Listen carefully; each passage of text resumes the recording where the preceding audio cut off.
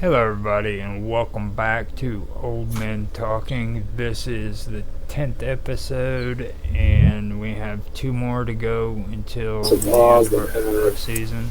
I believe Jaffe Ryder is trying to come in to hang out with us today. I'm not sure. Is that you, Jaffe? Yeah, can you hear me? Yes, I can hear Yeah. you. There you Oh, go. great. Yeah.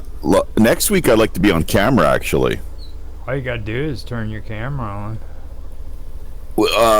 it's not set up from here. Oh, it's Uh, not. Okay. no, I got to go to a different location, but that's the plan. Okay. So, yeah, So, like I was saying, good to finally connect. Got the times worked out here. What a son of a bitch this has been getting straight. So, yeah. so we finally started recording. We got the episode going. Here in the last two episodes, it's been pretty laid back. We haven't really come up with any topics because that's originally how this series was supposed to go. We're just basically laid. We're supposed to be laid back until Karma came up with the idea of making topics and shit. That kind of blew that out of the water, you know. So, John said he had something he wanted to talk about before you came in, so I figured I'd just let him talk for a second, and then we can go from there. Yeah, what I was going to say, you said we talk about anything, as you said, is about the weather, how it's different of now to when we were younger, especially in my case anyway. When I grew up, we had no like central heating or anything like that. We used to have all the frost on the inside of the windows, and it was way colder the winters back when I was a youngster to what they are now. They're just not the winters we had when I was young. Definitely not. I don't know if they blame it on global warming or what. I don't know, but I definitely don't feel it's the same winters as what when I was young. Even the summers can't down to that. They tended to be hotter, and now they're just rained out most of the time now. You know, it's not summer anymore. Um, we get like daffodils here, which is like a native flower in Wales. We've got it coming out like in January now. They never used to come out till March, and now they're budding already in January. It's just getting crazy, you know. So I don't know what it's like with you guys, but that's what it's like in the UK with the weather and stuff. How's it going over there in Korea right now, Jaffe, when it comes to the weather over there? I think he messaged to say be right back, be right back. Okay. Well, Text, you know. the weather here is I mean I'd say for the last 3 or 4 years it's been pretty strange because I mean I don't know if you remember it or not, but there was a time where I was doing gardening and stuff and trying to do videos about them. Oh, I never saw them. No. Yeah, it's on another hidden channel that I don't share with anybody. but but anyhow, I mean, I was doing okay with them, but all of a sudden, like, fucking the weather started freaking out and stuff. Like, during, especially during the fall time, you know what I mean? Like, when you're trying to get a fall garden going, this weather gets so outrageous, man, that it just destroys everything. I mean, the wind by itself just literally destroys everything. And, I used to always have to freaking uh, start my gardening right up around April. You know what I mean? Right around in that time. Now, in Yeah. order to get a good garden, now you have to start it around freaking March. Because if you don't have the freaking beds all fixed up and ready to go, freaking by the end of March into April, then things get all crazy because you have all the rain and everything, and it's just outrageous. You still have to wait to plant your seeds, but the weather is just crazy. I mean, it'll literally just destroy everything. And I have been noticing that. I'm not big on like talking about global warming and everything, you know what I mean? But I've got to admit there is something going on. You know what I mean? Yeah. It's there's definitely something going on when it comes to the weather. Some people say we're heading to another ice age. I don't know. I I don't know, but believe I believe that before I yeah. believe global warming. To be honest with you, I And mean, others say the poles are going to switch or something like that. I don't know. You see all this stuff. I don't know. I'm not a weather person, but it does make you wonder what's going on, isn't it? yeah. Well, the water is supposed to rise, is what they're talking about, and it's Yeah, going to cause the Earth to be unbalanced, and then the poles are going to shift. So I don't know if they're talking about the entire planet flipping, or if they're talking about just a magnetic shift. But it's interesting. yeah, yeah. It's interesting. That's a hearsay, though. What I've heard from it is that's more of a it's more of a theory. I'm not even going to say it's a conspiracy or anything because it's. I mean, conspiracy. There has to be a bad guy. You know what I mean? So Yeah, yeah. Well, yeah. You don't think powers that be want this to happen, because if they want it to happen, they try to cause. If they're causing it somehow, I mean, well, where are all the slaves going to come from? You know what I mean, where are all the workers going to come from if they destroy the planet, so to speak? Well, it's not going to be in their benefit, is it? So I can't see them being behind it.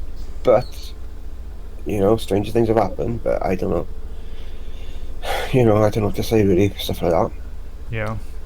Something's definitely changing. It reminded me. I saw a post on Facebook yesterday. Someone showing a picture of the inside of the windows from the patterns the frost used to make. Because when I was young, we just say we didn't have the heating in the house. We had a coal fire. That was pretty much it.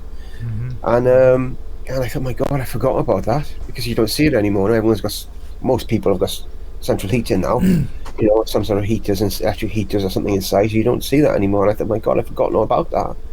There used to be crazy patterns on the window. When you think about it, you think it makes you think, how can a natural phenomenon actually do that? Because it was just amazing. And I look back at it now, and I just never used to bat an eye. I just thought, oh, it is what it is. I just never thought like what it actually is. I just thought it is what it is, and that Hmm. was that.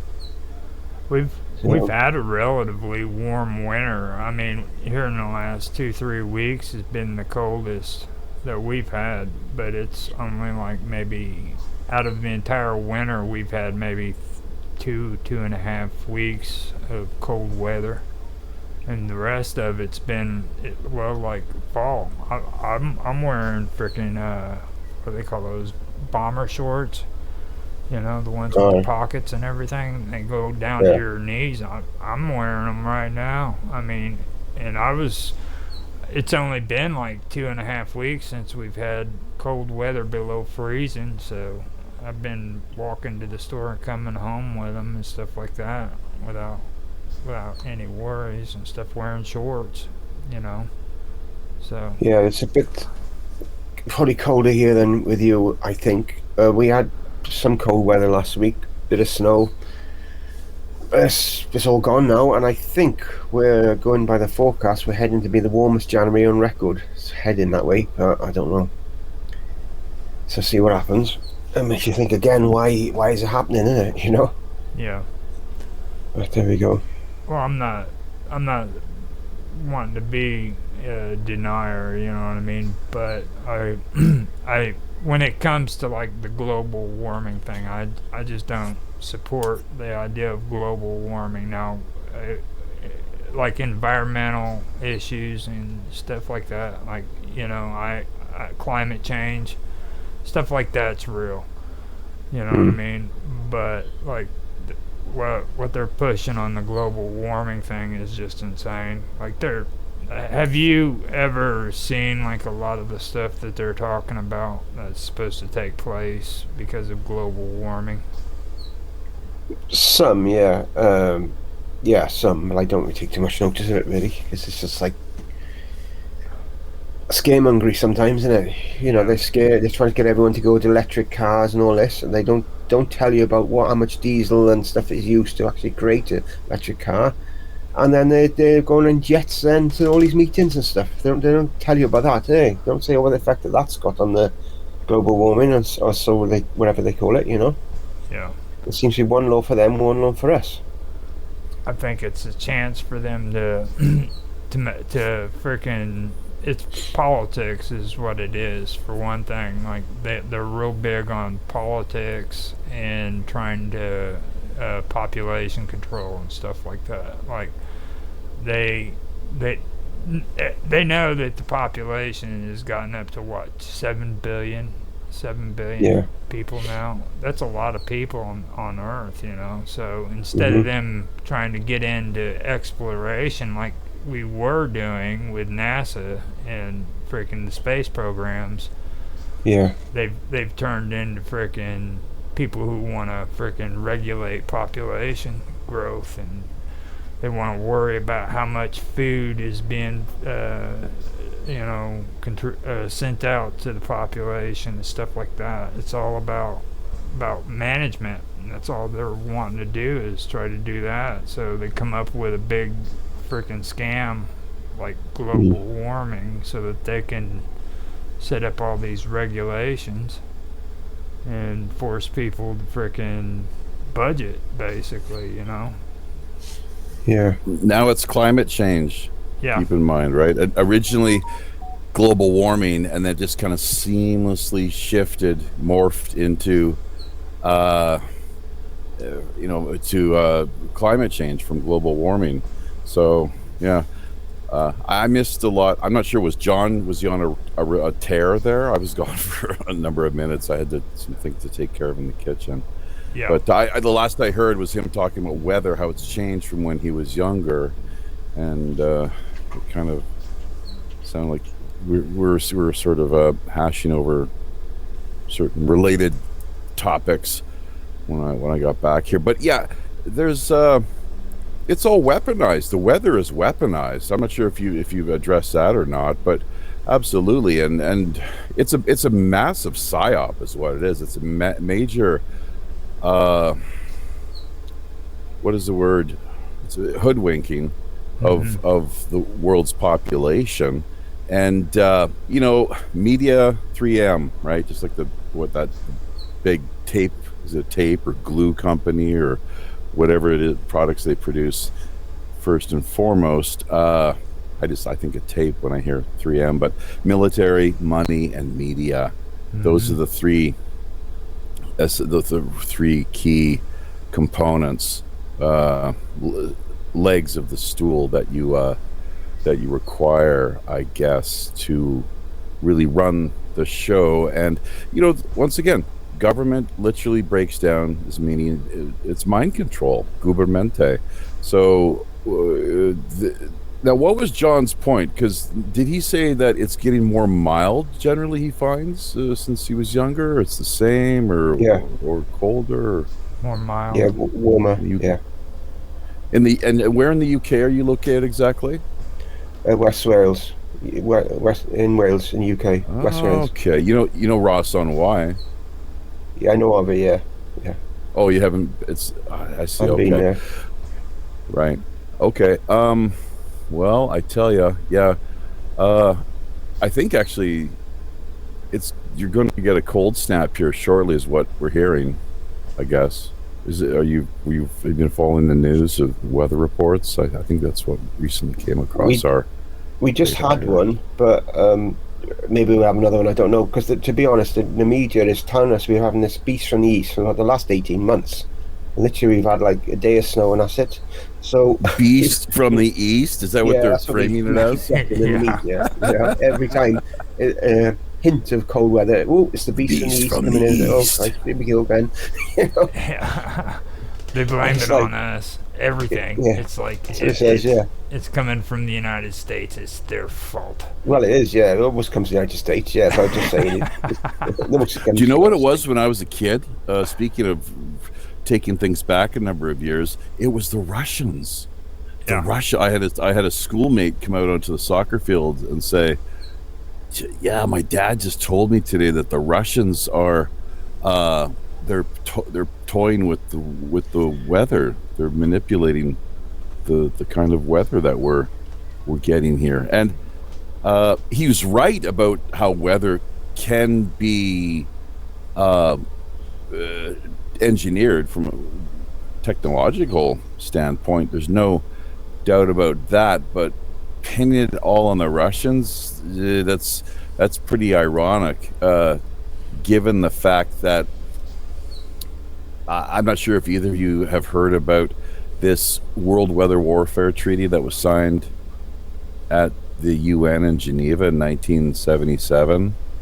That was a big deal, and what it came down to, basically, one of the main things that came out of it all is that governments were under this under the treaty. They were not able to target other foreign peer governments from based out of other foreign regions. But so there was a truce on that front. But when it came to hitting their own people, their own population, total fair game. And I think that's what we're seeing here right now with the chemtrails and the geoengineering business, which so many people I know here living in South Korea utterly clueless when I'm out to lunch when it comes to what's going on in the skies above. But scalar weaponry is one of the major tie-ins, and it's like Lyndon Johnson talked about. Even JFK addressed it, but Lyndon Johnson was the last one. We've got both of them on video, and addressing the whole matter about essentially he or those who control the weather will control the world, and that's really what so much of this is all about. In addition to what both of you had earlier hit on and were addressing regarding the rationing, of course, and the real life Hunger Games, the social credit scores, right? Pretty much. Yeah, you got 100 credits, CBDCs. What is it? Yeah, CBDC. Yes, central bank digital credits.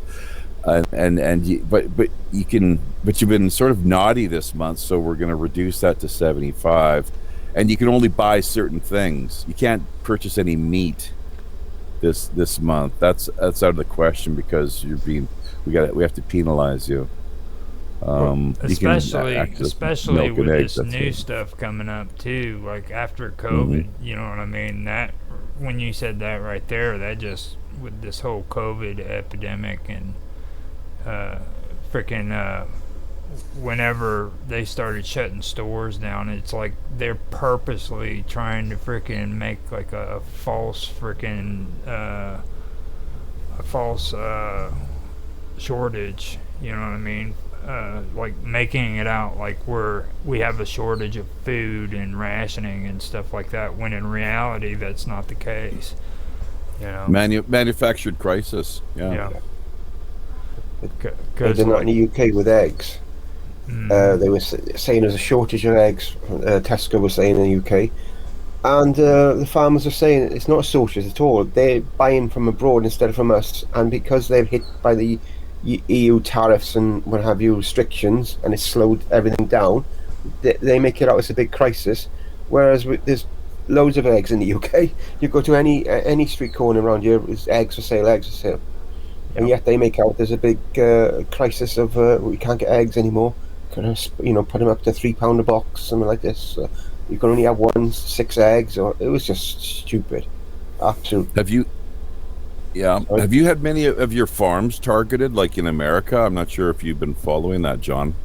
It's interesting how Roger, I don't know, has there been much in that area as of late? There was for a couple months there, it was like one fire after the next. Wouldn't stop. Here in the United States, it's like not really the fires that are the issue. It's the media that they're putting out. Like I follow Ag Day, which is real popular here in the United States, where they talk about farming and agriculture and stuff.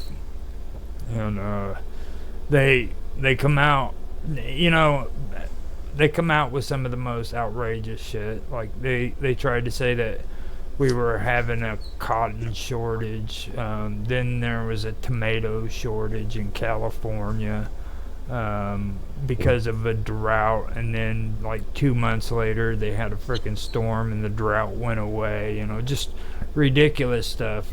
Like they said that we were going to have a cotton shortage, and they were showing footage in Texas.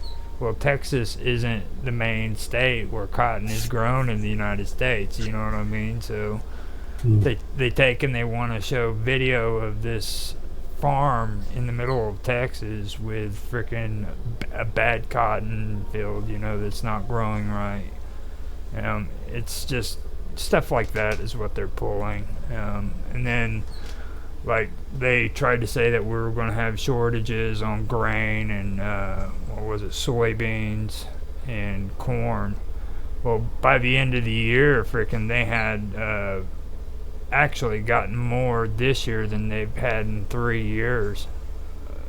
And they mentioned that, and then all of a sudden, like, the economists and everything says, well, it's not as good as what it looks. Then they started doing their little tricks to make it sound like we did worse off than what we actually did, you know. That's how they work. That makes sense. Yeah. Yeah, the corporate, the Mockingbird media, absolutely.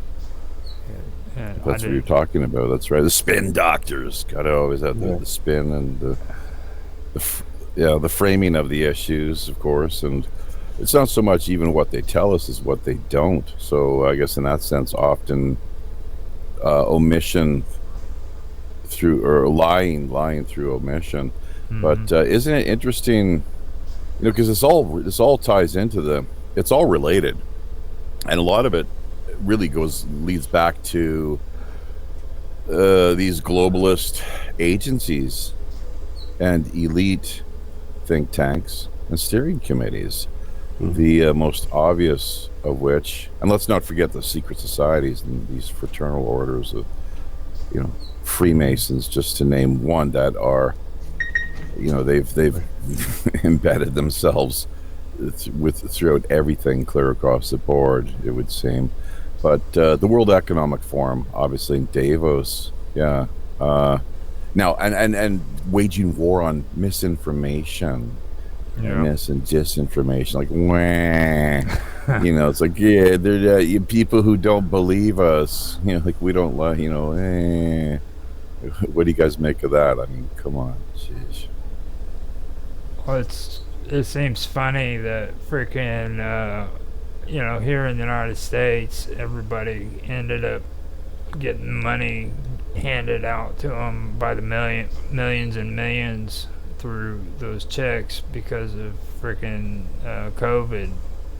And anybody with common sense knows that freaking they're just not handing free money out. It's going to come from somewhere. So instead of freaking them freaking, you know, not thinking like that, everybody's wondering, well, why are we freaking having a shortage of food, and why is the price of everything going up, and why are we going to war in the Ukraine? Or we're not going to war, it's a proxy war where the United States is sending like all that money they were giving their people to freaking Ukraine now, you know what I mean? And nobody's realizing, man, that money needs to freaking be replaced. I mean, they just can't hand all that money back out, or hand it out and not get it back. So some of it comes back in the form of arm purchases, presumably weapon sales. A lot of it is pilfered and just disappears into the black hole of, you know, Khazarian mafia's uh, unstoppable, inherent, corruption, obviously. But I guess there's a lot of money laundering too, as far as the kickbacks and that sort of thing are concerned when it comes to DNC, Biden's party, right? So Yeah. the Democrats are getting a lot of money coming back to them. That's part of the quid pro Joe deal and approach. So, but you're right. Of course, that it helps. It leads to it overheats the economy from the standpoint of inflation, I guess, really, and the devaluation of America's currency, the dollar as well. So, did either of you guys hear that? I haven't looked into it, but the Fed just the other day, they have now redefined what money actually means so that it could be more accommodating when it comes to CBDCs. Oh, I think if they're going to do that, it's going to be so they can crack down on cryptocurrency too. Well, and maybe, or at least, do whatever it takes to control and dominate. But they did the same thing, I guess, with herd immunity and vaccines, in defining those terms, redefining over the past couple of years, just thinking, I guess, that nobody would really notice this Orwellian kind of New world seamless order. transition. That's what it is. I guess. Yeah. Like all these people talking about the new world order is coming. It's coming. Well, sorry for telling you this, guys, but it's already there. We're already here. This is the new world order. You're just late for the party. You know what I mean? 1984. Orwell's 1984 is coming. Yes, man, it's gonna be here soon. Yeah. The Armageddon, the apocalypse is coming. That was 40 years ago, 1984 to now. So you've had 40 years of freaking new world order. How do you like it? All this stuff right now. I mean, and even you, John, you've even said it. There's something different since the year 2000 to now. Okay, and I mean, I even agree with it. You look at this world the way it is now compared to freaking before the millennium started. You can't tell me there isn't a difference. You know what I mean? It's a huge difference. And it's not just technology. It's the way people think, the way they act, everything. I mean... With me, I don't know if you want to get involved in this conversation today. What I brought up about the year 2000 and another time, I think it was 2012, is about dimension shifts. It's all to do with spiritual stuff, so I don't know if you want to go into that here today. He likes it. He likes it. That's the only reason why he wants to come on here, so that he can freaking talk to you about dreams and dimensional shifts and stuff. Isn't it right, Jeffy? I did a video, because sometimes when I do these videos, I get directed as I'm saying them. I don't even know what I'm going to say half the time. I started off, get an idea in my head, okay, so I start rabbiting on, and it just comes out. Basically, I believe that we get little dimensional shifts all the time, little ones, small little things, like sometimes you're driving your car and you think, oh, where did the last 10 miles go? Like you've zoned out. Or sometimes you're think, oh my god, that last hour went quick, because it did go quick. You're in a dimension where time goes quicker, in my view, just my view. And I think that sometimes, on occasion, the human race, certain people in the human race, they shift from one dimension to the next, and the world will seem exactly the same to the last one, well, at first. As time goes on, you look back thinking, this is not the same, something's not right here, because we've actually moved worlds. Our old world is still there, maybe destroyed even, who knows, it's still there, but we've moved to another shift. And every so often, something serious will come along and we'll move to another shift. And that's my view. I think we've had at least 2 big shifts in my lifetime. In 1999, I think 2000, and around 2012 as well, I think it happened. But I'm not 100%, it's just what I feel. And and there's certain times in my life I just cannot remember them at all. It's just so that they're just not in my mind. And yet older stuff, then I can remember as right as rain. And but it's just like certain times, it's just like I cannot remember anything about that spell from 1990 so. I just cannot remember it at all. It's just not in there in my mind, because I think it's to do with this dimensional shift. I think that's what I think has happened. I don't know. Because they say alternate universes, because like when I was young we had the Cold War and Russia against America and all that, and nothing ever came of it. But in an alternate universe, something might have come of it. You know what I mean? And because we're not in that world anymore, we shifted to another world, we don't realise that. We just think it all blew over. But maybe in our original world, they blew us, everybody got blown up. Who knows? You know? That's just my view. I can't say it's concrete. It's just what I've sort of been led to to see and believe. Maybe not believe, but just led to be open to. You know, that's really I don't say I believe it. I'm just open to the theory of it. That's more how I feel about it. So, but getting back to politics, there's no one more corrupt in the UK than the Conservative Party. The leader, you see it all the time. He's making deals he's making things to come into the country, or we've made a deal with so and so. What he's not telling you is his wife owns a company that's done the deal to benefit the UK, and his wife's behind it all, earning the money from it. Was that the PM? Rishak? Yeah. What's his name? Rishak? Rishak, is it? I don't know. Yeah. Yeah. The Indian guy. Yeah. I was going, before you get too carried away with politics, so I was just going to follow up on the interdimensional or transdimensional sort of business, and a lot of talk.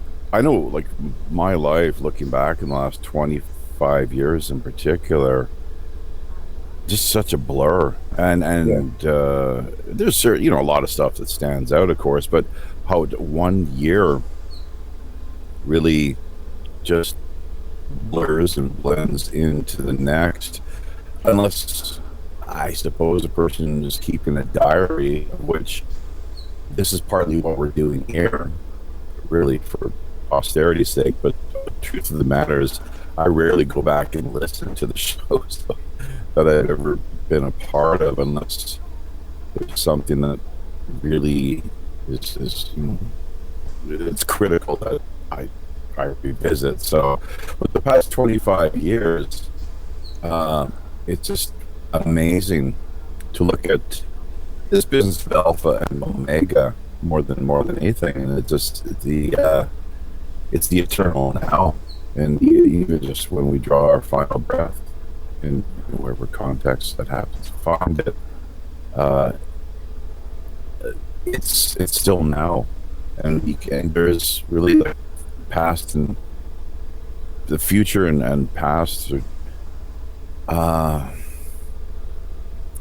like an illusion, really, because it's you just, how can you escape the now, I guess, is one of my questions. But timelines was another. I was just going to add to the business of dimensional talk and reflection, I suppose. So does that have anything, two things, timelines, John, if that means anything to you, or if that dovetails with what you're talking about, and secondly, David Icke being a resident of the UK in particular, I'm guessing, and with you being here with us, the sort of things that Roger, I know, likes to get into. David Icke, someone who's maybe influenced your thinking to some extent. Presumably you've heard of the man. I heard of him, but I've very rarely watched much of his stuff, to be honest. Okay. Crazy enough, I haven't, no. Yeah, that's what I was kind of gonna go. I was like, oh wow, no. Anybody else I could say that about, but John is a very unusual dude. Like he never freaking listens to David Icke at all. I'm like, wow. So John's a hermit, kind of mystical, leaning hermit character, is he? Yeah. Mm-hmm. And he's been doing this stuff for years too, and he doesn't get into Maxwell. He doesn't get into David Icke. None of that. It's like he's just been trucking along on his own. With me, Do you read it's- much, John, or what do you what is it that you how do you shape your thinking or your outlook on the world and your sense of self, I suppose, self identity? Can I explain it?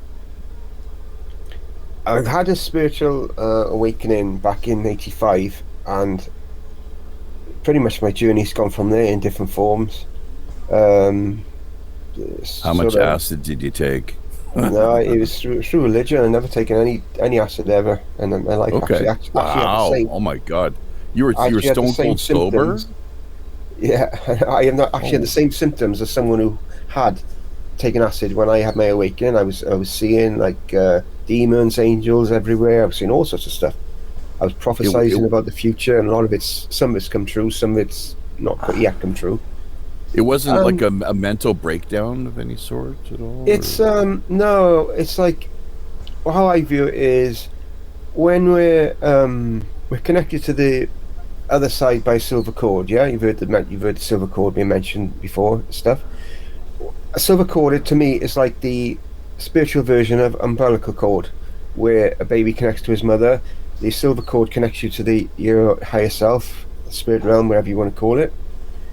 And every child is born with the ability to be aware and be connected to the spirit realm, but most, mainly down to this world's conditioning, I sort of said they're just programmed not to be open to it, basically. Like you've all heard the stories about a child has got an imaginary friend.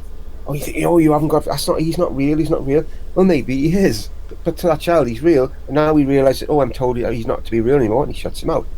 Or if a child is say can see ghosts, or if a child is connected in other ways to the spirit realm, again by the parents who say no, you don't want to do that, and they condition him to shut it out. And most people go through their lives looking for something, not knowing what. They buy material stuff. They're looking for that connection, but they can't get it. And certain people become awakened, like I did, and some people are fortunate enough to keep their connection from when they're born right throughout their lives. A lady I interviewed, 200 people I interviewed, had that situation, and my dog is scratching the wall now, which is really annoying. Distracting me. And it's to do with that. It's a connection. With me, my connection has grown massively over the last few months. And in that connection, I view life through spiritual, I suppose my spiritual eyes, and so to speak. I got not... dog's really annoying me now. He's like... I don't know if I can describe it. I look through my eyes through my connection, everything through that way. I'm not one that looks into the past. I'm not really one that looks into the... Sorry, I've just got to shut my dog up. He's really annoying me. Yeah, I had this thing muted. I was like, he's going to end up having to get up and let that dog out. Got the same thing here with these three cats. Just really distracted. I couldn't get my train of thought. He's still doing it now. Don't worry about it. So this is fascinating. So sorry. You've connected with us on Twitter, from what I can tell. You've got your own podcast project on the go. Is that right?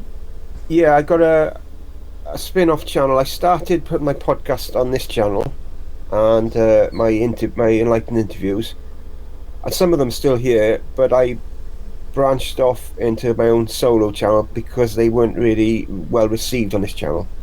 Because I built this channel up to 144,000 subs at its peak by making ghost videos, paranormal videos, and stuff like that. Put them to music, make like mini movies out of them. So when I came along and started talking about spiritual stuff, people were like, "What the fuck is going on here?" And they don't like it. So what channel are you live with Roger Hanson, or what channel are you talking about? This is Wonderful World of Weirdness. Yeah. Oh, right. Okay. So my own solo channel is called Mystical Awakenings TV. It's very new. It's only been going for about 2 months. That's right. So that's what I put all my solo podcasts on now. Is on there. All my new ones go on there now, and my interviews and stuff.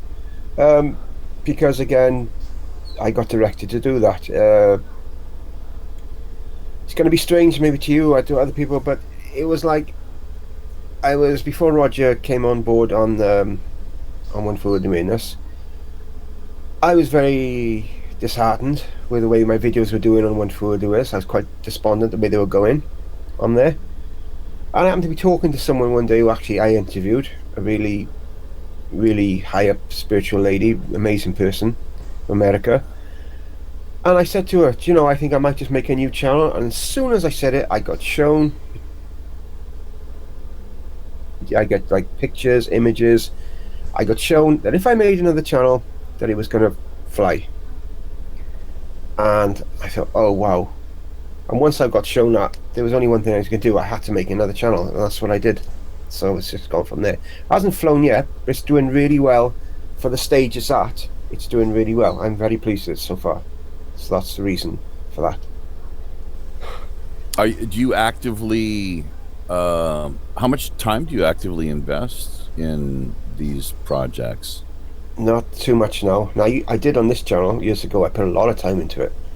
I was sharing it to about 50 Facebook groups a day. Videos. I was making videos every single day. I was. This is the wonderful world of weirdness you're talking about now. Is that right? Yeah, give him a sec. I'll give him a second. I think he had a hiccup. So He's did he mute himself intentionally? No, what happened is he's well, he even warned it before the stream. He said there's bad weather and everything, so it might be cutting in and out and everything.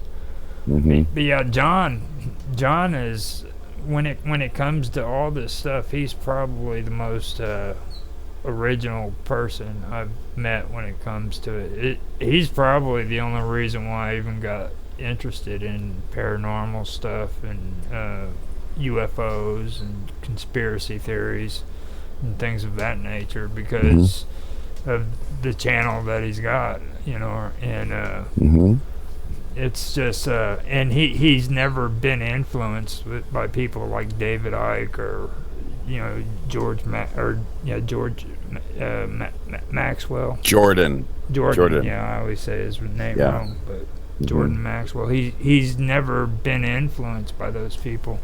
It just like on his alien UFO stuff, man. He just started sitting down and making freaking videos of it, going through and finding sightings and editing it, and making his own videos, and just all from his own stuff. You know what I mean? Like he didn't have like somebody that was guiding him or anything in that, and things of that nature, and like the ghosts. Sightings and paranormal stuff. That's how he first started doing it. And just here recently, he started doing interviews like we've been doing, and that's within, I'd say, the last year or so. Well, since couple months, he said, I think. Yeah, a couple. Well, it could have been more. I know it started right after I started doing it, and I think that was around August. I believe it was right around in August. So, have you had any UFO sightings, or do you know? Are you connected in any way in that level to anything? When it comes to UFOs, I always said that I never did, and I keep forgetting. Like one time when I was younger, it was when we lived in Arizona, and it might have been a UFO, it might not have, because we lived next to an Air Force base called Williams Air Force Base at the time. Right. Now it's called Gilbert Airport in Gilbert, Arizona, but back then it was an Air Force base, and my dad worked at a dairy farm, and each night, every other night, we'd go down and get milk from the barn because you could get it for free. And me and my sisters had to walk down there, man, and we seen a freaking how they got those UFO sightings where they're freaking kind of like a triangle shape. Yeah, TR-3Bs. Those are said to be man-made. Actually, like they've reverse engineered the technology. Is what the experts tell us. Right. Well, I Do you know about that? You've heard that story? when I was, yeah, I know about them. I've heard about them, Hmm. but I didn't know about it at the time. And it was in like '80s. It was in the '80s whenever it happened. Right. And we were walking, man, and it was just sitting, hovering up in the air. And first off, in my head, I was thinking it was just a airplane. But then my sisters pointed out, like, there's no engines. There's no sound of an engine. It's just floating. And it's there not with moving. Yeah, it was just floating. You know. Yeah. And I So remember that, but I always forget it. And then my sisters always remind me, well, you remember that, don't you? Because I used to always argue with my sister about UFOs and ghosts. But hang on. So you were walking to pick up some milk, correct? Yeah, because we lived real close to the barn, and Right. we used to walk back and forth with it. You know Okay. what I mean? So there was one object up in the sky. It was it was triangular shaped craft. Yes. Yeah.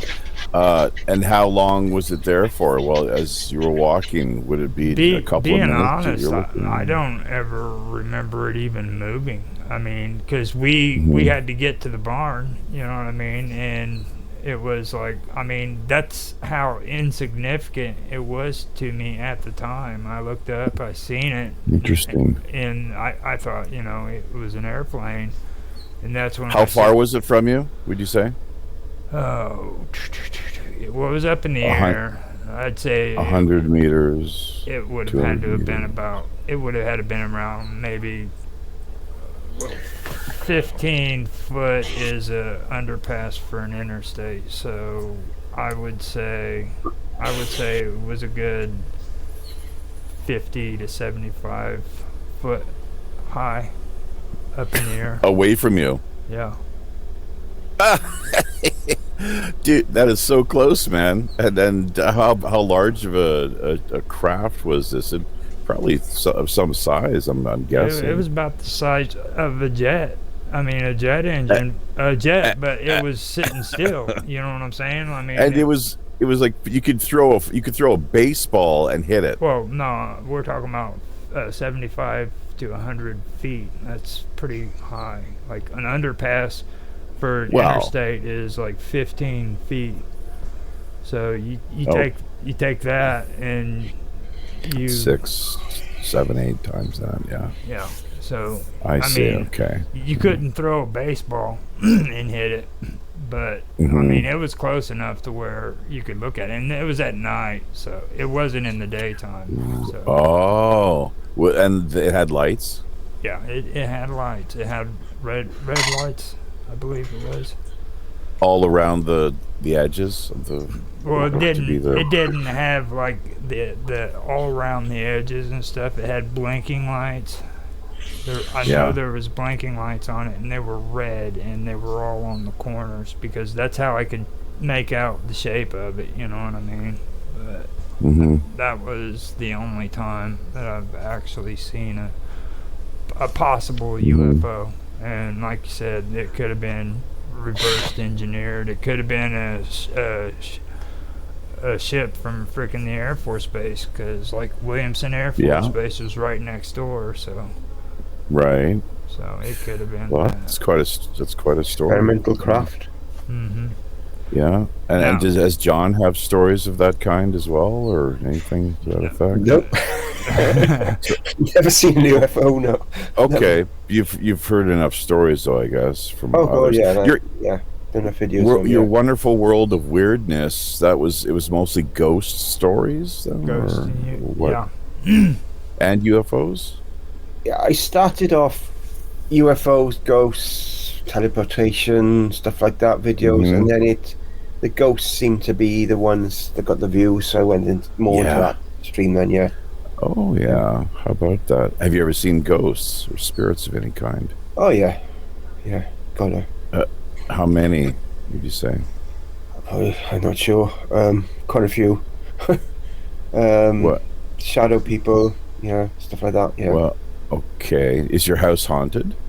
No, no. I had a spirit of a little girl lived here for a while who had heart condition, or had heart condition leading to when she died. But she's gone now. So yeah. So she told you this? I don't know. I just knew it. Can't really sure how I knew it, but I just knew it. And she used to hide stuff, stuff like that. You know, mischievous, nothing nasty. Right. And a healer friend of mine who's like a mentor as well. I told him about it, and he said, you've got to say to her that she has to leave, because I think she was Stuck. clinging on to sort of attracted to me because of trauma that I went through near that time, which I'm not going to bring in Really? onto here. And so I did. I focused on saying to her she should go, go to light or whatever, go. And it was an amazing emotional experience. I sensed her go in, and it was like, wow. I can't say I actually saw it, I just sensed it, and it was like, oh my god, that was so emotional. And then she was gone. She's never been back since. How many times did you see her before that? I don't know, quite a bit. It was just in my mind's eye. You just like see her briefly. I can't really say. Would she materialize in front of you then, or no, nothing like that? manifest? No, it's just more like you'd see like for a split second, not like that way. I tend to see stuff in my mind's eye more than anything. Shadow people are the ones that freak me out the most. What's that? Well, how does that work then? When you see, I don't understand. You see something in your mind's eye. It's like you're talking. It sounds like intuition is what you're talking about. Have you ever heard of the third eye? Third eye, yeah. Jaffe? Third eye. Yeah. It's interesting. But is that intuition? It's in between. It's linked, I think. Intuition. Are you ever has a part of it? You know the pineal gland. Sure. Sure. The theory behind it is the pineal gland is connected to the third eye, and the third eye is supposed to be on your eye or on your brow, right between your eyes, and that's the focus point. So when people are referring to their third eye, that's generally what they're talking about. So the whole business with fluoride and decalcification. And the war on consciousness. I mean, come on. Yeah. Going back to this whole business once again of the term government itself, meaning, if you break it down, gubermente, literally mind control. So, and for me, and I'm sure for many others as well, the question can only be, who governs who? Who controls your mind? Who's really in charge of your life and your thoughts? And now we have things like Wi-Fi and 5G, let alone this what's been going on for years now with big media, the Mockingbird media, television, of course, movies and the like. But the news is the big one, of course. In newspapers as well. Let's not forget magazines, the gamut, really. But and then the hijacking of consciousness. So and the prohibition of things like weed, for example, or what have you. Why are some substances actively promoted and made more generally available, whereas others are kept strictly prohibited? Well, actually, generally Jeffy, pretty harsh sentences. Since we've actually been able to get everybody together and stuff, you've been wanting to talk to John, if you remember too, because we were talking about your dream. I'll get him. I'd like to interview him. Actually, have him on Late Night in Korea. That'll probably work the best. I'd love to do that. Well, I mean, you remember your dream, later. Right? Your dream. My dream? Yeah, the one that you were talking about with. Which one? The one where you had a vision of the future, I think it was. You sure it was me? Yeah, you mentioned it on your show. Okay, what was it dealing with? What exactly? Oh God, now I gotta remember it. It was back during Christmas. Or Well, the one though the war actually. I've had this yeah, business of what took place in World War Z, wasn't it? kind of, yeah, October 7th, and it was just it was the night before, Mm. that the news was announced, and I woke up the next day and all hell was breaking loose. So and it was one of these things where I woke up and yeah, oh boy, we've probably all of us, I'm sure John and presumably Roger as well, but as an example with dreams, you wake up and it's just you can feel really good and refreshed, or you can feel kind of freaked out, and like there's more a negative sort of vibe to things. But this is one where I was convinced that, and just didn't quite understand how World War III, as it were, was actually uh, basically uh, kicking off, taking place, and starting based on the dream that I had, which was more like a video game once again. Do you remember? This is the story that you're talking about, I guess. Mm-hmm. That's right, Roger. So there were, and I didn't see the soldiers all that clearly. But it was this. They're back in, obviously adversarial forces going at one another with kind of laser, sort of shooting and like laser type. It wasn't like bullets so much as laser technology, and it was like a video game. But the feeling that I got from it was that it was really heavy and intense, profound. That, oh, what the hell's going on? This is not supposed to happen. Speaking of timelines and the like, because we just live in such a bizarre this existence, life where we find ourselves as humans at this time. Meta modern, it's like you hear about the modern age, and then postmodern. Well, I Mm-hmm. guess now really it's meta modern, and we're living in the future. So, uh, but I've got no doubt what we saw unfold on October 7th. I had this a stinking suspicion right off the get go, as was September 11th. It's like, well, okay, let's wait for the truth to come out now, and lo and behold, yeah, it was once again a an inside job, and they had these plans. It was an off the shelf type operation that had been known about in the military circles for at least a year or so. The exact So let me kind of get this blueprint. straight though. Like, you've had more than one incident with dreams that kind of go Oh along yeah, with like, this. yeah, but there's been a lot of dreams that were not prophetic as well too.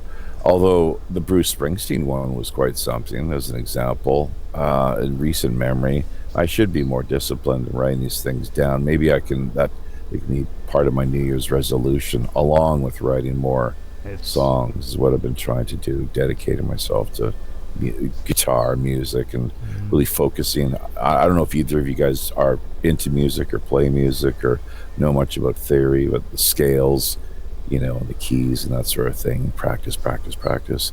So, and developing a better ear and feel for things. So, but yeah, Springsteen was performing at the White House in for the inaugural ceremony, as is pretty much the way it unfolded.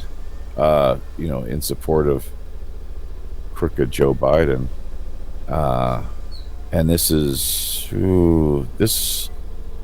a few weeks before it was announced that that would be the case, and then it finally came to be. So there was one other, just off the top of my head here, dream that I had where mm, stepmother, my at the time, she's no longer part of the picture, but this was really intense dream where she was having health problems, and it was in her reproductive area, stomach, basically, and had a sense that there's something wrong with her down there.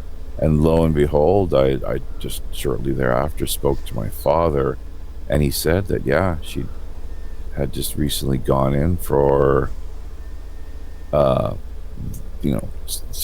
address problems that she was having in that, that part of her body. So, I guess if we're open to it, I'm pretty sure any of us can do the same thing. If it's a question of attunement, presumably, attunement and atonement. Speaking of music and the like, but what do you think? What do you think about that, John? Attunement and atonement. Are you much of a wordplay sort of guy? He's from Wales. I don't know. I mean, he's bardic then in some ways, and he should be a little bit of a poetic flair, presumably. You're on mute. He's muted out. He muted himself. There you go.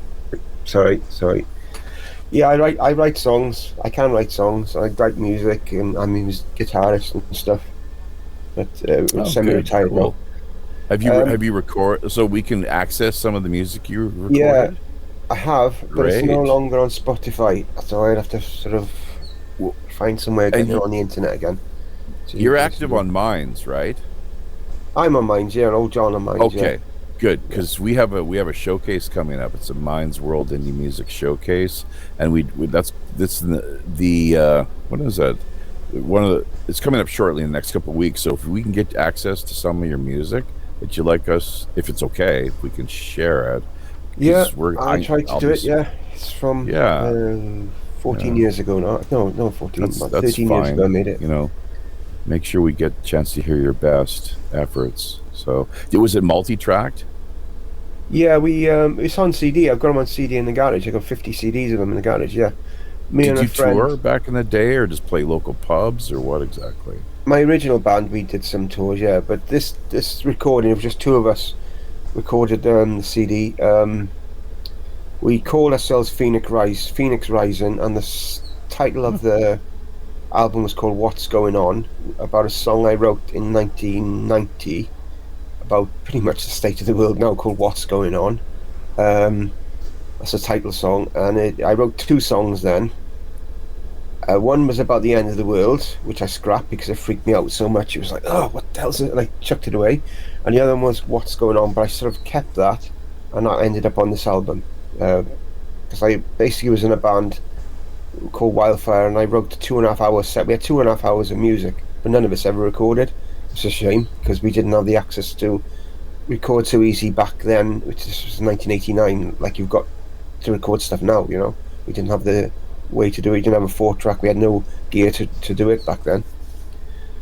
But but getting back to your prophetic dream about your mother-in-law, I don't know if you got what I was saying earlier because I lost connection, but as I was trying to say is we're connected to the other side, and how well we're connected affects how our life on where we are now, so to speak. Like, so you've got an ability to from dreams to see the future. Obviously you've got it. Doesn't mean that every dream you have is going to be a view in the future. The fact is that you've got that ability. Now you can either, like a dog starting again, I don't know what's going on today. It's to do, you either develop it or you don't. And the easiest way is meditating and make a note of what you see when you meditate and really go from there. It's the only real advice I could give you on that. It's just that, because we all of us got this connection with the side, but most of us it's very weak connection. Like you're on a phone, the old phones used to have landline, and you're speaking to someone abroad, you could hardly hear them, all the interference.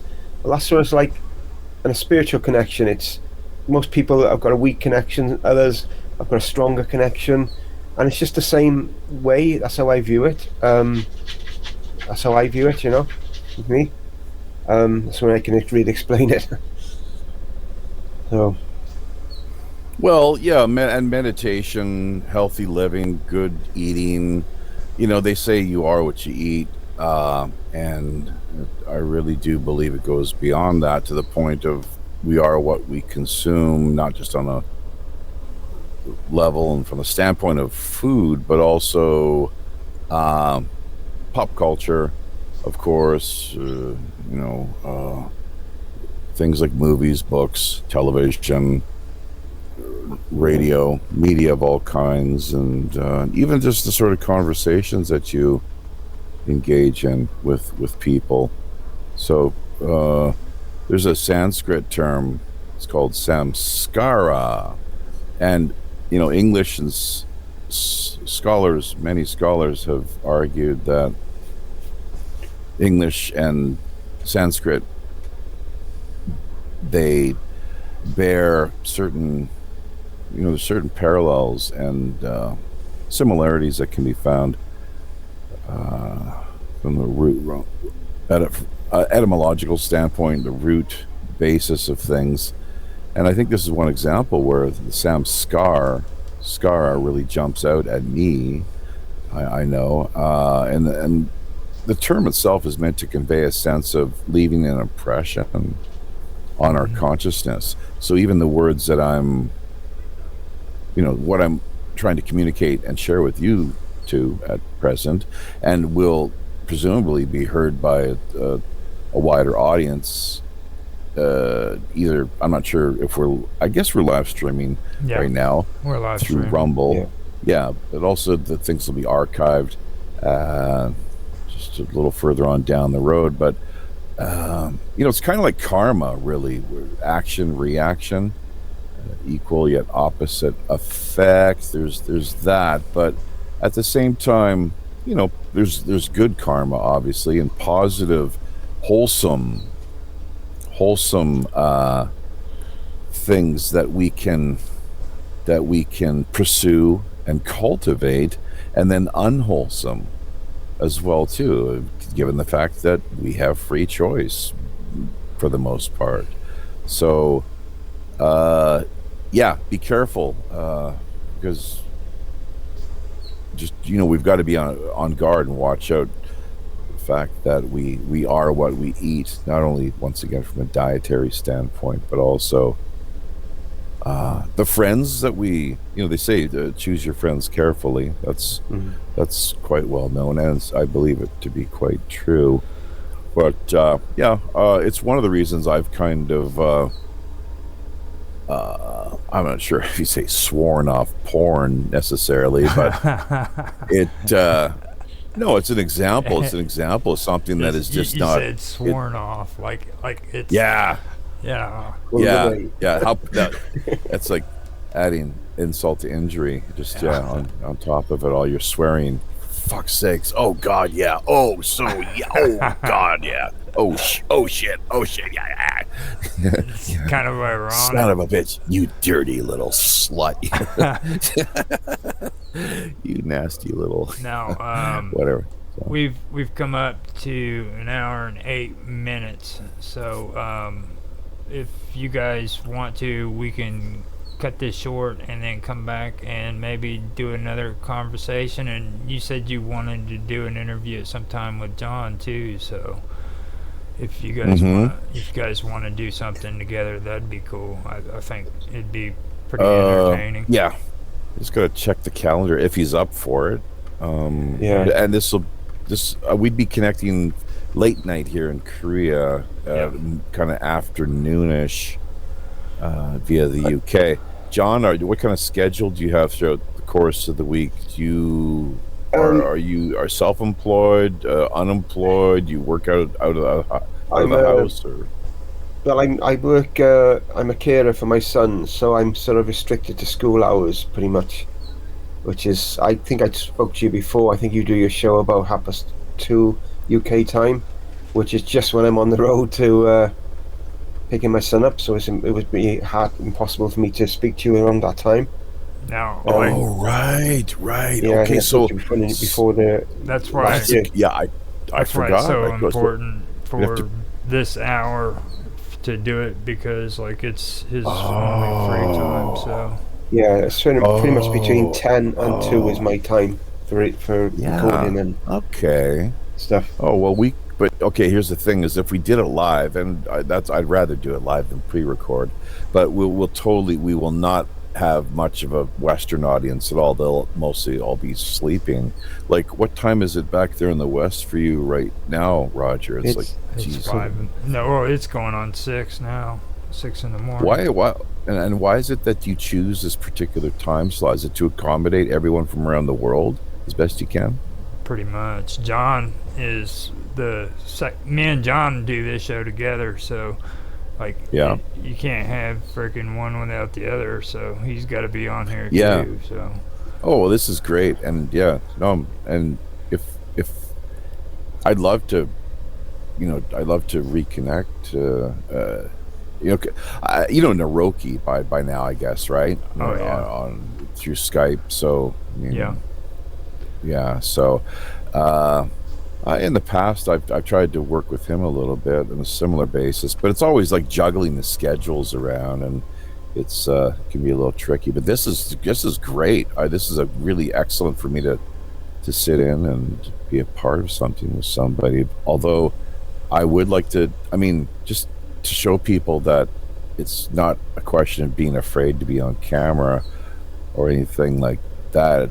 It's more, it is a philosophical thing when we're doing our shows, that I'd rather just everyone focus on the issues and try to follow the stream of consciousness as best they can. Yeah, they have a slideshow. Well, we often provide a slideshow, but that the person should not be The center of the attraction.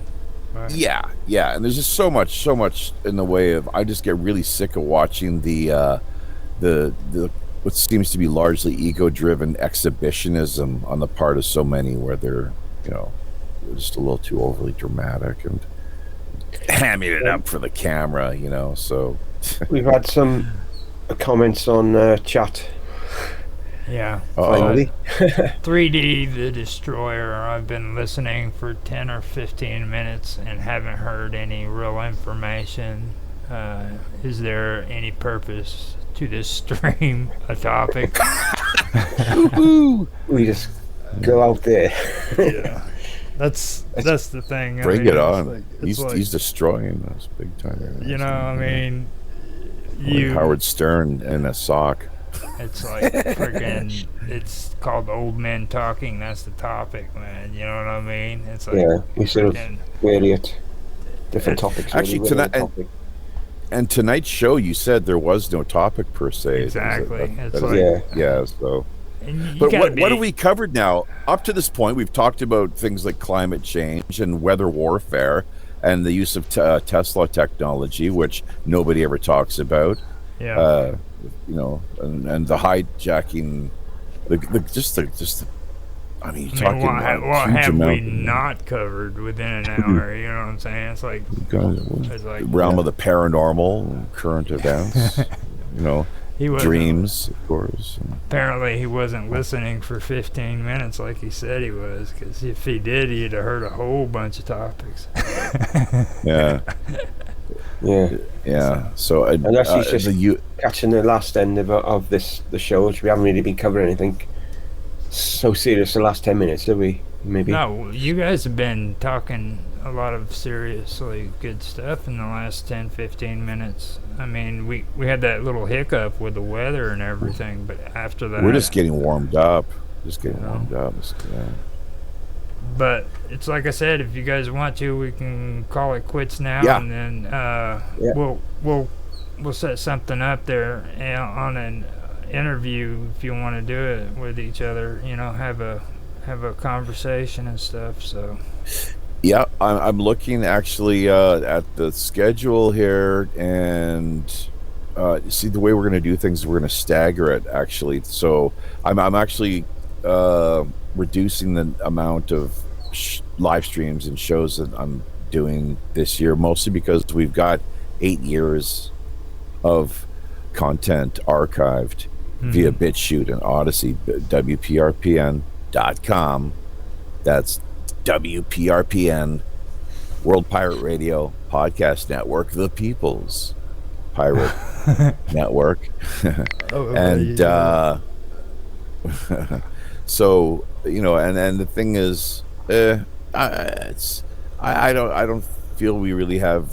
Now, what would be great is that if we could get more in the way of people sharing our links and helping to promote the interviews and news shows that we've put out there, the business of Operation Secret Santa and so on and so forth, all the different angles to what's going on here. Our involvement, as it's gone down now throughout the years, with respect to Minds.com. That's another really interesting angle. So and we, half of everything that we do generate in the way of donations goes directly back to charity, largely in support of this Operation Secret Santa annual campaign, charity relief and outreach extravaganza, Christmas extravaganza.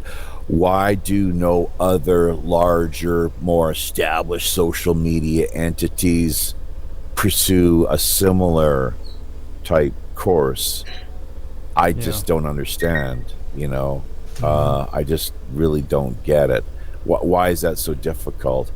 So it's really unfortunate, but you don't hear much about that at all, sadly. And there's just so much good that they could help to produce and bring about if that were the case. It's just crazy. The priorities were sort of recalibrated, reassessed. So, but after the stream, let's talk about it and everything, and we can come together. I've actually got my spreadsheet set up with the time zone differences, so I can make it a little bit easier for you guys if you want to know what'd be a good time. So. Okay, I'm just looking at the calendar here as well, and we'll just we'll get this addressed behind the scenes and take it from there. It should be pretty straightforward. Okay. But the fact is, the point I never finished making is we're going to stagger things so that 1 week it'll be late night in Korea, and the next week it'll be a Friday night feature show. Late night in Korea, Friday night feature show, so on and so forth. But with ideally with the weekly news running each and every Tuesday night or Wednesday afternoon here via the Seoul time zone, which is that's pretty early for the UK folks. Actually, it's about 4. Like 6 it's in early. The morning. Yeah, it'll be So, John, you were going to say something? Yeah, I was going to say we can wrap up the show and we can just carry on talking on Jitsi if you want. So just wrap up the show. Just wrap up the show. That's what I was trying to say. just stay on Jitsi. We're just going to stop the end of the show. Right here. Well, I guess Jitsi. There's chat and then there's Jitsi. My bad. But like we're talking. I mean, if you sort stuff out, we can just wrap the show up. Just stay on here for a few minutes or so, and just stay on and have the conversation. So So with that, I'm gonna go ahead and end the stream and everything. And after that, you guys stay on and we will continue the conversation. I want to thank everybody for watching and appreciate everybody's comments, even if it was a kind of trollish comment. It's okay. We aren't hateful. We aren't trying to hate on nobody, are we, John? No, not this week anyway. Not this week, not yet. We're gonna find this world destroyer, whoever he thinks he is. We're gonna track him down, and he's gonna pay. Got the pirate hold that son of a bitch accountable. yeah, gonna sick our pirate ass. So with that, I will go ahead and say goodbye, and thank you everybody for watching. Bye. Hello, everybody. Welcome back to Roger's Real Time Talk Show event. This is Roger Hanson. I'm here with Mark Edworthy. Hello, Mark. We are here to continue our discussion with part 7 of what we've been talking about on our talking points. Today I want to try to get more in detail about legal positivism, and I have a hard time saying that. So if I if I continue to mispronounce that, I am sorry. So I posted the talking points on mine's chat in my chat room live with Roger Hanson, so you were able to look over that, right, Mark? Yeah, I did have a brief. Yeah, I've got it on the screen and on, so yeah. Okay, so I'll just read the beginning of what it was for the Stanford Encyclopedia of Philosophy and what they summarized it as, okay? And we can go from there. Now, the Stanford Encyclopedia of Philosophy summarized the distinction between merit and source. The fact that a policy would be just, wise, efficient, or prudent is never sufficient reason for thinking that it is actually the law. And the fact that it is unjust, unwise, inefficient, or imprudent is never sufficient reason for doubting it.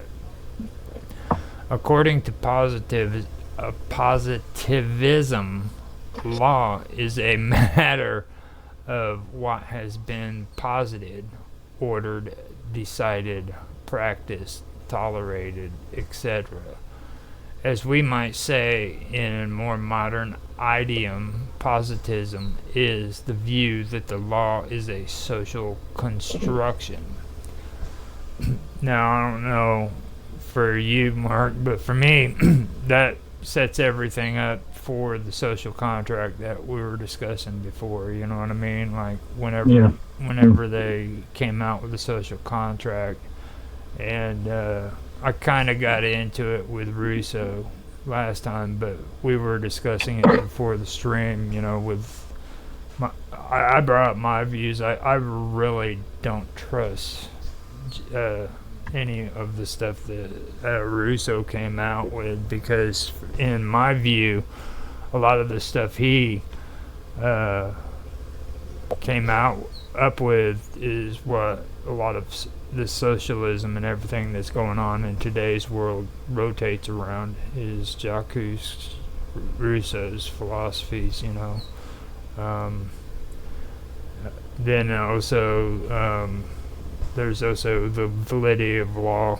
It's a matter of customary and collective practices of the courts, and the thing about what they're discussing here is the fact that it's about moral principles, and the power of decision has no essential role in the process of positivism at all. So, like here in the United States, I don't know how it is over there, but like we have a law system set up where freaking judges can use case law to determine their judgment if they wish. They don't have to go by it, but at the same time they can use it. Like if somebody had a case that was being brought up previously and the judge decided this way, if that judge agreed with it, then they can hold that verdict for this case. You know what I mean? Well, law itself, I'm not talking about legislation here, but law itself is set based upon precedents. And if one judge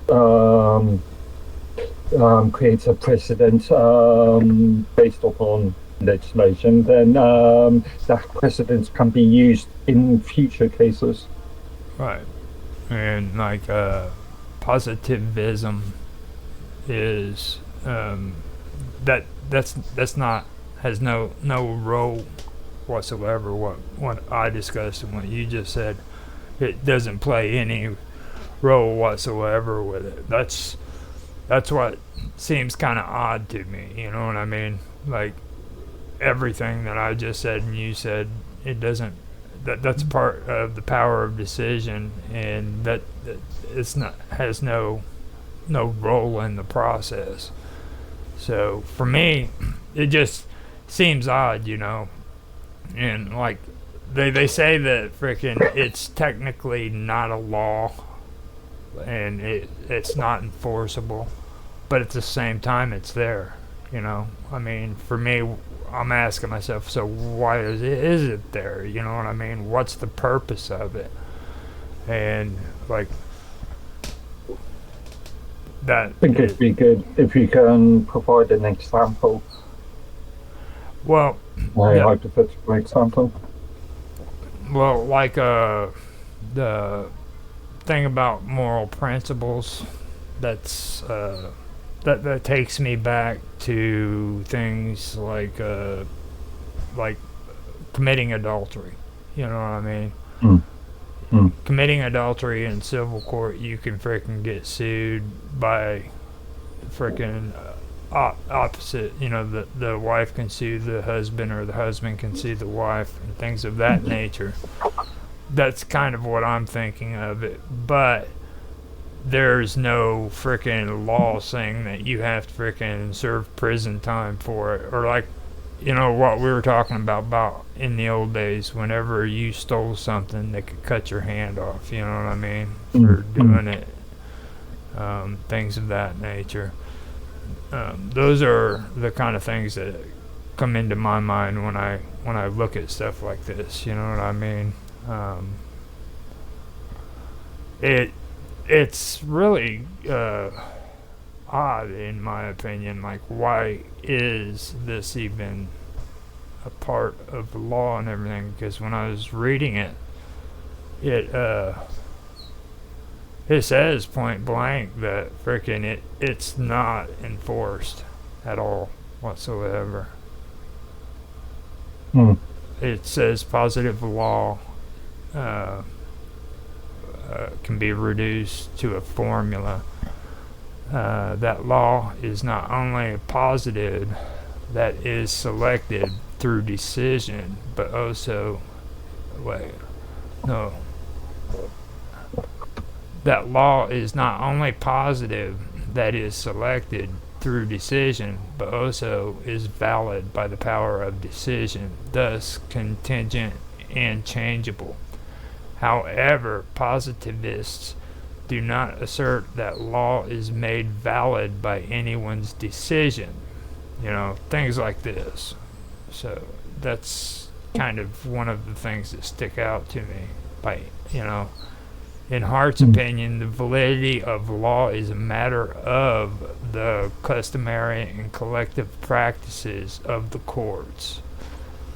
As for the moral validity of law, both positivists and realists maintain that this is a matter of moral principles. The power of decision has no essential role in either, and that would be legal positivism versus legal realism, which is another form of insanity right there. So I'm just thinking on the point of moral principle, is morals subjective? So depending on who you speak to, they might have one set of what they consider to be morals, whereas some of those may consider their viewpoints to be immoral. right, and see that goes into the part that I was actually going to bring up about Jeremy Bentham. Now he was one of the people that friggin' put this whole positivism thing together, and he made a distinction between the following people. He said that there was one group of people that he referred to as expositors, and those were those who explained what the law in practice was. And then he said there was another group of people called the censors, and those were the people who criticized the law in practice and compared it to their notions of what it ought to be. Now, the philosophy of law considered strictly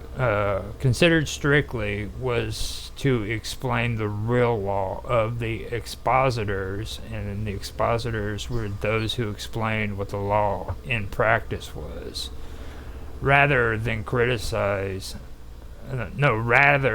criticism of the censors, who were those who criticized the law in practice and compared it to their notions of what it ought to be. And Bentham went further and termed natural law as nonsense upon stilts. So that right there is another kind of odd thing to me. Like he categorized people into these categories, and whenever it comes down to it, they frickin' the philosophy of law, so it considers, what the expositors are interpreting the laws to be in practice, and then they just completely ignore what the censors are discussing when they criticize the law, and they give their input on what their notions of the law and what it should be. Like when you're living in a corrupt government and frickin' and don't get me wrong, you're in England, I'm in the United States. Comparatively, frickin' we live in we do have corruption and everything, but there's a lot worse countries that have a lot worse corruption than what we do, you know what I mean? So, I'm not sure if it's fair to put them on a sort of scale. I can see what you mean. I can think of several countries that are extremely corrupt, but corruption comes in many forms. Yeah.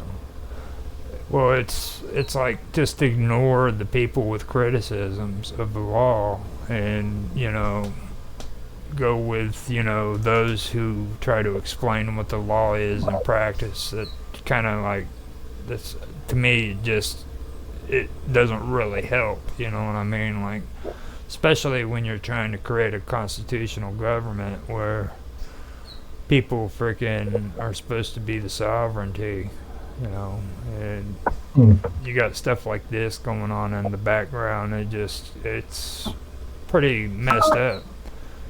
And in the last episode too, when we were talking, I keep forgetting, to bring up the fact that I want to go back to what we were talking about, me and Son of Nowana and Mr. Robot, when it comes to frickin', the straw man fallacy, and the idea that frickin' we aren't recognized as people. We're recognized as more or less just commodities, you know what I'm saying, and stuff like that. When you see stuff like this, it's hard for you to believe that frickin' we're actually important, to be honest with you, like all of a sudden the sovereignty is the important thing, and they're trying to frickin' silence the individual, Yes. And it just, when I look at this kind of stuff, I look at behind the scenes, that's kind of what was really taking place. They were, talking a good talk, but in reality, they they didn't want everybody's opinion, and you can see it in politics today. I mean, it's being done all the time. Like they don't want every Joe Blow freaking giving his opinion. You know what I mean? So they try to separate freaking government. You know, especially the federal government here in the United States. They want to separate that from the state level and from the individual. Now you go into a court, and the court can freaking give you or sentence you with contempt of court, you know, because you spoke up in the court system against the freaking approval of the judge, you know. Well, there's procedures that you've got, like any sensible system. There are procedures to follow, and if you go outside of those procedures, then expect some sort of comeback. That probably could be exactly what all this is really talking about too. You know what I'm saying? Like procedures and things of that nature more than anything else, because. Well, like contempt laws, you know what I'm talking about, like, right? Like the judge can sentence you with contempt and put you in jail because you're not cooperating with the court, you know? And originally, the court was where frickin' the individual went to speak frickin' his grievances and frickin' everything like that when it comes to the law. That was where you didn't go to the frickin' executive power. You didn't go to Congress. You went to the judiciary, and that's where things were settled for the individual. You know what I mean? In court. That right to sue and be sued is there for a reason, you know.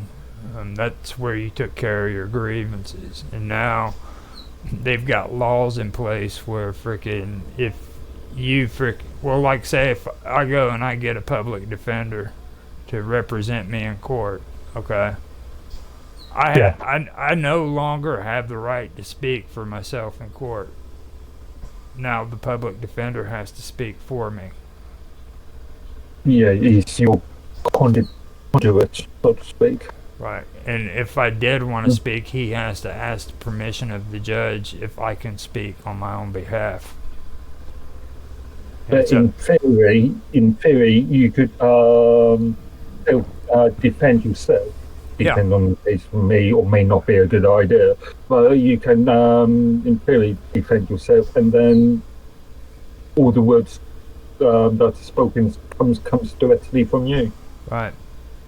But see, even then, like, you hear a lot of these people talking nonsense. Like, they'll say, well, if you defend yourself in court, you have a bad client or some shit like that, you know what I mean? And it's like, yeah, but a couple of people. Like, well, let's look at the other side of it. What happens if you frickin' get yourself a frickin' public defender who's got 50 other people that he's got to defend on his own, and he really doesn't have the time to spend focusing on your case?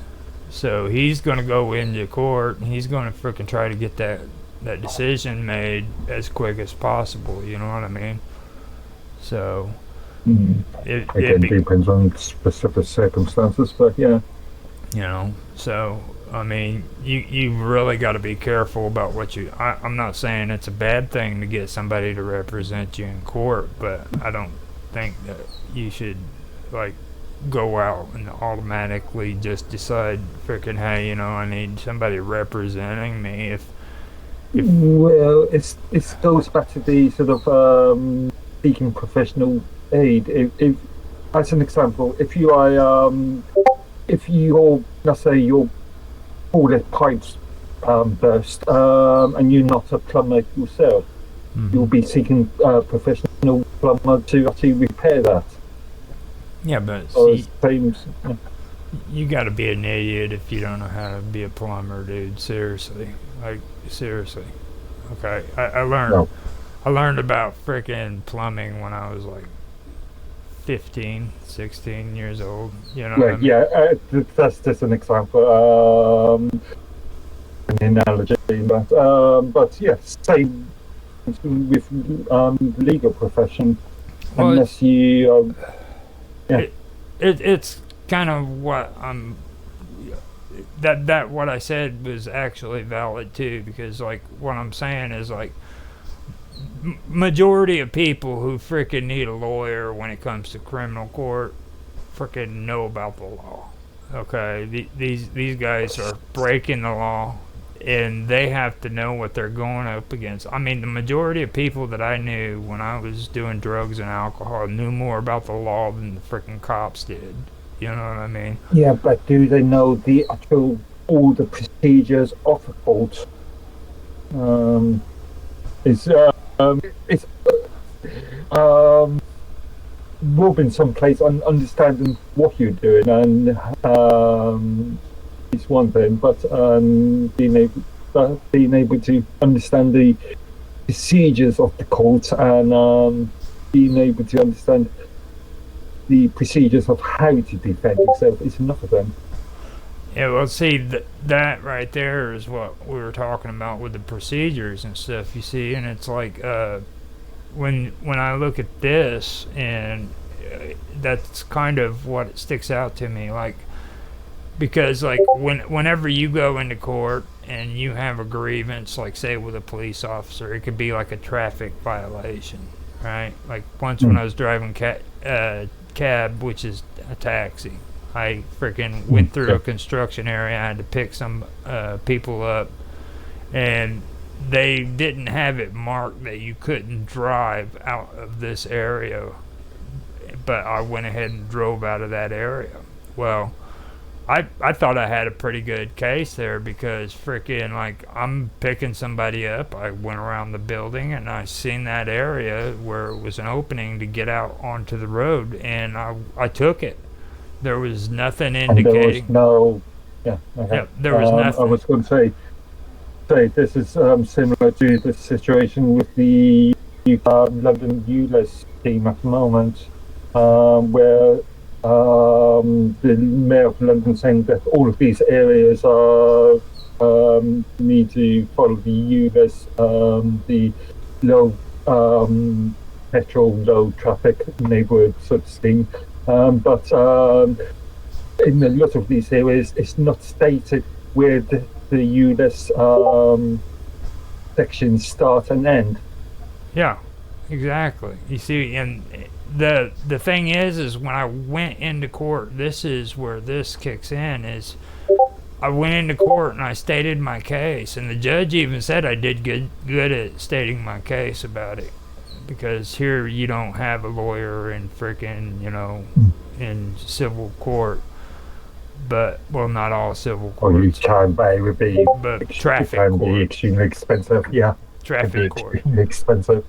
Yeah. But anyhow, he said I did make a good case about it, but he went ahead and frickin' followed suit with the frickin' police officer's decision, because simply he was a police officer. You see what I mean? And they do that all the time. Like, they frickin', it's kind of like a buddy system. Since he's an officer of the law, we're going to take his word above yours. You know? The old principle of following the law without fear or favor. Mm-hmm. Well, practice it. You know what I mean? That's the general rule of law. That's the general procedure, is to frickin' believe what the frickin' government official says. You know what I mean? Which that's a police officer is an officer of the law. That's, you know what I mean? They'll take a police officer's word over a civilian any day of the week. Yeah, but the law, the old justice, Lady Justice concept of the law being blind. Well, the so-called blindfolded justice, Lady Justice principle. I kind of don't see that here in this right here. You know what I'm saying? You got to go back to the expositors and the censors. You know what I mean? Those who explain what the law And the practice is, and those who criticize the law in practice, and they compare it to their notions of what it ought to be. You see, I went into court and I freaking showed my evidence. I showed that there was no sign indicating freaking that I wasn't supposed to go out of that area. Okay. But instead of taking my evidence for the police officer's evidence, they did the opposite. They took the police officer's evidence because he was the expositor and he was explaining what the law in practice was. So freaking they followed his freaking. They agreed with him above me for that fact alone. That's the only thing I can really say. I even had pictures showing the area. I should mention that too. I went and got one of those disposable cameras and took pictures. Okay, of the area.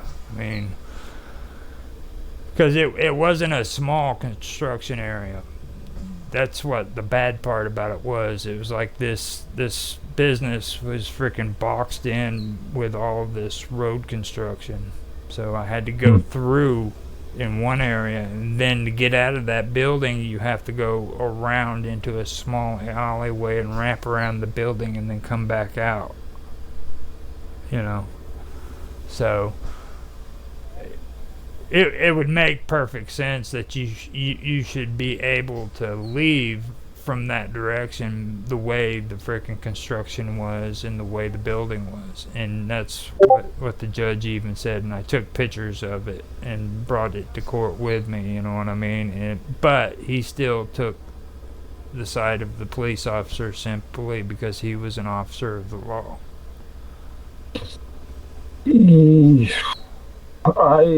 There has been issues, especially in this country, with legislation can be on occasions poorly created. Words not being defined, and legislation just being poorly defined. Then it's for the courts to decide on the interpretation of the law. In that case. So if a police officer says this is the law, maybe the law, but there's no interpretation. If the legislation is loosely defined, or the wording of the legislation is loosely defined, then it could result in multiple interpretations. Yeah. That makes sense. Yeah, it's like earlier I was talking about the validity of a law is the matter of the customary and collective practices of the court. You know, that kind of goes back to what I was saying too. Like, by practice, you know what I mean? Their customary practices, they always do that. So freaking that kind of gets into it. And then a lot of this, to be honest with you, does kind of fall into the social contract, you know. I can read just a also going back to that video that I showed you just before the stream, before I went out, certain, let's say, police officers are not there's their own interpretation from the law. So, yeah. Well, yeah. We're having a lot of issues now with cops killing people. You know what I mean? And it's being popped up on the news quite a bit within, I'd say, well, it's not here recently, within the last 10 to 15 years, you know, like all of a sudden a cop kills somebody in Philadelphia, you know. They're starting to actually recognize that this stuff has been happening, you know, but now all of a sudden they're talking like it's a new epidemic, you know, like it just now started. saying that it is worth remembering that the police have to defend themselves and defend society at large and civilians at large. So, if let's say you've got an armed robber going to a bank and start threatening to shoot people, then it's the police duty to defend those people and themselves. Right. So if that results in a killing of a alleged criminal, Well, that was just in response to what you were saying right there, you know what I mean? Like, people are seeing more and more there is corruption in the police, you know what I mean, in the police force, it is. But what gets me is, like, they think this is a new occurrence, like it's just been happening. I mean, have you ever freaking paid attention to, like, the kind of shit that happened back in the 70s? Like, people were just mysteriously freaking falling over the side of buildings, you know what I mean? They're supposed to be arrested, but all of a sudden they just slipped and fell over the side of a building rooftop, you know? Accidentally, of course. The other point is that, well, allegedly, the other point is, now with the advent of the internet and citizen journalism, these things are reported more.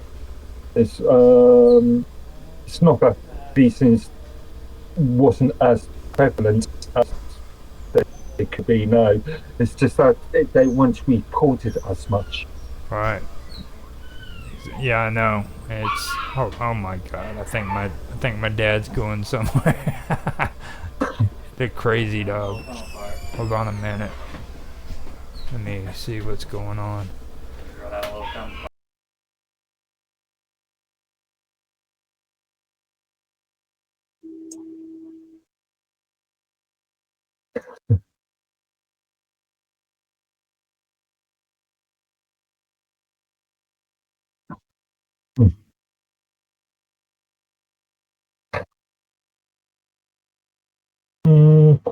Another thing of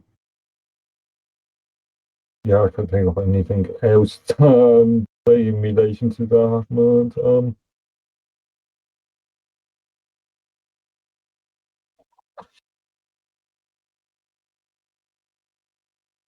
But like whenever we have a crazy dog going nuts in the background, so I wanted to mute that out until my dad got out of the house. But like the corruption is there, you know what I mean? And it's like this is just like one part of it whenever you look at it, like, and you can see corruption in the court systems all through freaking the court systems, but because of this kind of freaking way of thinking, in my opinion, freaking they allow it to happen because it's customary for these systems to work this way, you know what I'm saying? And then they legally get away with it because it's written in these laws, you know what I mean? But there are checks and balances. As an example, the Bar Commission in the UK, if a judge is believed to be acting outside of their own capacity, then they could be complaints could be made against them, and it's for the Bar Commission or Bar Society to review the complaints. Well, one thing that gets me about that too is I actually did some research into all this stuff, and I found out that judges here in the United States, okay, whenever they put on the robe and they take the role of the judge, when they're on the bench, they're immune from frickin' civil cases. In other words, any decision they make, they can make that decision and they cannot be sued without permission from the government. So if I feel that a judge has made a frickin' case or a decision against me that frickin' deserves to be frickin' I deserve to sue them for freaking. I have to ask the government first if I'm allowed to, and then if they say that I can sue them, then I can go ahead and sue that judge.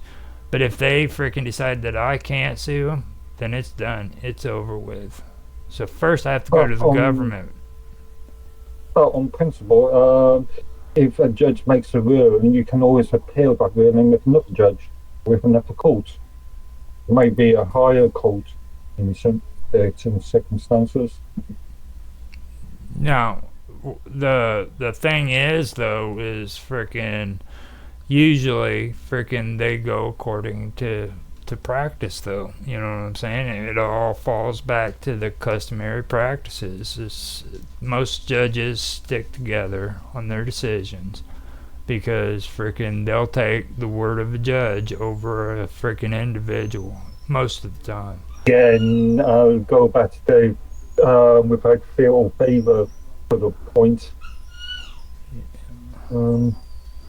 Damn. Yeah, it's for a judge to review the evidence and solely the evidence. Any other information, any other points are irrelevant. That actually might. We were talking about that here a second ago too. I think I was freaking bringing that up in one of the points that I brought up here in a little bit. It was let me read that again. I think it might have been okay. The fact that the policy would be just, wise, efficient or prudent is never sufficient reason for thinking that it is actually the law. And the fact that it is unjust, unwise, inefficient, or imprudent is never sufficient reason for doubting it. According to positivism, law is a matter of what has been posited, which is ordered, decided, practiced, tolerated, etc. As we might say in the more modern idiom, positivism is the view that the law is a social construction. So, and see that brings me back to what a lot of single fathers and divorced fathers say about there's another book of the law, you know what I mean, that freaking pertains outside of what our laws are. You know, these are things that are set up that freaking that people don't know and they're not aware of, because like freaking the way they handle freaking child support and stuff like that is completely crazy. And in one of the episodes I did on my own, I was talking about like my experience with it, and I was talking to you about it just a little while ago, you know, where they actually came and did they ordered a disposition order, okay, on me with the case that I had with my son, my youngest son, and my ex-girlfriend. And they didn't know anything about me, and they were able to freaking do a disposition order that stated that I was unable to care for or protect, train, or educate my son. You know what I mean? They never knew anything about me. They were actually supposed to do a diligent search for me according to freaking the family services own guidelines, and they freaking waived that. So they not only freaking was able to get a disposition order on me, but they were able to waive a freaking diligent search for where I was. And according to what I found out, they did it because my ex said that I was nowhere to be found. So they took the word of the person who caused all the problems and waived my right to a diligent search. And then could you not have argued that point in court the time? I did. That's what we were talking about. I did. That's why me and the judge didn't get along too well. You know what I mean? Me and the judge and the frickin' guy that was supposed to be my public defender. You know. And that's another thing, you know, I didn't commit a crime. I didn't have anything to do with it, you know. Why is it that I need a public defender? You know what I mean? Like, that all of a sudden I need freaking legal representation and stuff. And I wasn't anywhere around this situation, you know what I mean? It was like, it's just a whole bunch of crazy stuff that's involved in this set of laws that are separate from the frickin' rest of them. You know what I mean? Based upon what you're saying, it sounded like you had good ground to appeal at the time. Yeah. The only thing that they were able to frickin' set it up with, like, that they gave guardianship to his grandmother. And I still have freaking custody, my side of it. Now his mom lost her custody, but I've got my custody. But they found a loophole. They gave guardianship to his grandparents. Okay, so even though just out of curiosity, what's the stage of your son now? Right now he's 17 going on 18. Back when this was happening, he was like, back when this happened, he was like maybe about freaking between 10 and 12 years old. So still thinking you under US law, you're still a minor until 21? No, he's still a minor until 8. Well, actually, yeah, they can still push the 21. I never even thought about that. But usually they allow males to be adults at 18. But yeah, because they did that with what was his name? He was the boxer, the one that bit that dude's ear off. Tyson? Yeah, Tyson. They put him in a juvie court because he hadn't hit 21 yet, so he ended up smacking his wife around. I don't know if you remember. Yeah, I remember. Yeah, I can. It was one of those cases I took very interest in. I didn't really take all that much interest in, but yeah, I'm aware of it. But what got to me though was the fact of the disposition order. You know what I mean? It's like I told you before. Like they did this stuff without even contacting me. Like I ended up getting a freaking summons from a police officer knocking on my door and handing it to me. I go to court and the judge and the freaking prosecuting attorney and all these people that were, or the district attorney, not the prosecuting, but the district attorney, they were all there. They didn't even know how I got freaking my freaking warrant or my summons to show up for court. They have no clue. Funny enough, I was just looking at the minor and majority thing, and in the US, it's based upon it's a states-based. All majority of states define an age of majority at 18, but there are several states such as Indiana and Mississippi that's at 21, while other states, Alabama, Colorado, Maryland, Nebraska, that's at the age of 19. 19. Oh wow! I And didn't in even the know. UK, it is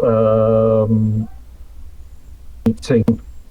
Now you guys can drink at like 16, right? Like when you're like 16 years old, I think it is. Yeah. Like here people can't drink until they're 21. Like that's That's the way it's been here for. I know that you guys are a lot younger because freaking. I actually asked a question about that when I seen it on TV. Like a bunch of 16-year-olds were getting drunk and shit, and I was like, "What the hell?" And that's when somebody told me their drinking age is way lower than ours. Like, you guys start drinking at like 2, don't you? Like It is 2. under UK law. It is illegal for anybody to buy alcohol on a licensed premises under the age of 18. The only exception is for 16 and 17-year-olds to drink when they are served a meal and with with an adult being with them. Oh wow! So you guys treat it like a driver's license, basically. Yeah. Like a permit.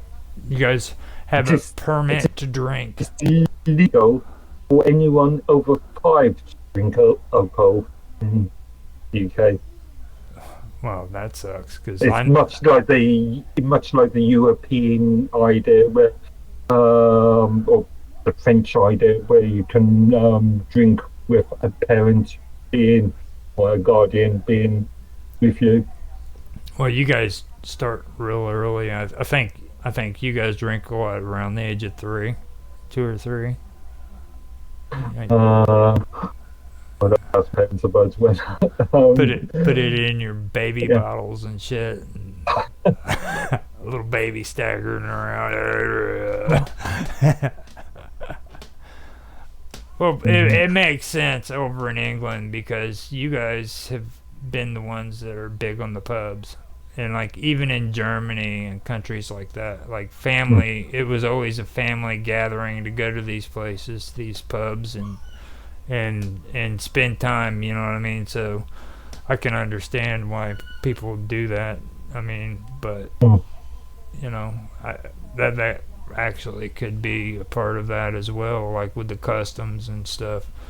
You know, even though people don't think that it's morally correct here, it doesn't mean that it's freaking, you know, necessarily bad, you know what I mean? Whereas you guys, whereas I've seen arguments in which it theorized that you can start them off a young age to drink. It reduces the likelihood of them binge drinking or becoming alcoholics because you train them into that sort of. It's that does make quite a bit of sense actually. Whenever you stop and you listen to, especially in that situation in England, like because well, it's like I said, you know, because you guys do have. Well, first of all, it's freaking a general practice, you know what I mean? Kids usually go into these freaking establishments, and they've been doing it for hundreds and hundreds of years. It's not like our generation, you know what I'm saying? I mean, your freaking grandparents and great-grandparents were taking their kids to the freaking tavern, you know what I mean? But a tavern to us here in the United States isn't the same as what a tavern is to you guys over there, you know what I mean? Because that's where the family goes to and they enjoy like playing games and hanging out with the freaking community and stuff.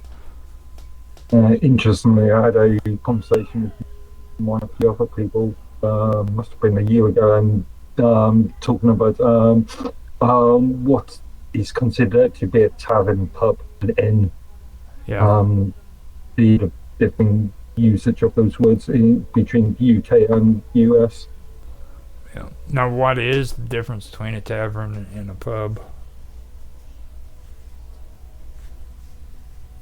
I believe it is related to food. Food. If technically, I think if a outlet is selling food at the same time as alcohol, or a licensed outlet is selling food, then it can be considered as a tavern. Whereas an inn is somewhere where you can stay overnight. Yeah. Now, see, we call those saloons here. We call those saloons, and like you can drink, and then they don't have.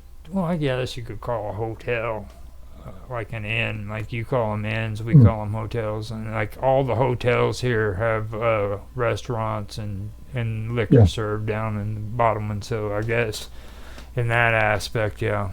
You never think about stuff like that until you start having conversations like this, you know. So I never even thought about that before. So, but yeah, and then there are private clubs and stuff like that here in the United States. So I don't know. Maybe they do the same kind of setup, but with different names. But I don't know about all that. Yeah, I'm not.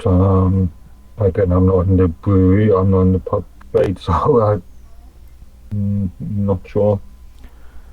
Because like with the whole term censors that Jeremy Bentham was talking about, you know, when people start criticizing the law and the way it's practiced and try to compare it to their own ideas of how it should be, you know, I mean, yeah, I still don't know what to think of it, because I mean that's just like one aspect of it.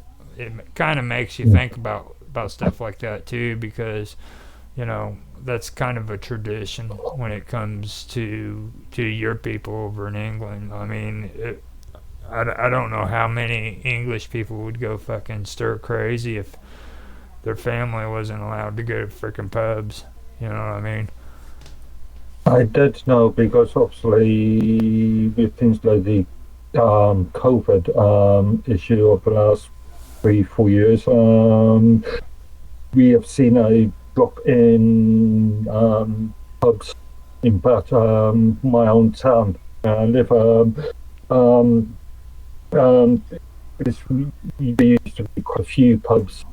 And in the last 5-6 years, I've seen at least closure of 3, maybe 4.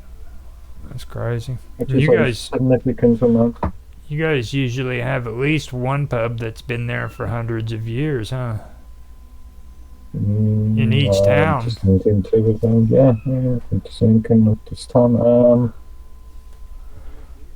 Possibly, I'm not sure. Because I mean, I am kind of curious about all that stuff when it comes to England, because you guys are the ones who were big on the pubs, and like when it come to like each town, you had your own like different kinds of games. Like everybody always hears about like croquet and stuff like that, but like you guys have like shitloads of games. I mean, each town has their own separate kind of game too, like their traditional games that they play when they go to these clubs. I'm not sure about each town, but there are regional priorities, I suppose. It's pretty interesting any way you look at it. It really is. So now we got like 7 minutes left, so before we start ending it and everything, what's your take on all this stuff? I mean, when you going back to the principles of I know it's all about trusting the law, trusting to make the correct decisions, and the principles of things like the law being blind, which in the cases of things like so-called hate speech legislation in this country does damage to the principle. Yeah.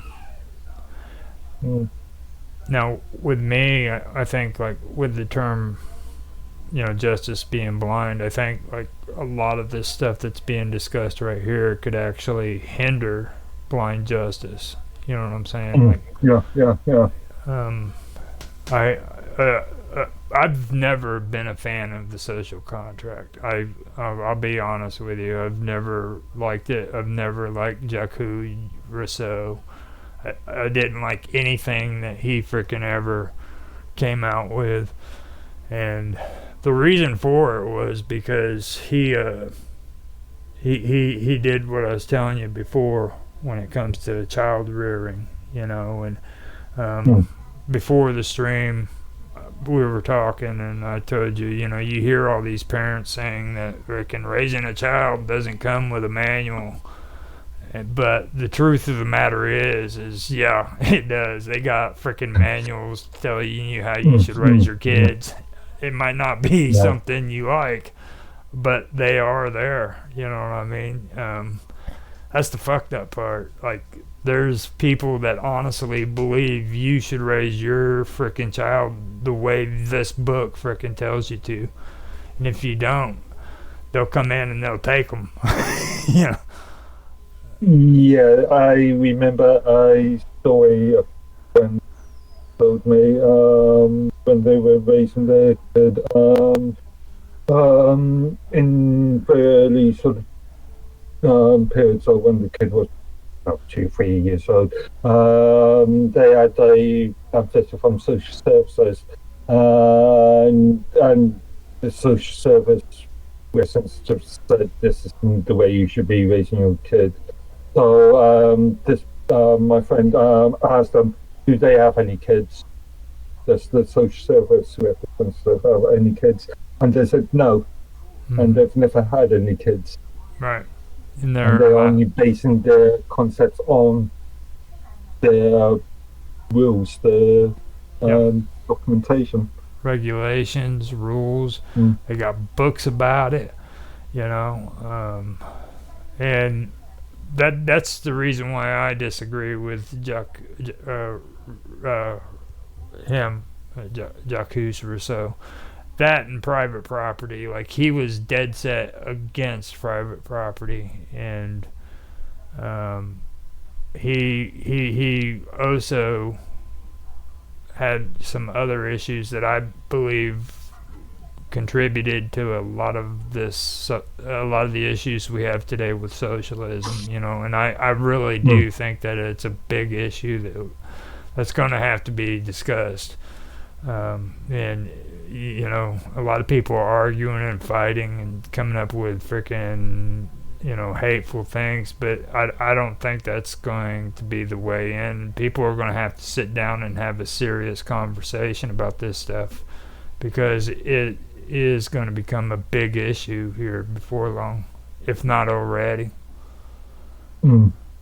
So that's the reason why I don't like Rousseau.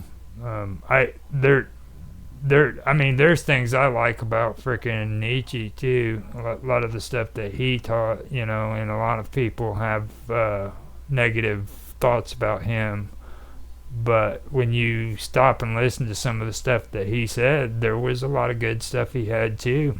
Just like with John Locke, I've had issues with some of the stuff John Locke has too. But when it comes down to it, if you had to choose, he would be the one to go with. And it's like constitutional government.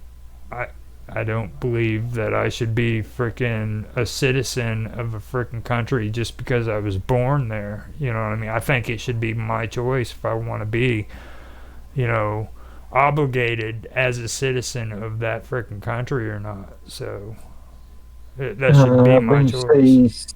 When you say citizen, how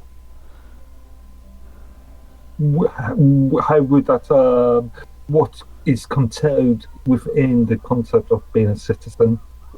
With today's world, you are a citizen of a country because you are born there, and everybody says, "Oh." I think you need to define the word citizen. Yeah. Well, what would you define it as? I mean, I pretty much spelled it out to you. There's no other explanation. I mean, if you're born there, you were born in England, you're a citizen, you don't have a say about it. That's just the way it is. Yeah, but what is a citizen? A citizen, that's what I'm saying. Like, you have the responsibility that freaking these outside influences think that you need to do. It's your responsibility to pay taxes so that other people can frickin' have frickin' what they want. You see what I mean? You have to worry about the concerns of other people above yourself, because the needs of the many outweigh the needs of the few, right? Isn't that the way it goes? In certain circumstances, that's a good idea. As an example, you pay taxes to make sure that your roads are kept clean and safe. What if I don't give a shit about those roads? I mean, seriously. Yeah, but you and everybody else travel up and down those roads. I'm a single man. Why the hell am I frickin' paying property taxes for frickin' kids to go to school? You know, my kids. Somebody has to maintain those roads. You know, I mean, why is it that frickin' single frickin' people who don't even frickin' have kids have to frickin' pay taxes on schools when they don't even have kids that frickin' go to school? You know what I mean? I've got 2 sons, so don't get me wrong. I was just using that as an example. You know what I mean? Why is it frickin' mandatory that frickin' they take frickin' taxes out of your property because they need to keep those schools open? You know what I mean?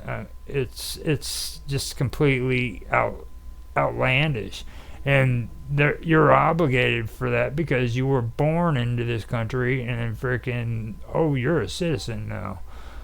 But God forbid you go down and get a job without using a social security card and a freaking birth certificate. You know what I mean? So now, not only... Yeah, that's a issue in relation to migration, and especially in the last 10 odd years, the issue of legal and illegal migration. Yeah, it has more. You know what, man? People always bring like this illegal shit up, like it's always been a part of the United States to do that shit.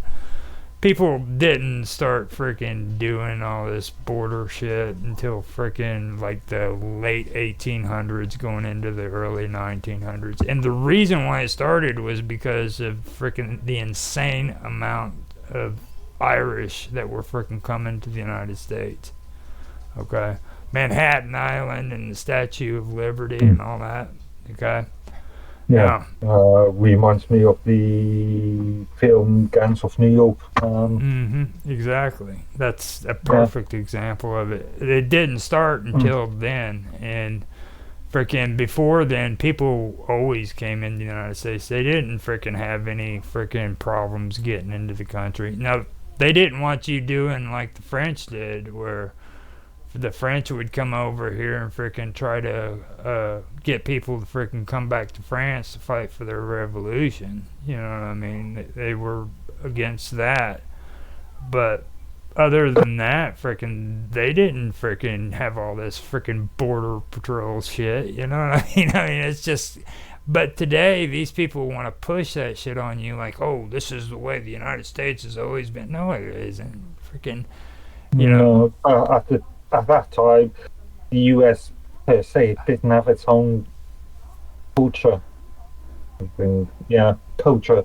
Now that the the US has become much more of become its own sort of entity. There is such a thing as a United States of America in culture. Yeah. Well, if you remember, that was during the time when everybody believed that the freaking streets in America were freaking paved in gold, and this is where you went to freaking get rich. You know what I mean? This is where you went to freaking get your fortune, and everybody would come from all the countries to get here. and that was what it was about, you know. Now all of a sudden it's about border patrol and freaking shit like that. I mean, you gotta, historically, all I'm saying is keep things into perspective, okay? It might be an issue, don't get me wrong, but just stop freaking feeding, you know, the bullshit. Like, that's not the way it was. That doesn't say that it doesn't need to be talked about today, but at least keep history straight, you know. This, and that's what gets me, and like freaking the New Deal, you know what I mean? Everybody freaking talks like that was such a great thing. Freaking the New Deal was the worst thing that ever happened to freaking America or the United States when they freaking did. I'm still a bit hazy what the actual New Deal was, to be fair. The New Deal was, you know how you hear all these words like progressive. Yeah.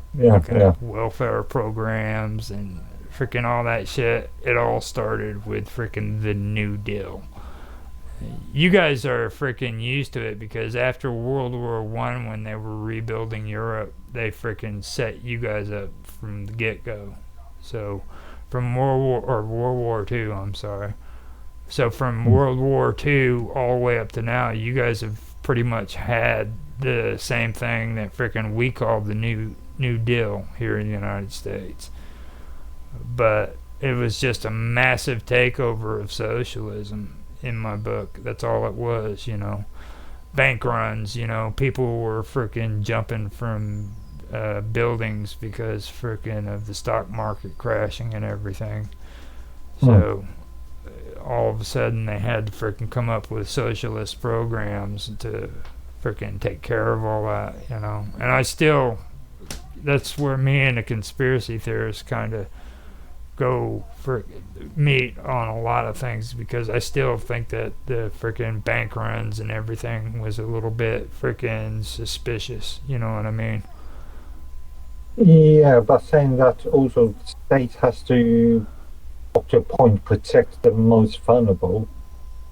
Well, banks, I mean, people have been brainwashed into believing that freaking the only safe place you can have your money is in the bank. Oh, why would you put freaking your money in your pocket? You know, God forbid. You need to put that in the bank so you can have an EBT card or a debit card. Don't carry that around. People will rob you. Banks are safe. Does anybody remember Bedrock? Yeah. That's the UK then, but yeah. You don't want to get robbed, do you?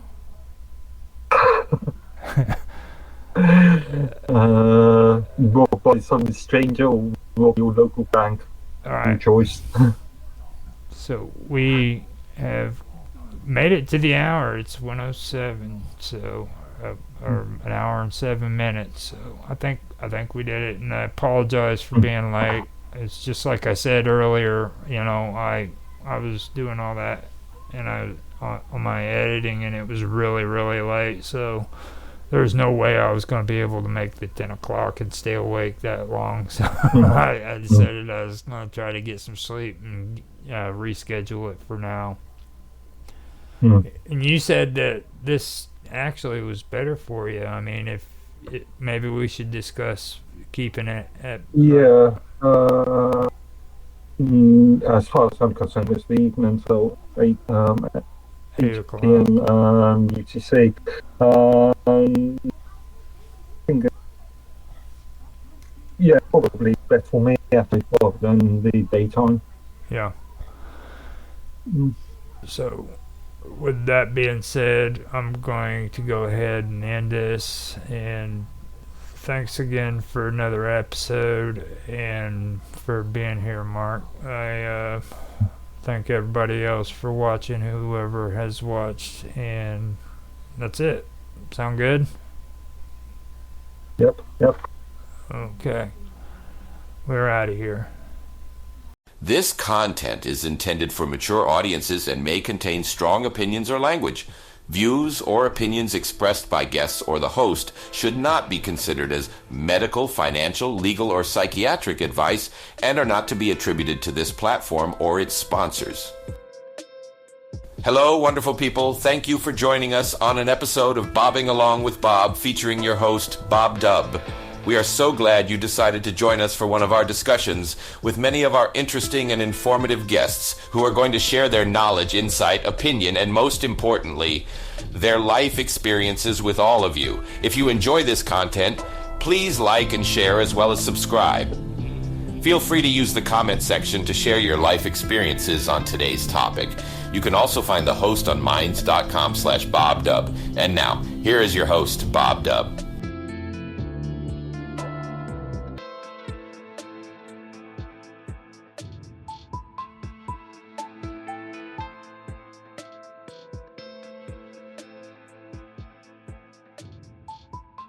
Well, hello everybody. Welcome back to another episode of Bobbing Along. And today we have a brand new episode, something that I have never ever done before on this channel. We are going to be looking at the controversy of the authorship of Shakespeare's plays. So those of you who have been following me for the last few years will probably be wondering why I am taking this sort of dramatic turn, because mostly on this channel we have looked at mental health issues, self-care, spirituality, development, personal responsibility.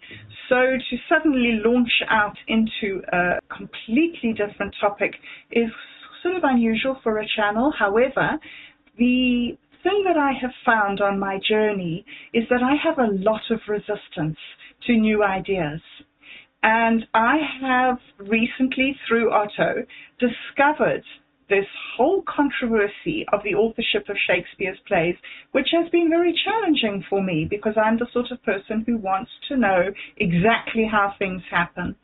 So here I am sitting with this new thing, and there is no answer. There is nobody who can say definitively what happened back in the 1600s. So this is a very interesting exercise for me, listening to other people who have researched this topic very deeply and who have not necessarily formed an opinion, but have just a lot of research that they hold lightly in their hands and are able to talk around. So I thought that would be a very interesting thing.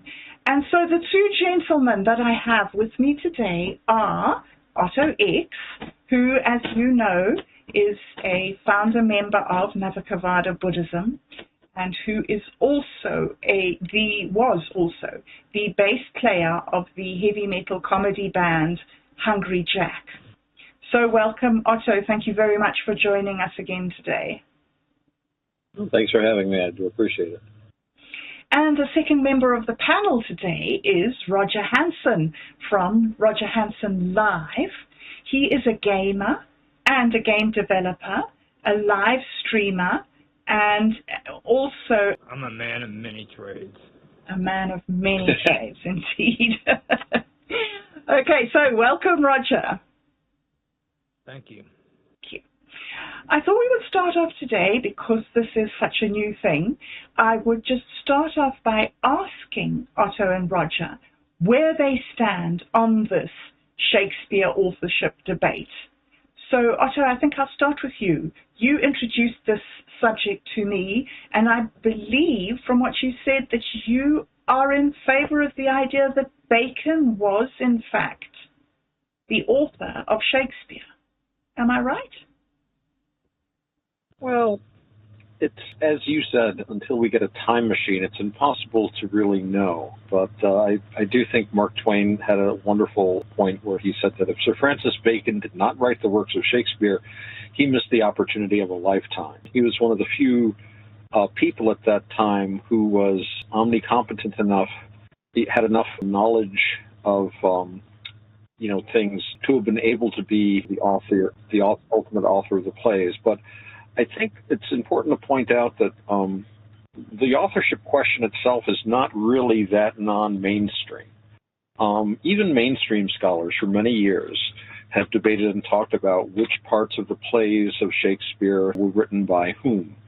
Already a lot of mainstream scholars, and this goes very far back, accept the idea that, for example, Titus Andronicus, which was something of a potboiler, may have been authored in large part or even entirely by Christopher Marlowe, There have been ideas that Marlowe contributed in other ways to Shakespeare's plays.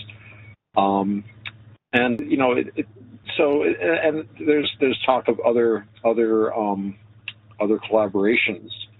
So the idea that the plays aren't entirely by the person whose name is on the play, this idea is not really a new one. The whole questioning the authorship as a whole is simply taking this a little further. So it's not really all that completely at once. You have to remember, too, that a lot of these plays, many of them, when they were first published, didn't even have a name on them at all. So what we rely to a great extent on how people at that time were behaving. So many records, probably 9 out of 10 records are gone. So we looked at things like the first folio, which was collected by people who were alive at the time and who attributed these plays to one author. Questioning the authorship is not really all that fringe an idea. It's something that actually stands at the heart of mainstream scholarship. This is just, I think, perhaps taking it a little further than they're comfortable with doing. Right. How interesting. And Roger, how do you see it? What's your position on the controversy? The majority of everything that Otto said, I agree with 100%. I personally feel that it wasn't one man that wrote the Shakespeare plays. I feel that it was multiple amounts of people who wrote the Shakespeare plays, and Bacon could have been one of them. Marlowe could have been one of them. There's a lot of signs that indicate that is the truth. There's other people that are involved in it as well. I also went and I did extra research, and I found out other players that were involved in the history of Shakespeare that just there's incidents that just don't jive. You know what I mean? Don't make sense. For me personally, I feel like I said, that there were multiple amounts of people involved, and that Shakespeare was nothing but a pen name that was used by these authors to put their material out, because there were different circumstances for different people during that time period. Like nobility, that they weren't caught down at the playhouses. That was degrading to them. A lot of people believe that it's noble thing to go to the playhouses and watch plays today, but yes. Back in the day, that was where the reprobates hung out. You know what I mean? Right. Yes. No noble man would be caught dead at the playhouses. So right. They had to work around that so that they weren't exposed. You know what I mean? There's situations like that took place, and I can get into that later on, but that's kind of an example of the kind of stuff I found out, by doing my research. So another thing that you came up with in your research that I thought that was quite interesting, Roger, was that you talked about how closed borders retained the society's values and traditions and also upheld the laws within that society. Maybe you could give us a little bit of your thoughts around that. During the Middle Ages, this mostly started back whenever Byzantine fell, when Constantinople was sacked. A lot of the glass makers, and believe it or not, this actually is something I found out because of doing research on Shakespeare, okay? But I found out that glass makers fled from Constantinople, and they ended up making their way to Venice. And you know how we have Venice glass now. Oh, yeah, Venetian glass. Yeah. Okay. Now, whenever they did that, Venice closed its borders, and it made it to where people who were craftsmen and people who had talents couldn't leave the borders of Venice. Okay, and they did that because they wanted to retain the secrets of glass making. If you had a trade, that's where you stayed. You had to ask permission to leave. And they did that all throughout Europe, England included, as time went on. That was the way that they did things. And I found that out because when it comes to being educated according to the law, it was the same Okay, people in England didn't just know the law. Okay, you had to be educated to what the laws in England were, and there was only one school that was available during Shakespeare's time that did that, and I believe that's Cambridge University is what it was. If you didn't go to Cambridge, you didn't learn what the laws were. All of that led me to finding out that whoever wrote Shakespeare's plays knew about the laws. And this comes down to Shakespeare's education and how much of an education did he really have. You know, so that's basically where it all started. That's a good point. You know, whoever wrote the plays had a massive knowledge of the law. And we know that, for example, let's bring him up, Francis Bacon was an amazing legal mind. It is kind of interesting to reflect, too, what you were talking about, how, you know, we have corporations that headhunt people. Countries would do the same thing because they wanted, like, those glassmakers there because it would help the Venetian economy, but they didn't want to share that knowledge. And it's the same way when in England they were trying to attract the Dutch weavers. In fact, they had riots over the foreigners coming in. And, they would try to headhunt to retain these groups that they saw would like help the country economically. And then they would try to keep them there. You know, they had a lot of laws like that. So we talked today about, you know, socialistic interference with the economy, but they were trying for a direct time political economy there. In fact, it reminds me of in 1492, the Moors and the Jews were expelled from Spain. The joke was a lot of these were the merchant class and the middle class, and the joke was that they expelled 90% of the people in the country that could read and write and count above 5. Other countries like Holland, for example, was very happy to welcome, especially the Jewish merchants, and it led to an amazing economic boom in Holland to the point where they had, you know, they were fighting wars with England and built quite a little colonial empire of their own. So, yeah, countries are always aware of the economic advantage of like being able to grab a hold of certain populations that could contribute like that. And I didn't know that Venetian glass originally came from Constantinople. That's really cool because, you know, glass from Venice all through Europe was famed. So they obviously didn't want any of those guys escaping and going and making that glass over in England or in Spain or something, because it would destroy their economy. Very, very interesting. So there were all these very small little communities that had these economic needs, and they were very insular, were they? Yeah, and that also applied to laws as well. And if you guys remember the term "to be or not to be," that's another issue when it comes to Shakespeare. Shakespeare, by all accounts, if he never went to Cambridge, should have known absolutely nothing about what that term means. Okay, everything that play is discussing right there concerns Vehemic laws, which is in Germany. Okay, and for a man to know about Vehemic laws during that time period, he would have had to have been educated with the law and knew what was happening overseas. He would have had to have at least traveled to Germany in order to know any of that information. And this leads back to kind of what Otto was talking about with Mark Twain. Mark Twain explained it beautifully. He said that there's no written documents of any kind of travel outside of England by Shakespeare whatsoever. When you get on a boat, you have to freaking be on their ships, what do they call that? Where you have the manifest, yeah. Yeah. There's nothing indicating that he ever got on a ship. There's absolutely nothing that indicates he even got a letter at all. And yes, this man knows about Vehemic law in Germany. Yeah, interesting. That's interesting. A lot of people, I know a little bit about Vem, the special Vem, the Vem courts and everything. They had a whole justice system. And I was talking to a relative of mine who's from Bavaria and an aunt of mine.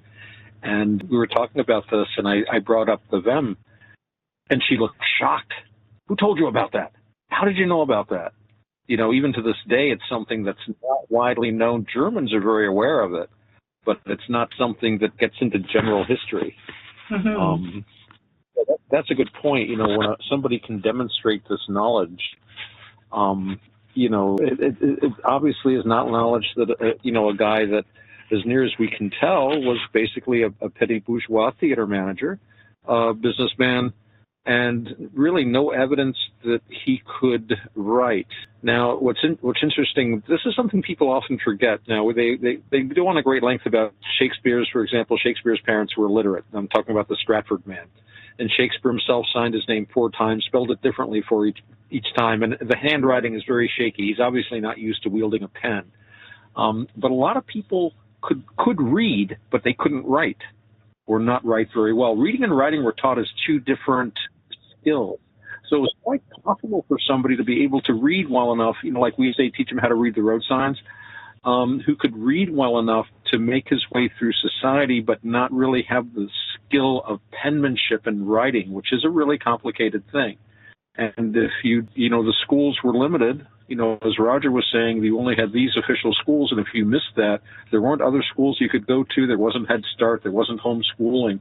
You could pick stuff up on your own, of course, but it was kind of hit or miss sort of thing. So, yeah, and travel back then, as Roger points out, that was not, you know, they were a highly regulated society. You needed all sorts of permits, especially since England was usually at war, having some kind of a war or being involved in a war on the continent all the time. They would look very suspiciously at people, you know, wanting to go across there, unless they had a good reason to. Depending on what year it was, you could be looked on with a great deal of suspicion. By both sides, because you could very well, like in Christopher Marlowe's case, be a spy or an agent provocateur. You know, this was a wacky time, and this also gets back to what Roger was saying about the importance of people not being known. You know, I mean, you could be arrested. I think Johnson was arrested something like 4 times. A lot of these guys were arrested, some were tortured, some were killed. You didn't necessarily want your name on any kind of a literary production. Heck, Bacon's dad, Sir Nicholas Bacon, was an important person at court. He held all kinds of court positions, Keeper of the Great Seal and stuff like that, but his career was damaged very heavily because he had written a book, and the Queen didn't like the book, and as a result, it really took up the advancement and caused him some stress. So even something like an innocent book that wasn't particularly considered to be you know, treasonous could get you in trouble if somebody just didn't like it. So, and some of the Shakespeare plays had been, you know, I mean, there was a famous thing where they were trying to rebel against the Queen, and they paid to have Richard II, you know, the story of a very weak king, produced as a kind of a primitive propaganda kind of a tool. And the government, you know, investigated who the hell wrote this, what happened to it, you know.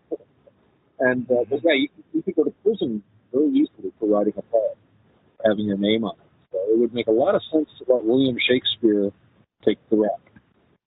Uh-huh. So the name Shakespeare might not even refer to an actual person, but might just be a name that was used. Is that right? That this man, Shakespeare of Stratford-on-Avon, he's just a coincidence? It's sort of. I mean, the name, it was pronounced in his day, and I looked this up, Shakespeare. And this is thought to be a corruption of the French name Jacques Pierre. And, of course, they pronounced the S back then, so it would have been the Jacques Pierre. And it's probably, you know, French origin. A lot of English people were. I mean, from the Norman invasion on, a lot of French in England. But Shakespeare itself, I have seen argued, was just a generic name. It's sort of like, you know, in theater, they'll have George Spelvin as a standard theatrical name. If you've got somebody on the bill that has too similar a name to someone else, or just doesn't want to use his or her name for some reason, they'll just call them George or Georgina Spelvin. It's understood. And I've seen it argued that the name Shakespeare was understood to be more or less of a pseudonym. It'd be like saying Kilroy, you know, or John Q. Public or something like that at the time. And of course, it does refer to shaking a spear. There's that whole argument about it had to do with, you know, people that were interested in the classicalism that was informing the English Renaissance of the time. So, Athena, the whole classical idea of knowledge and wisdom, but in a militant sense, militant wisdom. Athena had a spear and a helm, So, there is that as well. And we do know that there are plays written under the name Shakespeare that no one today would consider to be part of the canon. They're just so poorly written. So I think it was a catch-all name, and I do agree with Roger. I do tend to think that a committee does make sense. Mm-hmm. A group of writers, simply because of the amount of stuff that was turned out, and the wide knowledge that's displayed. Right. Let's look a little bit at who the people could have been. You say, Roger, that Francis Bacon and Christopher Marlowe were both friends with people involved in espionage. That's a really interesting comment. Yeah, that's a part of Francis Bacon's history that a lot of people aren't aware of, okay? Now, Francis Bacon was like I said, a man, about myself, he was a man of many trades. He was very educated in law. He was part of Parliament. He was also a writer. He wrote frickin' The New Atlantis. But as well as that, he was a diplomat of the sort during that time period, what you would call an ambassador at that time period. He would travel to other countries for Queen Victoria I to take care of her affairs in other countries. Now, the thing about it is a lot of people don't realize he was actually the James Bond of his time period. Like, he would go over there and he would snoop and find out information that the Queen wanted and bring it back to him. Now, there is a short time period with Christopher Marlowe before he died in a knife fight where he did travel to Europe and they were in the same group. Now, it's been a while since I've researched that. I'm not sure if they were together on the trip or if they were just in the same group. But I know that there was a time frame there where they were in the same area at the same time. So there was a possible connection there between Marlowe and Francis. So a lot of people aren't aware of that, though, that he was actually able to gather information for Queen Elizabeth and be able to do that. Queen Elizabeth had a really close relationship with Francis Bacon, and that's one thing that I know is a good conversation piece, too, with not only the Shakespearean theory, but you also have the Tudor theory, which goes even deeper, with what was the relationship between Francis Bacon and Queen Elizabeth. Some people believe that he may have been an illegitimate son of Queen Elizabeth, just like De Vere is also could possibly be an illegitimate son as well. So you got a lot of things coming out of the Shakespeare theory besides the actual writings. Well, there's very interesting things. I've seen a lot of ideas kicked around about Bacon being the child of Queen Elizabeth. And what's interesting is, at the time, there were actually documents that we have from the Spanish crown, the Spanish ambassador talking about Elizabeth being secretly married and openly, having basically a secret life. But at that time, any sort of a marriage she would make she'd have to be very, very careful about not angering the Spanish crown. England was in a very precarious position at that time. And I don't know if we'll have any direct evidence, but I do think it's very suggestive that Elizabeth did keep. Bacon was one of her advisors. He moved in those court circles. But at the same time, she would often be very dissatisfied with him and unhappy with him. But she never quite had his head chopped off, almost the way you'd put up with a kid that was just misbehaving.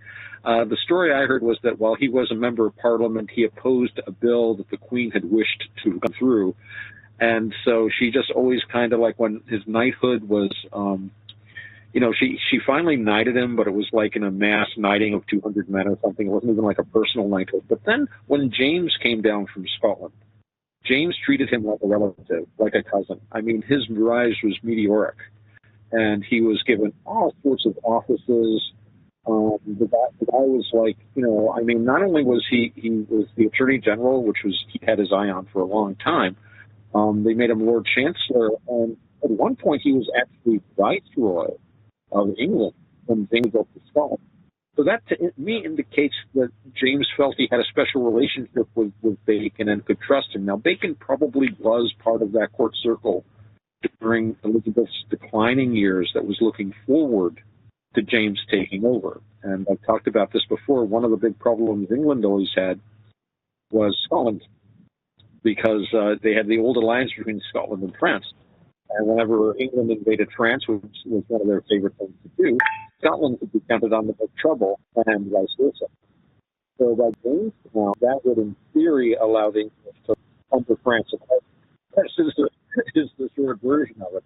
But even so, I don't think that really accounts for just the way James treated the French.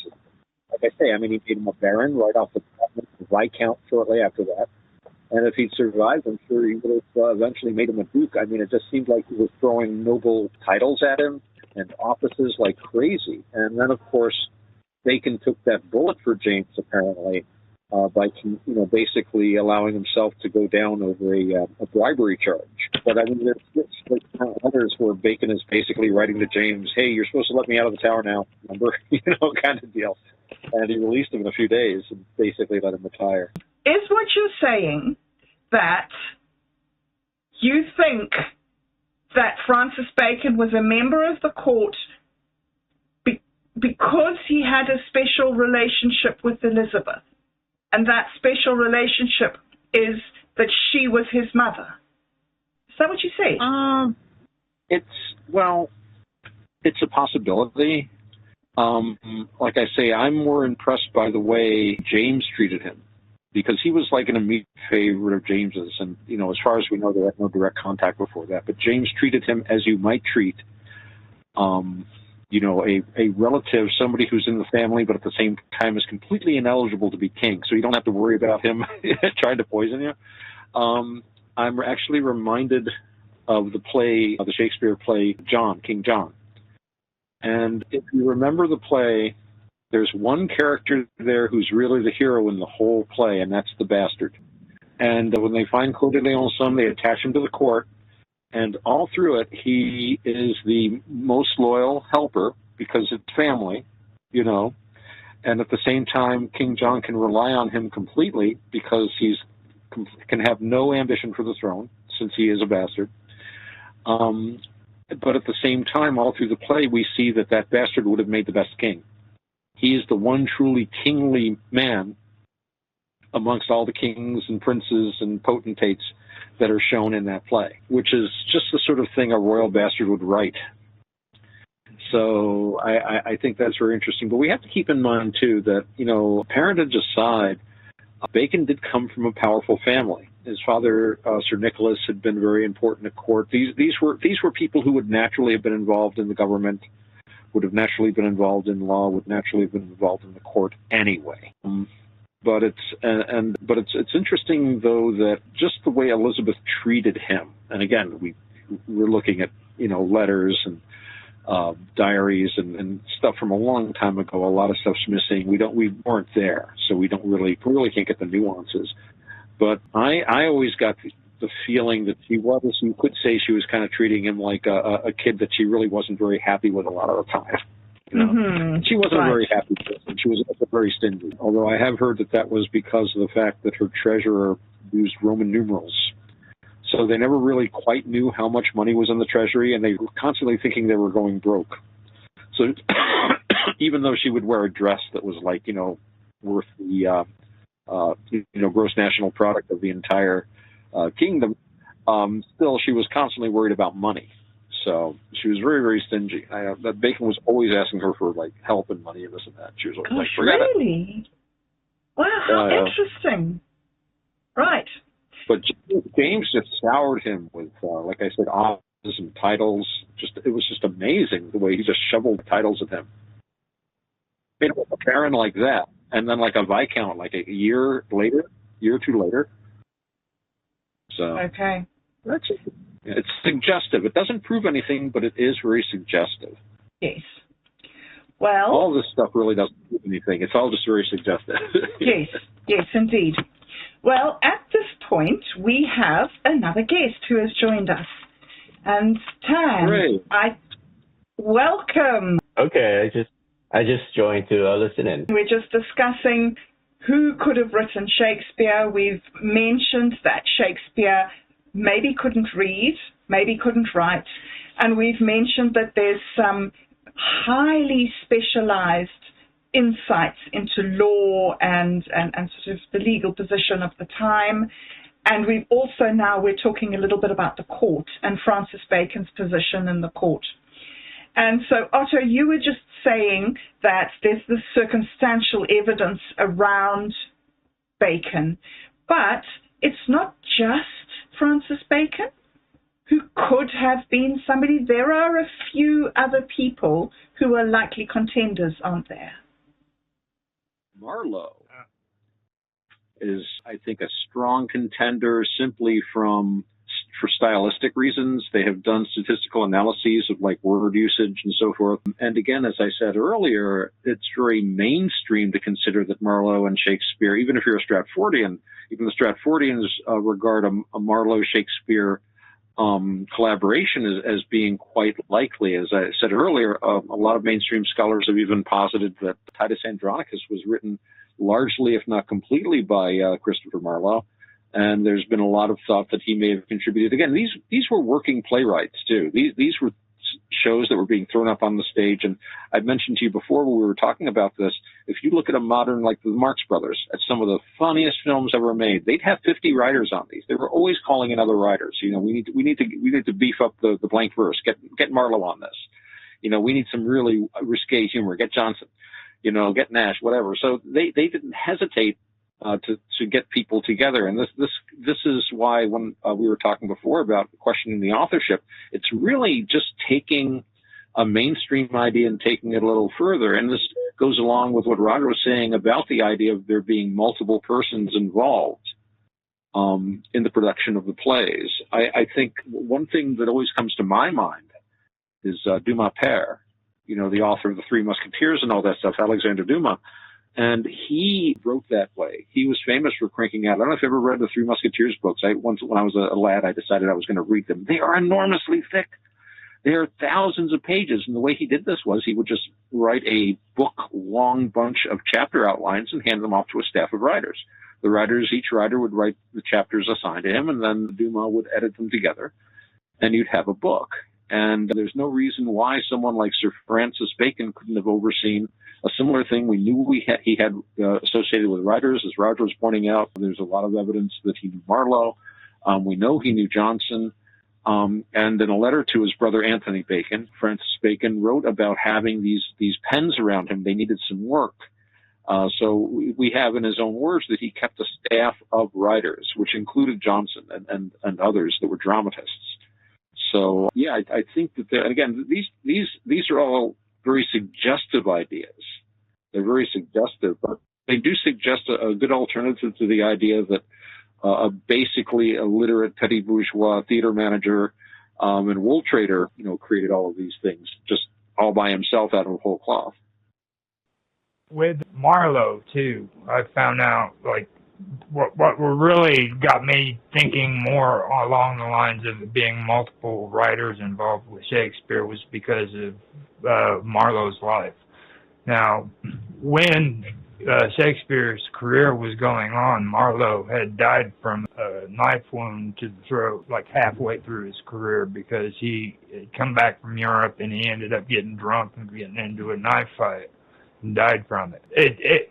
And for me, I think that with a lot of people who disagree with like the theories and what this is and that is, they don't really want to like be open-minded enough to say, hey, look, instead of arguing with these people, let's look at what they have to offer. If you put the dots together, connect the dots, you could see an outline of what was really taking place. Of course, a lot of Shakespeare's writings would be written by Marlowe because he was one of the writers. But see, there was more involved. There was Marlowe, and then De Vere. A lot of people believe that De Vere was a good candidate for the writing as well. They actually think that that's who they're referring to when they mention the bastard. He was one of the later ones that I actually researched and found out. I knew more about Marlowe than what I did about De Vere, but when I read it, it became more and more compelling because not only is he a good candidate, but he could be the illegitimate son. Not too many people are aware of where De Vere is buried. Okay, he's buried in the Abbey, and the only people that get buried in the Abbey are the royals. Okay, dukes don't get buried there, but he is actually buried in the Abbey, and to this day nobody knows why he was buried there, which is very interesting. So, you see, now that's something that made me think there. And then with these playhouses, Shakespeare owned quite a few of these playhouses in London, and he was in partners with a group called the University Wits. They were all partnered up on these playhouses, but at the same time, the University Wits were Shakespeare's they were his biggest critics. When they were handing out pamphlets and stuff like that, it was the University Wits that was always cracking on Shakespeare and criticizing him for his plays, okay? So the same people that are criticizing him are going into partnership with him on these playhouses, yet they don't like his work. You know what I mean? So you've got atmosphere there where it's a lot of publicity going on, you know what I mean? A lot of story playing. You said that Bacon and Marlowe were both involved in espionage and deceit. So that sounds like an espionage trick to me. You be part of a group, but then you say you don't like that group that you're secretly part of. It's even today. It's basic promotion. You know what I mean? You create a controversy. A debate, I don't like you, you don't like me, and then during the whole time, you're both in partnership, making money off of it. You know what I mean? They do it in publicity all the time. Back when I was a teenager, they had rock and roll bands that had magazines where they talked about this band hated this band. It's been going on for hundreds of years. I mean, it's the same stuff, different year. Interesting.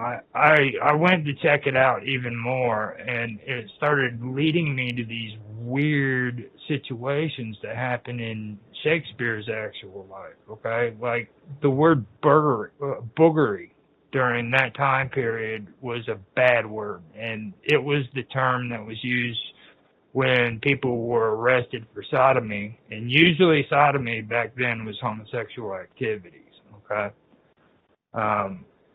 Shakespeare, during his time, had these supposed playhouses. He was in partner with college wits. He had these manuscripts that he put out. And in his inheritance, not one time did he give anything pertaining to playhouses, to manuscripts, to anything, to any of his relatives. The story goes that he denied inheritance to his oldest daughter because of her husband. Her husband was arrested of burglary, okay? And because of that, he refused to give her any of his inheritance. Then it goes on to say that the only thing that he gave his wife was their wedding bed as when he died. So That was the only thing that was given, but there's no evidence that he ever had any kind of manuscripts for the writings that he had in his will. There's all these playhouses that he was supposed to have been a part of, partnerships with. He had no money there, and it just gets weird there. And then you go and you look at Francis Bacon, okay? Francis Bacon, you look at the end of his career when he finally left Parliament, there's a rumor that had gone around that he was arrested and he was threatened that he needed to leave Parliament or he'd be brought up on charges of boogery again, okay? Which to me is kind of odd that it's going on in both stories, you know, that this word boogery keeps popping up, and it's kind of like somebody put these as explanations to why these people weren't, you know, connected together.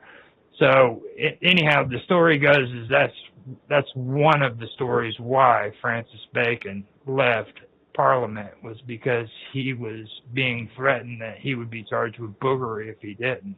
So, and then the king and Francis Bacon, I have my theories on that, and this isn't mean in any way, because what I'm about to say was something that was the way people thought back then, okay? But when it comes to being homosexual, it was frowned upon by people, you know. And today they're finding out that the king was homosexual. And now I know that everybody gets it mixed up that he wrote the Bible, the New Testament of the Bible, but he didn't write it. He commissioned it. You know what I mean? He commissioned the writing of the New Testament, but now they're finding out that he was, or they're believing that he was homosexual, is the best way I should say it.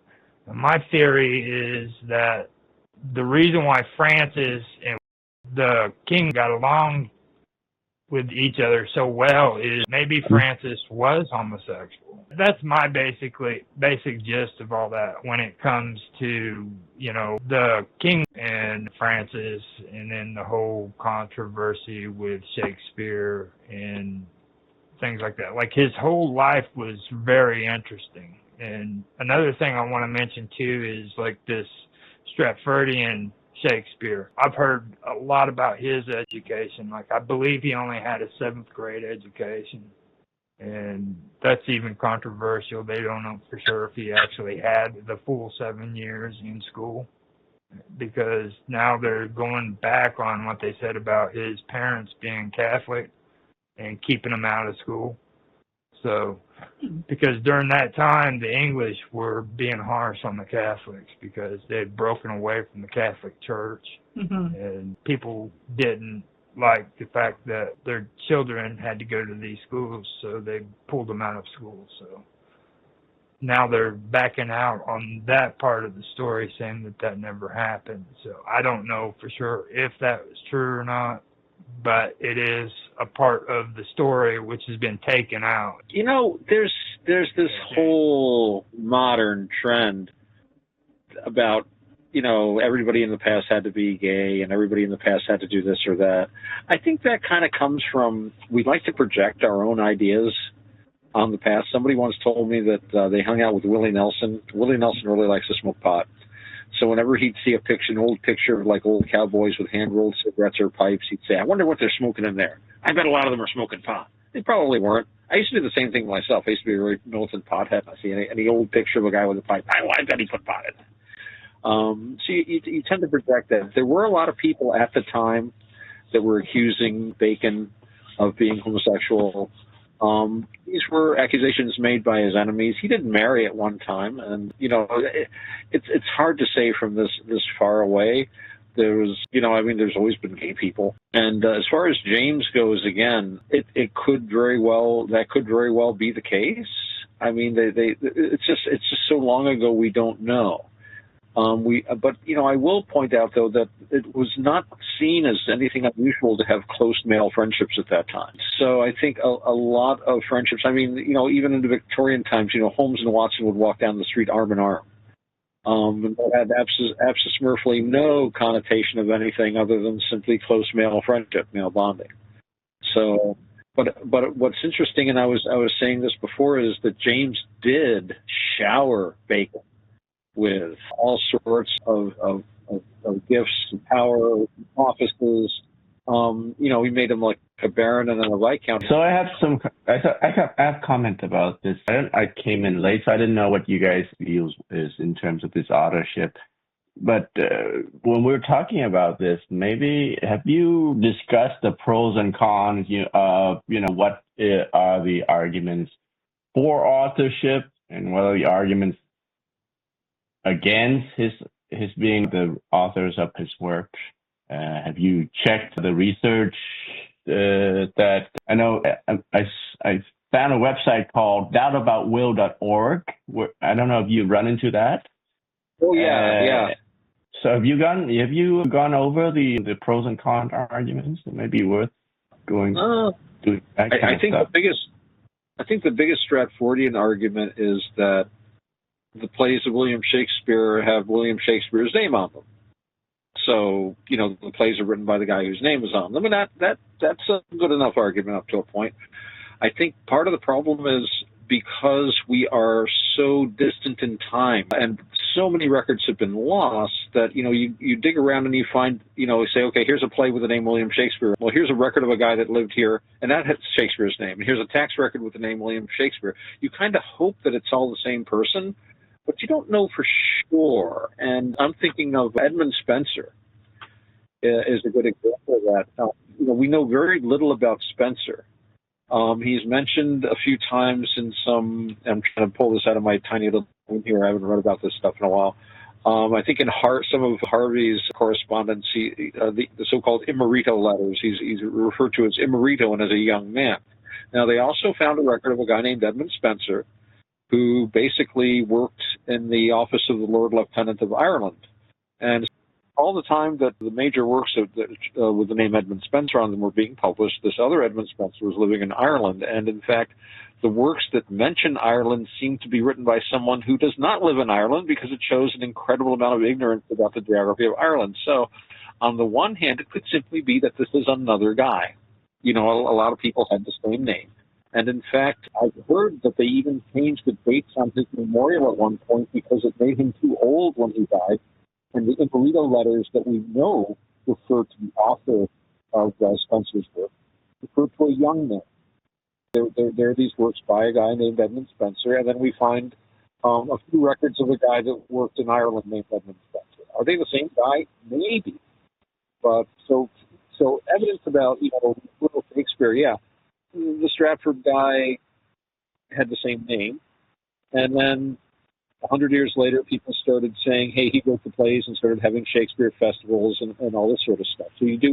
So I think the main evidence for Shakespeare having written Shakespeare is basically tradition. But the tradition is arguably late and didn't exist in his lifetime, from what we know. And again, we are looking through a lot of work at the past, and so much of our vision is blocked. And we can move our head a little bit to try to get a different perspective, but there's a lot we think we don't know. And I think the main argument against Shakespeare is the fact that there are a lot of other circumstances that, if it weren't for the name, we would never think this guy wrote these plays. And since we know so little, I think we're justified in looking at alternative explanations. But anyway, that's how I would sum it up anyway. And when did this conspiracy started about doubting of his authorship? I think in part the conspiracy was conferring the authorship on him, because one of the things about Stratford-on-Avon is they make a lot of money off this Shakespeare thing. It's a huge, huge business. And I think people right from the start were not really sure who wrote the plays. But in the 19th century, there were people who began some serious doubting. And of course, they did plunge into things like cryptograms and anagrams and ciphers and codes, which can be suggestive, but I've never really thought they were a really good basis for any solid arguments on the subject. No, I didn't either. But yeah, I think a lot of the doubts sprang up, especially in the 19th century. The really big Shakespeare revival began in the 18th century. Right. 17th. I've heard that most of the plays, or a significant portion of the plays are only found in that one book that was printed in the 1600s, and that they were all attributed to Shakespeare in that one volume. And one of the issues is that there are no other backing copies. There's only this one volume. Is that the truth? There are some backing copies of some of the plays, and what's interesting is many of them don't even have a name on them. And there are so-called bad quartos and good quartos. Some of the copies of the plays that were published beforehand seem to have been written from prompt books, possibly written by actors that didn't remember very clearly what they were saying. There's a hilarious bad quarto of Hamlet you can look up, where the whole to be or not to be soliloquy is completely butchered.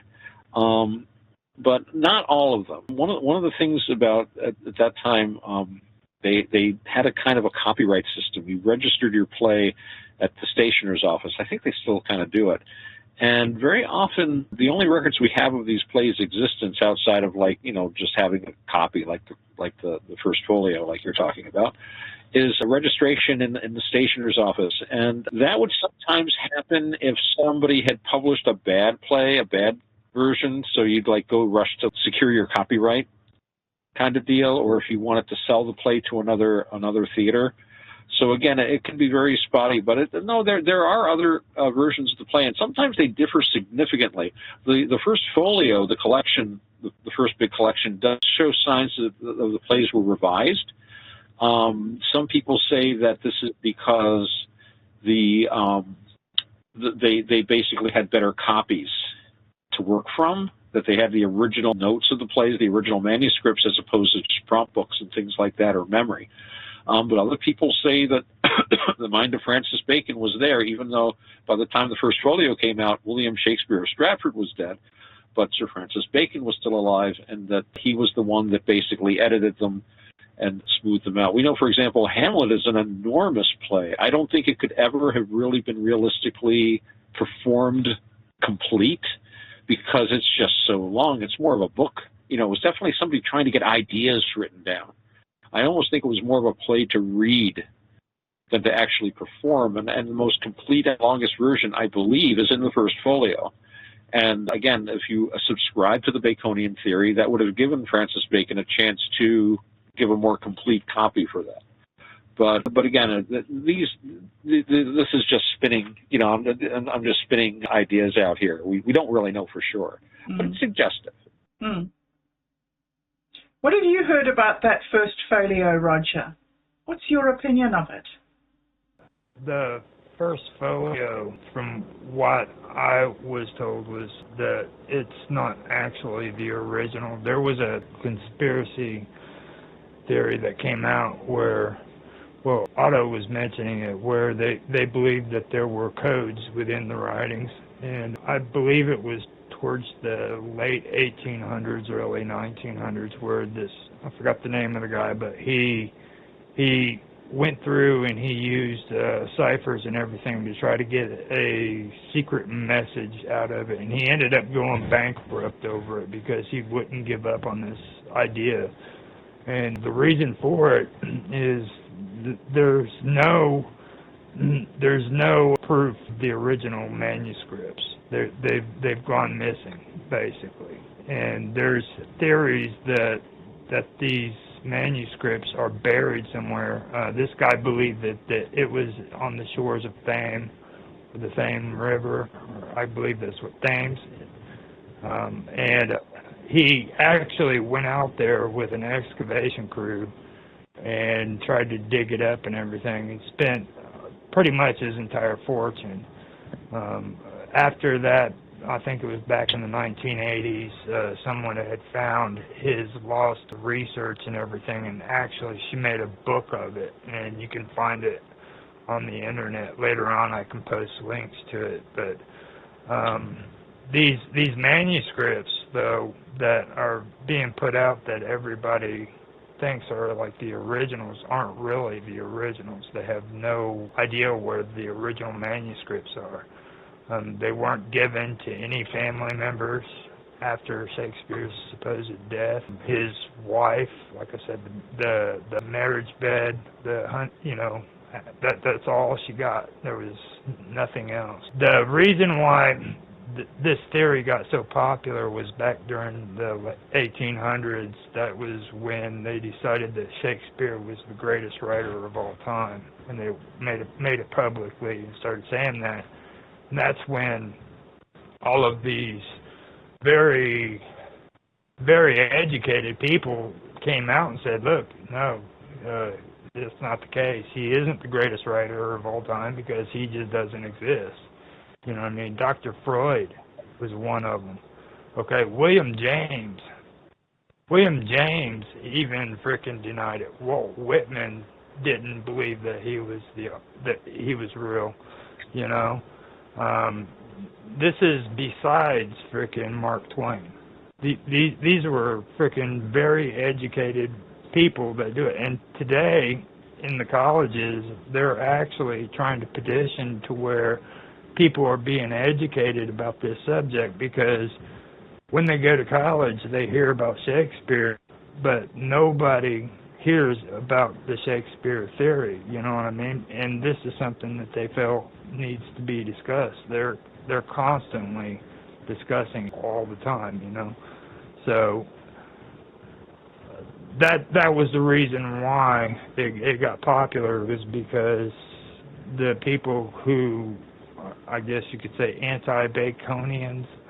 I've never been good with the terms before, but they decided one day that they were going to just make it to where Shakespeare was the greatest writer of all times. And the only thing that makes me not think it was Bacon is, let me make this clear too on that, is because when you take Francis Bacon's writings and you put it on one side, and then you put Shakespeare's writings on the other side, that is an immense library. Okay, now you have to ask yourself, can one man do both of these men's jobs? Okay, it is insane amounts. They've already said that there's way too many words in Shakespeare's writings for one man to frickin' do in a lifetime. Okay, his vocabulary was so frickin' immense that there's no way one man could have done that, you know. And then you take Francis Bacon with his writings, his work in politics, and everything put together, and you have to ask yourself, could one man do all of this, you know?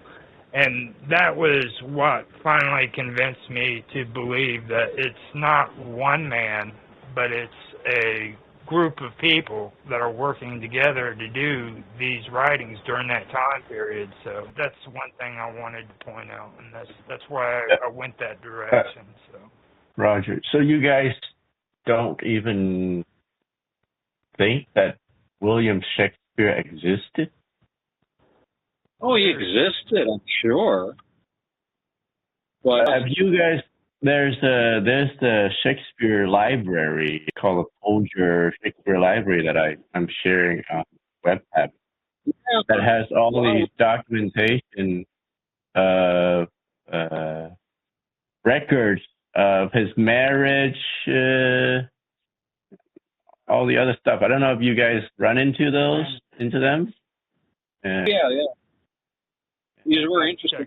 It is interesting to see the kind of life that they document of William Shakespeare's family. A lot of it looks like it's about John Shakespeare's dad, who was a burglar. Right. He was a solid middle class kind of a guy. He got married. You see, tax records. He went to London. He owned shares in theater companies. He was mentioned as an actor. Worked in theater. He was an usurer. His dad was an usurer too. They used to loan money on wool. It was illegal, but you made a lot of money on it. And actually, I guess I'd read that his dad lost a lot of money because of just a crash in the wool market or something. It was like a bubble or something. But yeah, so there's no no real documentation of William Shakespeare as an author or a playwright. It's all as manager, actor, petty bourgeois, wool merchant, moneylender, and yeah, it's very interesting. And again, but it doesn't necessarily mean it's the same guy who's put his name onto the plays. I don't believe that if anything, any evidence that Shakespeare in his lifetime ever claimed to be an author. But it is interesting. These documents are fascinating, and of course, the Stratford documents are. It's very likely if you see John Shakespeare, yeah, this is going to be William Shakespeare's dad. You know, in a city like London, it can be odder. I mean, I think there was like 1 million people in London at the time, which was a huge number of people. There you can have overlapping names a little more. But I think the Stratford records are actually very important, showing the kind of guy Shakespeare is.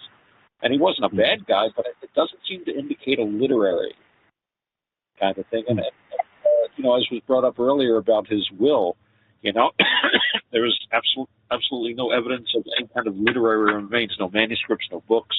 I mean, whoever wrote those plays had to have access to an amazing library as well as an amazing amount of life experience. We don't have that in the records we have of Shakespeare Stratford on Avon.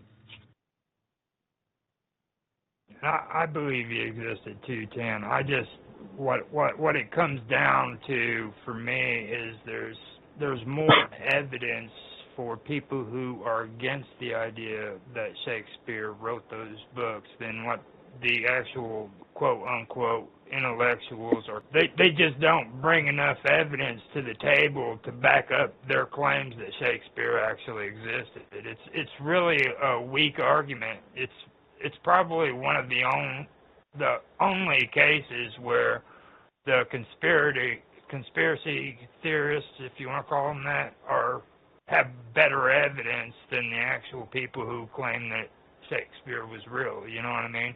And that's just from what I've seen from it. They just have better evidence to back up their claims. So we've mentioned Bacon and we've mentioned Marlowe, and those seem to be the two main, from what I can see, those seem to be the two main contenders. But neither of you have said that Marlowe was actually dead before Shakespeare's plays were written. Like, do you think that people, that whoever compiled the plays took a whole lot of other people's writing, dead and alive, and made the plays out of other people's passages of writing? Is that what you're saying, that there was one author who compiled these plays out of many different playwrights' works? Marlowe didn't die before Shakespeare's career. He died right in the halfway point. So, and I believe that he could have been directly involved in writing these plays, but he died. You know, and I personally feel that it might have been a group of people working together as a team, coming up with these writings. You know what I mean? So that's where my stand is on it. So I'm done. Who do you think, Roger? Who do you think were the members of the team then? I believe that it was the university wits. I believe that it was also Francis Bacon. Francis Bacon had his own writing team, as Otto had mentioned. That is a known fact, that he did have groups of writers that worked under him. I believe De Vere was a part of it. And then I haven't been able to read the other guy that I put on the list that I did for the talking notes. I really wish I did take time to get to him, but I just finished within the last year or so covering De Vere, and he is really compelling. He could give authorship a real close run for its money. When it comes to standing him and Bacon side by side, you can see that both of them, I mean, it's really amazing. And then when you read the story of De Vere and the things that took place. Like today, he has family members still in England that swear up and down he's the legitimate son of Queen Elizabeth. It's amazing. Interesting. What do you say about Divya, Otto? There are some very suggestive things about his life. It's been pointed out that there are a lot of parallels in the play Hamlet with De Vere's life. Also with the play, which was it, All's Well That Ends Well. I think you could say that it's very suggestive. Of course, one of the problems with De Vere, again, as they sometimes say with Marlowe, has to do with his death date. But the dates of the publications of these things are problematic. And as I was saying before, sometimes a play could be around for years before it actually was registered with the stationer's office. So it's very difficult for us to know when exactly things were written. A lot of the time they depend on things like, statistical analysis of word uses and stuff like that.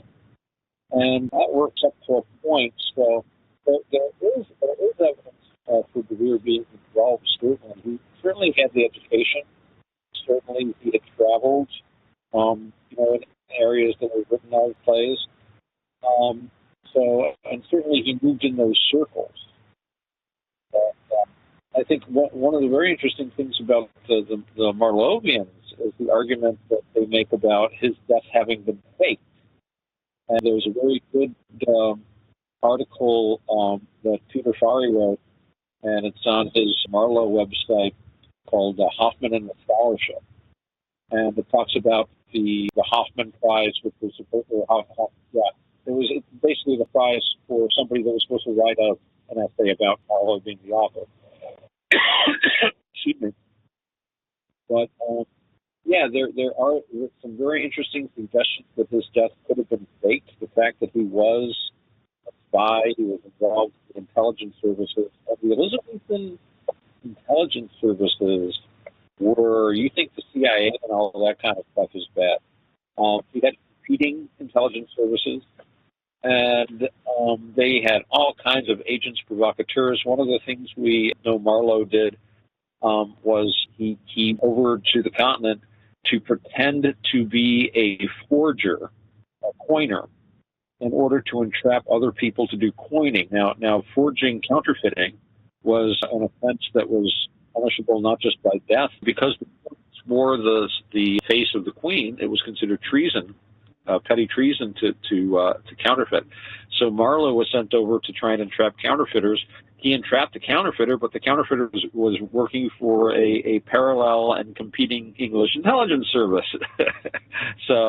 And we know that there's an extant letter when he was going to be granted his Master of Arts. They were going to refuse it because he was never at school. But they got a letter from the government saying that the Queen herself says that you better give him that degree because he's been working on Her Majesty's Secret Service, words to that effect. So we do have documentary evidence of being involved in a lot of this stuff. So in that shady world of spies and stuff, there's a suggestion that he basically had a chance to fake his death and go off. And they make some very interesting arguments about it. Certainly there's a lot of, again, it's all circumstantial evidence. It's very suggestive. It doesn't prove anything. But and if, the thing about people faking their death is you don't know how often it's successful, because if it's successful, you never know. But we do know of a lot of people who have tried that. The Elizabethans were quite capable. They had a very sophisticated intelligence service that could easily handle that sort of thing. Well, it's a possibility. It's a possibility. It's interesting. They say the same thing about her too. So there's always wiggle room with these theories. Wow, well, that has been one of the most interesting conversations that I have had in a very long time, and I'm sure that we could go much longer on it. But I think that we're going to call it for now, because my brain is just, wow, I need some processing time now. So I'd just like to thank you very, very much indeed for being with us today, Roger and Otto. And just as we end off, do you have any final comments, Otto? Well, just that I think it's really fun to examine these ideas and take the same data and come up with an alternate explanation. I think it's a really interesting and fun intellectual exercise.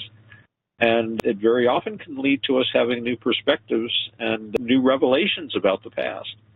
So I think that's the best spirit to approach this with. Let's take the same information and see if we can come up with a different answer. Mm-hmm. Yes, awesome. Okay. And how about you, Roger? Final words. Yeah, I just wanted to say thanks for letting me do this, and I appreciate you actually coming on and having the conversation with me, Otto, because there isn't too many people that you can actually sit back and talk about this stuff with, and I love Shakespeare theory. I love it to death. I've been doing it as a hobby like you have been for years, and there's just not enough people out there who are willing to sit down and have a serious conversation about this stuff, and I really enjoy it. So just having you here and being able to talk with you about it is amazing, and I want to thank you for that. Well, thank you, too. It has been a lot of fun. It is tough to find people to talk about this. So hopefully we'll be having some more conversations in the future. I'd really like that. Thank you. Thank you. Me too, gentlemen. So, on that note, until next time, goodbye. Thank you for listening to Bobbing Along with Bob Dub. If you enjoy content like this, be sure to like, share, and subscribe. Or better yet, come and join us on minds.com/BobDub. If you are not already a member on Minds, get a free account on this open source social media platform. We look forward to seeing you next week for another episode of Bobbing Along with Bob. And if you can't wait a week, you can find older shows here on this channel. Goodbye, everyone. Bobbing, bobbing along, bobbing along, bobbing, bobbing along, bobbing along. Now. Hi, everybody. Welcome back. This is the third episode of Duality. I have been on leave this month, and I got back on Wednesday, and it's Friday, so we're jumping straight back into it.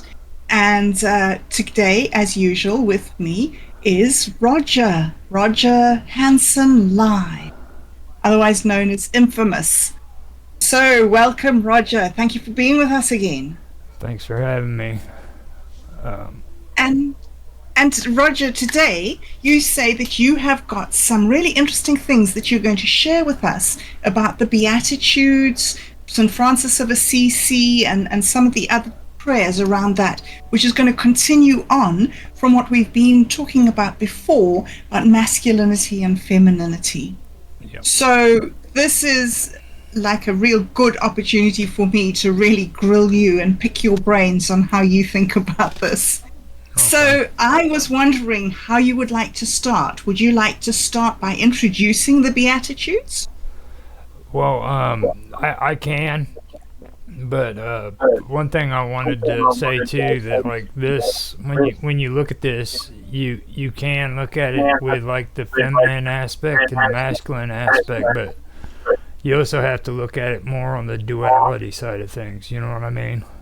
Because that's really where it fits out. But you can see the feminine and the masculine in it when you read them.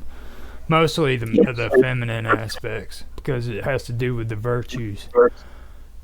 And when we were talking about Dharma before, we were talking about virtues being a part of the feminine aspects, you know, so that's something that I did want to point out.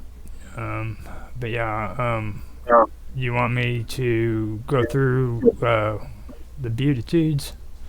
So should I read them for you? Well, yeah, if you want and to. Then I'll read them, and then you can give us the details, right? So I'll just give us an overview just to get going. Okay. No, so, actually, if you want, I can kind of explain what they are. Okay. Yeah.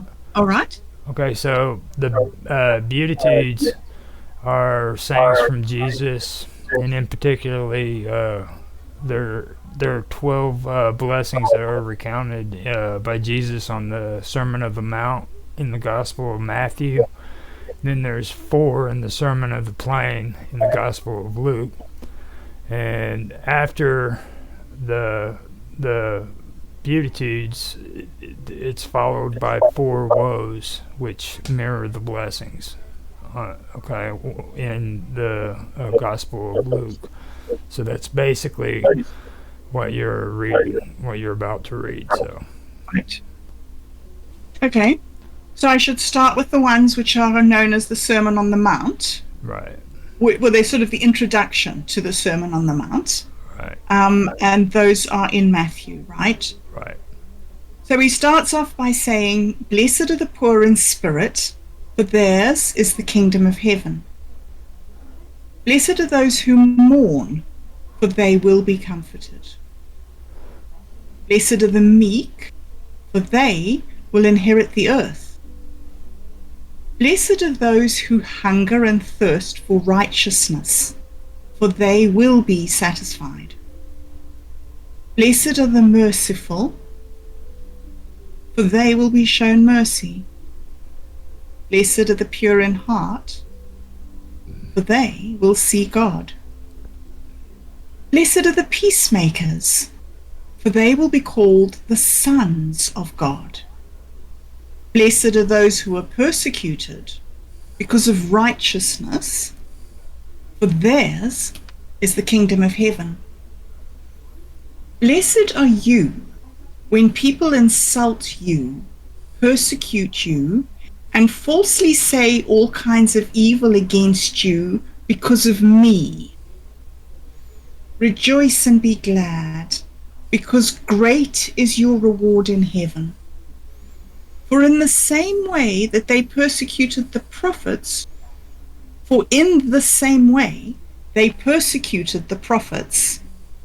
who were before you." So really strange and deep sayings there. And then Luke has a slightly different version. Luke 6, he says, looking at his disciples, he said, "Blessed are you who are poor, for yours is the kingdom of God. Blessed are you who hunger now, for you will be satisfied. Blessed are you who weep now, for you will laugh. Blessed are you when people hate you, when they exclude you and insult you and reject your name as evil because of the Son of Man. But woe to you who are rich, for you have already received your comfort. Woe to you who are well fed now, for you will go hungry. Woe to you who laugh now, for you will mourn and weep. Woe to you when everybody speaks well of you, for that is how their ancestors treated the false prophets." All right. So interesting. So what's your take on that? Okay, so when you go through here and you look at them, you have to look at the opposites, okay? So blessed are those who mourn, and the opposite of mourn is being comforted, okay? Then it comes here and it talks about, the meek, it says they'll inherit the earth, okay? So you have the meek, and then you have people who freaking are high rulers and high kings, okay? So you have the opposites there. They're saying that the poor will inherit the earth. They'll be the ones who rule, you know. And then you have, what is it? Blessed are the merciful, for they will be shown mercy. Now see, with that one, that is a big deal for me, because like whenever I was sobering up, I had to learn that right there about, in order to forgive, you have to ask for forgiveness. You see, and that's what started me on this whole path, and I learned about duality, and you know, when I always talk to you about two opposites can't occupy the same space, this is what it's all about right here. And a lot of people think that this just has to do with like Catholic beliefs and stuff like that, but it's not. These are spiritual principles which you can find in every religion. It doesn't matter if you're Christian, it doesn't matter if you're Buddhist or Hindu, Muslim. They all have these principles. All right, all you have to do is take time to search them out and look for them, you know. And this is very, very powerful when it comes to spiritual principles. I mean, this is the golden nugget that I was talking to you about, you know. And then what is it? Blessed are the pure of heart. Well, that's not really a duality. You will see God. Now, down here in Luke's writings is where you really get into it. He brings it out more when you start seeing the duality. You know, in my opinion, he does. He says, "Blessed are you who are poor, for yours is the kingdom of God." And then, "Blessed are you who are hungry now. You will be satisfied." You know, it's the complete opposite. It goes from hunger to satisfied. And then, "Blessed are you who weep, you will laugh." You know, so you're going from weeping to laughing. And then down here, it talks about. Well, I'm not going to get into the woes because those to me don't really have too much when it comes to duality. But what I've covered there is what it basically is. You know, it's you have the duality in the writing where he's talking about this is one thing, here's the opposite. They're pointing it out. The opposite of weeping is to freaking be happy, you know what I mean, and to laugh, things of that nature. So that's basically what I was wanting to get into with this whole part right here. So, like with you though, when you read this and everything, what did you take out of it? I find them very fascinating. I think, like you say, there is this the opposites. They do show how you replace one thing with the other thing. I think that was interesting with the woes. Is that, you know, when you've had sorrow, when you've had something like tragedy or trauma or whatever it is in your life, you can look forward to something nice coming, and that can lift your spirits. But when you've got something really good happening, and you know the woes will be happening later, you don't have that same sort of looking forward to thing. Do you know what I mean? Yeah. It's that somehow we grow during times of tragedy and heartbreak and stress and hardship. And so this blessing that comes to us it's counterintuitive. In the secular world, people resist unhappiness and misery. And yet here in these teachings, there's this strange doorway into a type of gratitude and peace almost, because you can look forward to some sort of growth coming out of your tragedy. And that's not something we know as children. That's something that we learn as adults and by listening to wise people. And so it's a part of faith. You know, that idea that something is coming, just hang in there. You know, so I do think that they're real teachings of hope. Yeah. I get mixed up because of the latency in the video. So, like, when you're moving your lips on the video, I'm not expecting you to stop talking, you know what I mean? So it kind of throws me off. It's tricky. Is that from Discord? Yeah. Is it? I don't know, to be honest. Like I said before, it's been all of the VoIPs. They've been acting really strange. So Strange this year, yeah. now, when you went over with the woes and everything, that's kind of what I was getting into when I showed you my footnote or my talking points on Ecclesiastics. It's down at the bottom of the footnotes that I had there. Yes. But that's kind of what this is all about. Okay. For everything there's a season. You know what I mean? And every time and every purpose under heaven is what that's all about. You know what I mean? There's a time and a place for everything. You know. This too will pass is a real popular term in recovery, and they say this too will pass when you're having bad times trying to sober up and stuff, right? But whenever you're having a good time and life is going good, this too will pass. You know what I mean? So you have to remind yourself not only in the good times but in the bad times, this too will pass. So, and that's the one part right there that really sticks out to me on the woes. So I'm glad you brought it up. And I mean, if you want, we can cover that. I don't think it's going to take too long, is what I was thinking of, to get through a lot of this.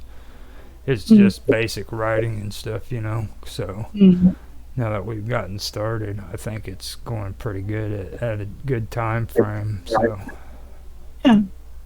Roger, what you were talking about being merciful and forgiveness.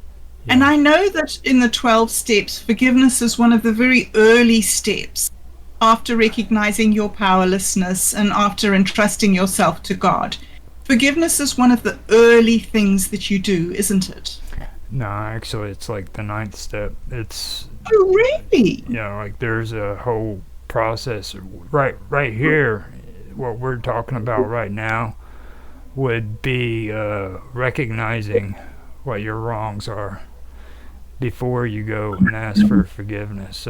So whenever you go and ask for or actually it's not really asking for forgiveness, it's amends. So I want to clarify that. Like when you make an amends and you ask somebody for forgiveness, those are two different things. Like making an amends is an action. So when you go to approach somebody, you have to make amends to them, okay? And that means you tell them where you played a part in the situation, and you say that you'll do whatever it takes to make amends to that person. So when you do that, if they have something that they want you to do for them, as long as it doesn't hurt you or other people around you, or them even, you need to do it. You know what I mean? So that's an amends, and that's one of the things that they forgiveness is important. It is a part of the process when it comes to it, but the amends is a total different area altogether. So but yeah, basically that part is like up in the ninth step of it. So but you say that was where you learned to be merciful, is it? Asking people that I'd harmed and who had harmed me for forgiveness was probably the most humbling experience that I've ever had, because first of all, I had to learn where I played a part in the situation. You know what I mean? Okay. And when I went to that person with the part I played in it, they were more willing to forgive me for what I'd done to them on my side, you know, of the street. And I didn't look at what part they played. I looked at what part I played. And when I did that, freaking, you know, all I can say is it's really it's an amazing experience. You know what I mean? It just does something to you. It's like a weight's been lifted off of you. So right. So is that what is meant by blessed is? That weight lifting off you, is that the blessing?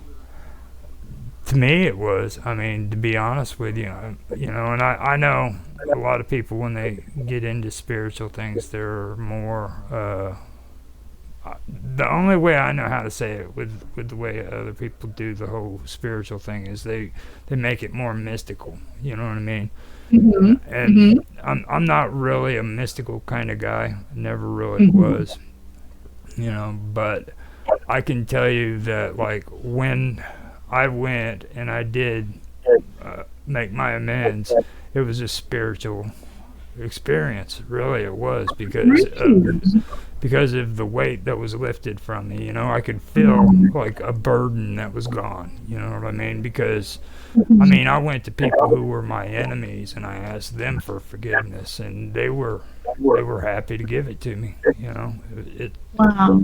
It's just, it really is an amazing experience. So one of the things that I read, let me just look it up here.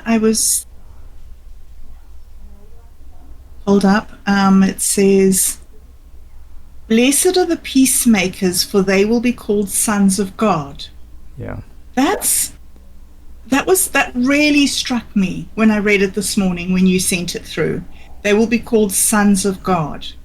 Because sons of God, that's sort of about your character, isn't it? It's not like lineage or something here, because there's no lineage in this. Yeah, it's that by being a peacemaker, you somehow develop the character of God. Well, what it is, and a lot of people in today's world has a hard time with this. Christians, I should say, like they don't like people referring to themselves as a son of God, and the reason for it is it's become commonplace for everybody to call Jesus the Son of God, when in reality the writings themselves say that blessed are the peacemakers, for they will be called the sons of God.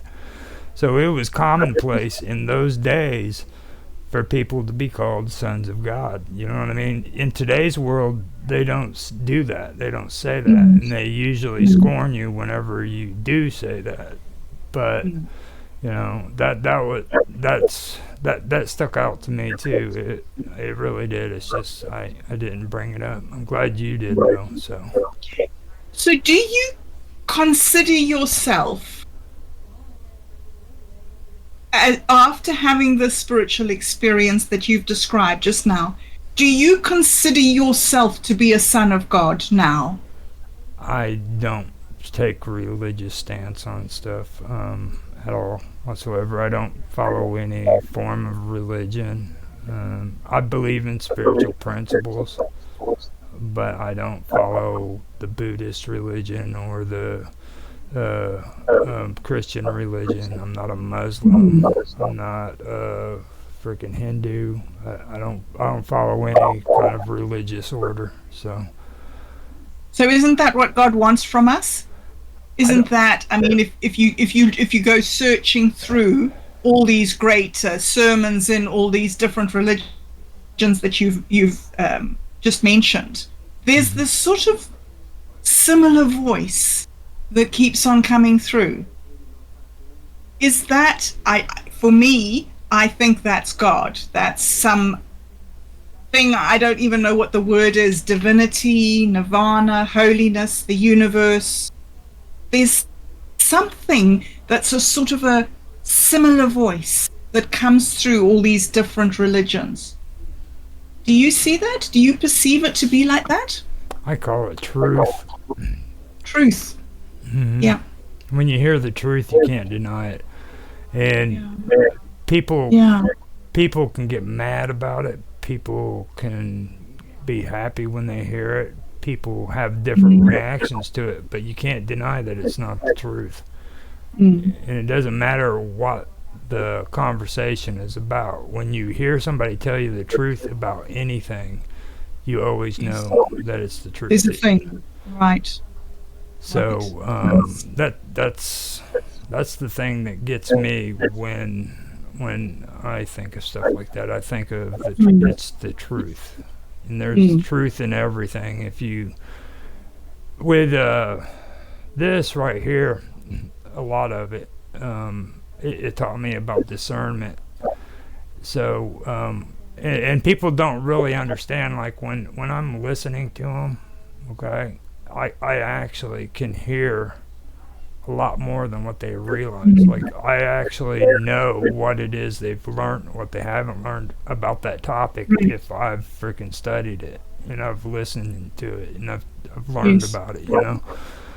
So, for me, the best way of discerning information is to listen to people, you know what I mean, and the way they handle themselves and what they're talking about, because usually people who say they've done this or they've done that really haven't, and everybody just falls in line and they believe it and they don't listen to what these people are saying, you know what I mean.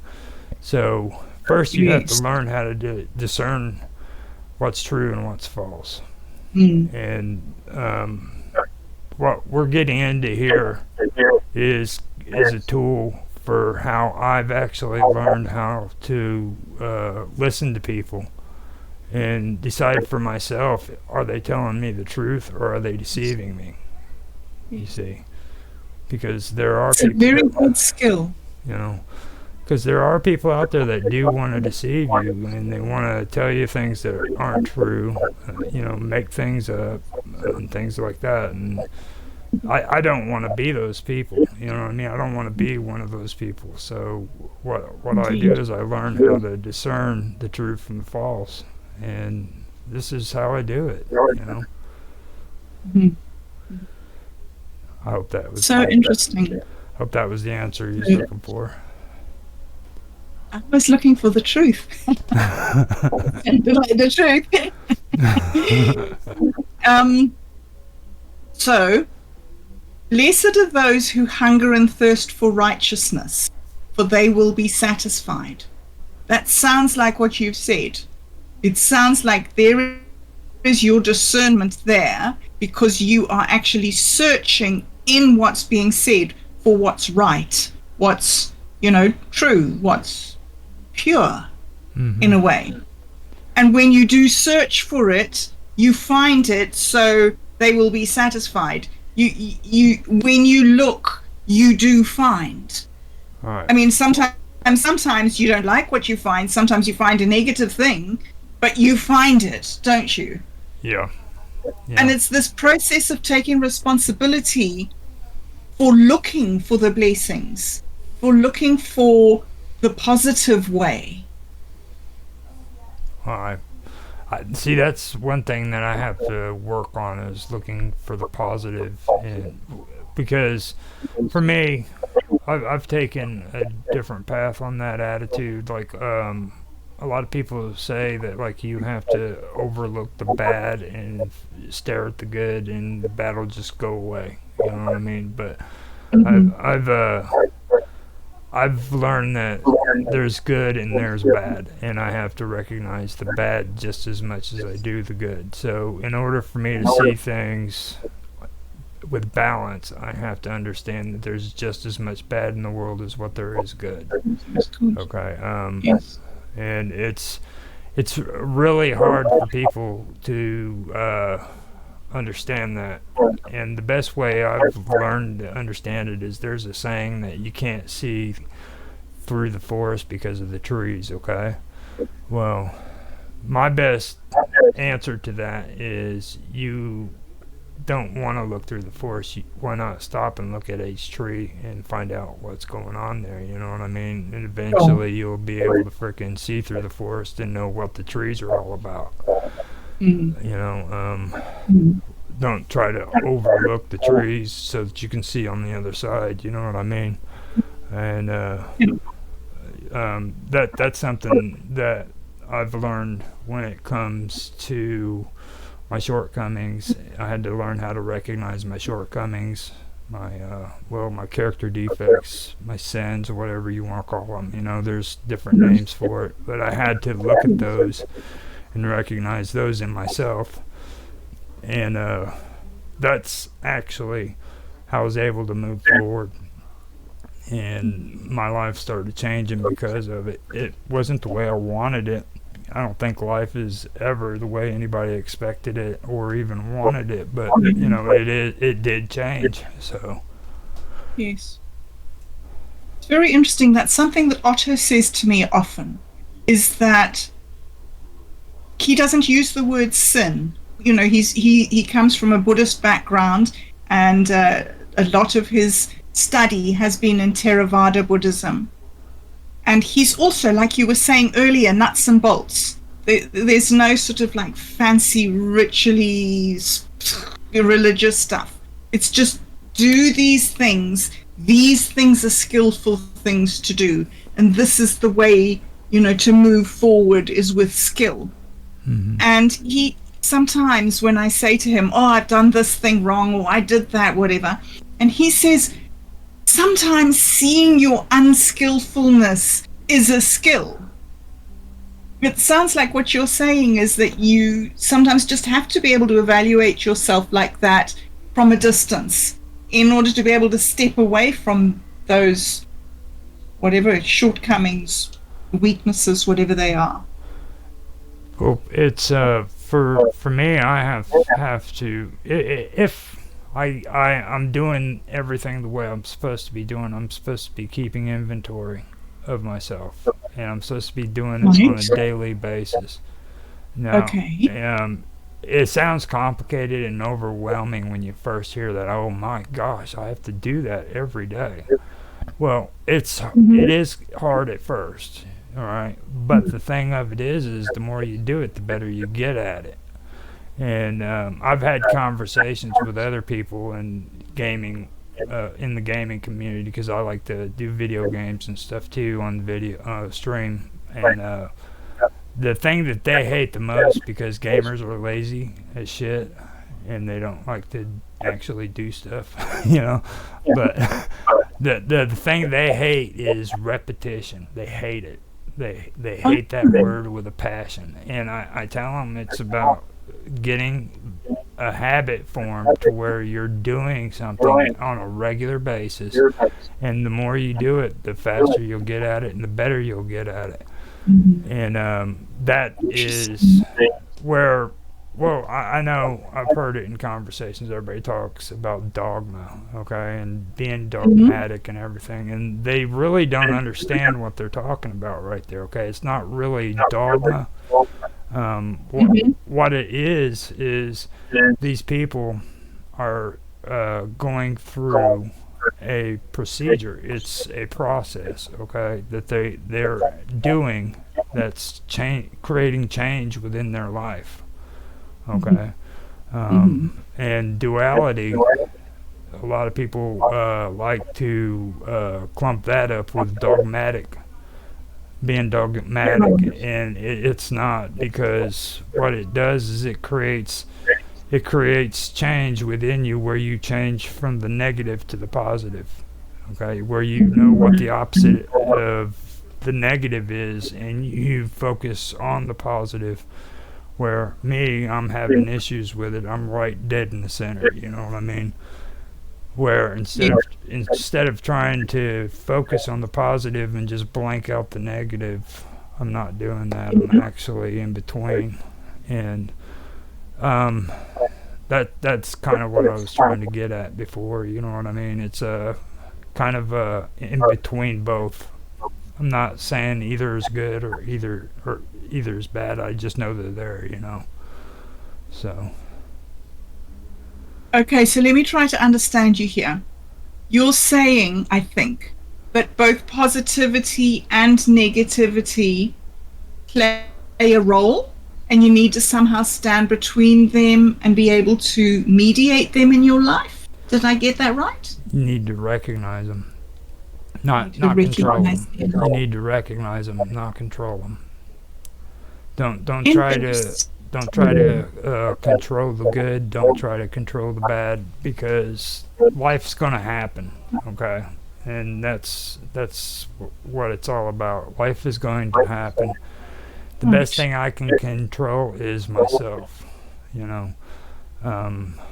don't. That's the only thing I have true control over. And when I say myself, I'm not even talking about the physical self. I'm saying like the way I react to situations, the way I feel, my emotions, things of that nature, my way of thinking. I can change those things.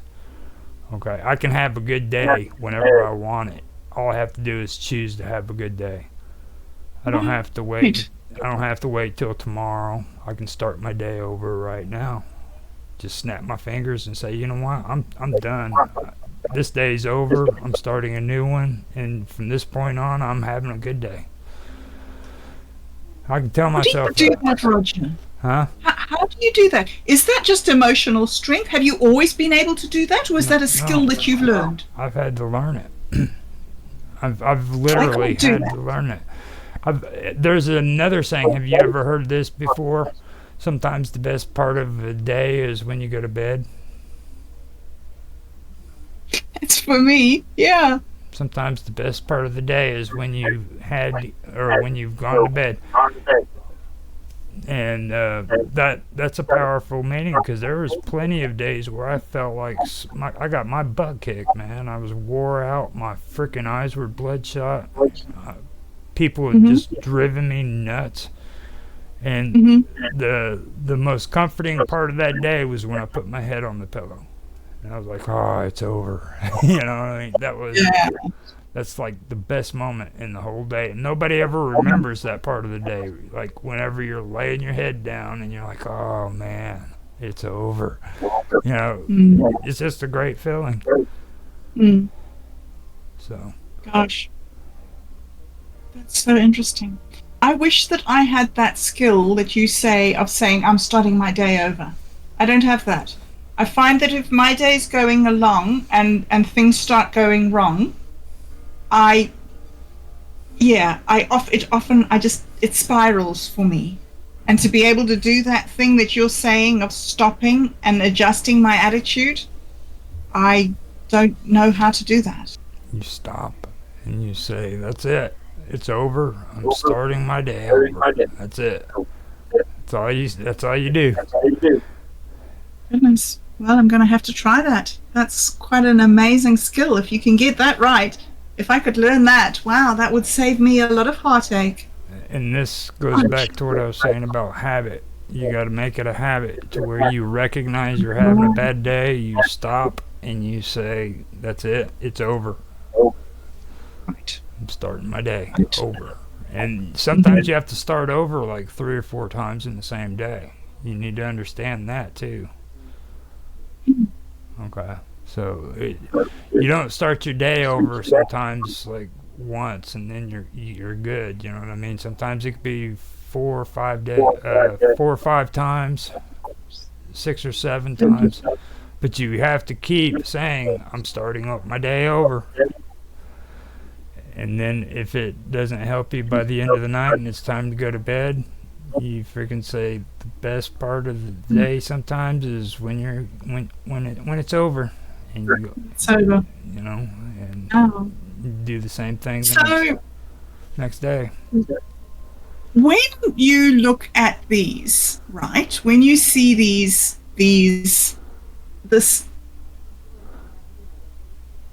sermon, is it? These list of blessings. How do the blessings seem to come out of really miserable things. So, I don't know, I'm just like, the best part of your day is when you lay your head down and it's over. You've done it. You've achieved that blessing. You've somehow earned your sleep. That's quite a spiritual way to go to sleep at the end of your day. Mm-hmm. Well, I like that. Also, let's take a step back a little bit and talk about the feminine aspects of Dharma we talked about before. Okay, now remember I told you there's only 2 aspects that are feminine from Dharma, and that's virtue and purification. Right. Okay, so what we're reading here is the virtues of Christianity. Okay. Mm-hmm. So now we've gone from talking about the virtues in Dharma with Buddha and Hinduism to the virtues of Christianity. Mm-hmm. All right. Mm-hmm. So now you're learning virtue and you're applying it into your life. You see what I mean? Everything we're discussing here has to do with your virtue, being virtuous, Yes. and you're gaining those blessings. And yet, I'm also getting from you, as I listen to you, I'm getting from you that you need this masculine attitude of the strength and determination and self-control in order to put these virtues into practice. So you need to use both these skills at the same time, almost. Well, In order to get the virtue, you have to do the hard yards, the hard work. You have to do the prayers. You have to stop and change your attitude. You know, recognize your attitudes and stuff like that. Right. Now, Yes. the more masculine side of it, that's the action, that's the footwork. These would consist of like doing stuff that you don't want to do. You know what I mean? Because like being honest, when I was sobering up, it was okay for me whenever people told me that I needed to look at my character defects, and I noticed pride, and I noticed, well, first of all, it has to do with what I had to learn. I had to learn through the 7 deadly sins. Okay, that was one of the things, and I learned about my pride. I learned about all the other bad things I had, which freaking I could do without really much actions. I'd do the prayers. I'd freaking, I did the prayers, I did the meditation, I read the books, did everything they said there. I even went to meetings, which actually would be a masculine part of it, because that's something that you have to do. It's like people in church having to go to church, you know what I mean? They do that. Yeah. That's the masculine part of it. That's their duty. So those were things I had to do, you know. But when they start talking about gluttony, you know, and things of that nature, and laziness and stuff, those are things that are really hard, that are really stuck into your freaking psyche. You know what I mean? And they're really in there tight. So in order to do those things, you have to freaking take actions. And that's where the rubber hits the road, basically. So it's kind of a give and take on both masculine and the feminine when it comes to the process, because you can't do one without the other. You know what I mean? These are mostly all feminine from what I've seen, though. There's a lot of feminine in it, because it has to do mostly with love, in my opinion. Right. Yes.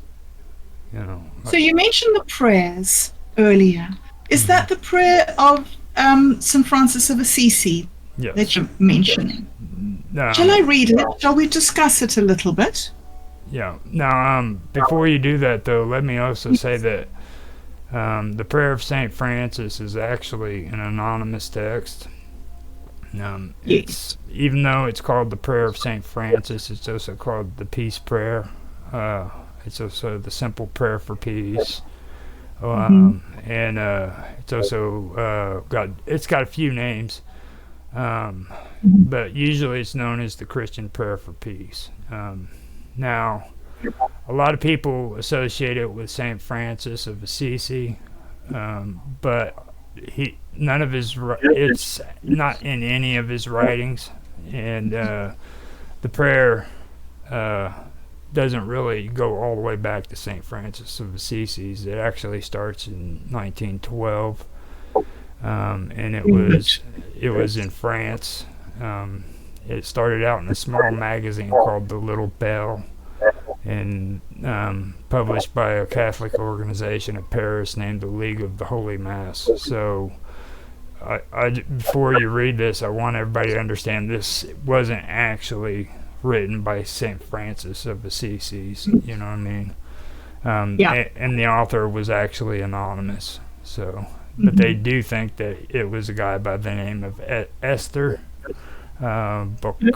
Bocoro or something like that, some weird French name. So after so after saying all that, go ahead. All right. So the peace prayer then. Lord, make me an instrument of your peace. Where there is hatred, let me bring love. Where there is offense, let me bring pardon.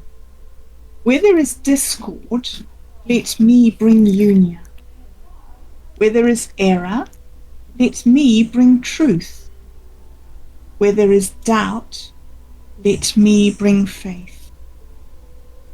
Reg, Rutney.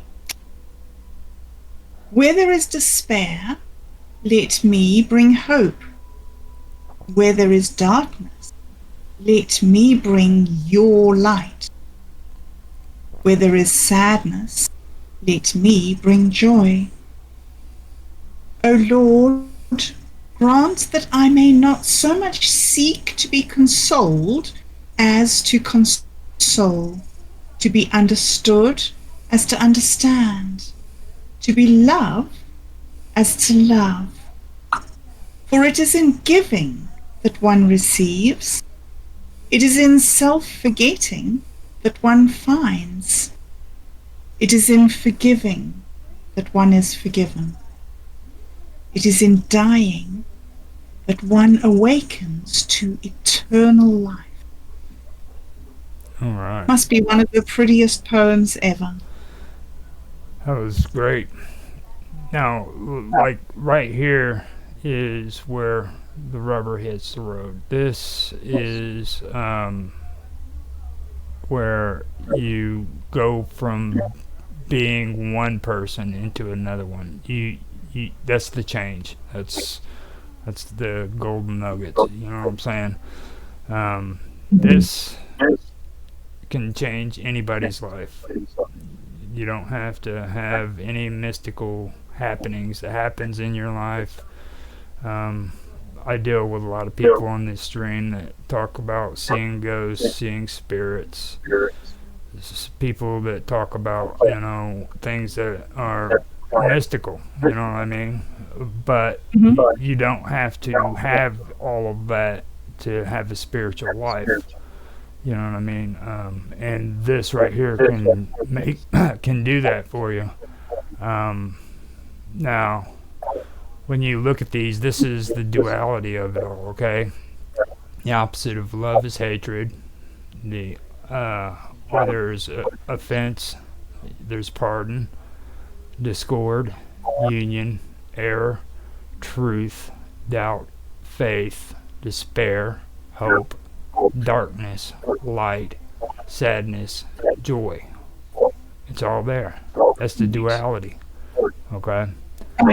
And what I have to do is I have to be able to recognize when I'm having a bad day. I have to stop myself, say it's time to start my day over. Recognize what's going on. Is it hatred? If it's hatred, I have to stop feeling hatred and start feeling love.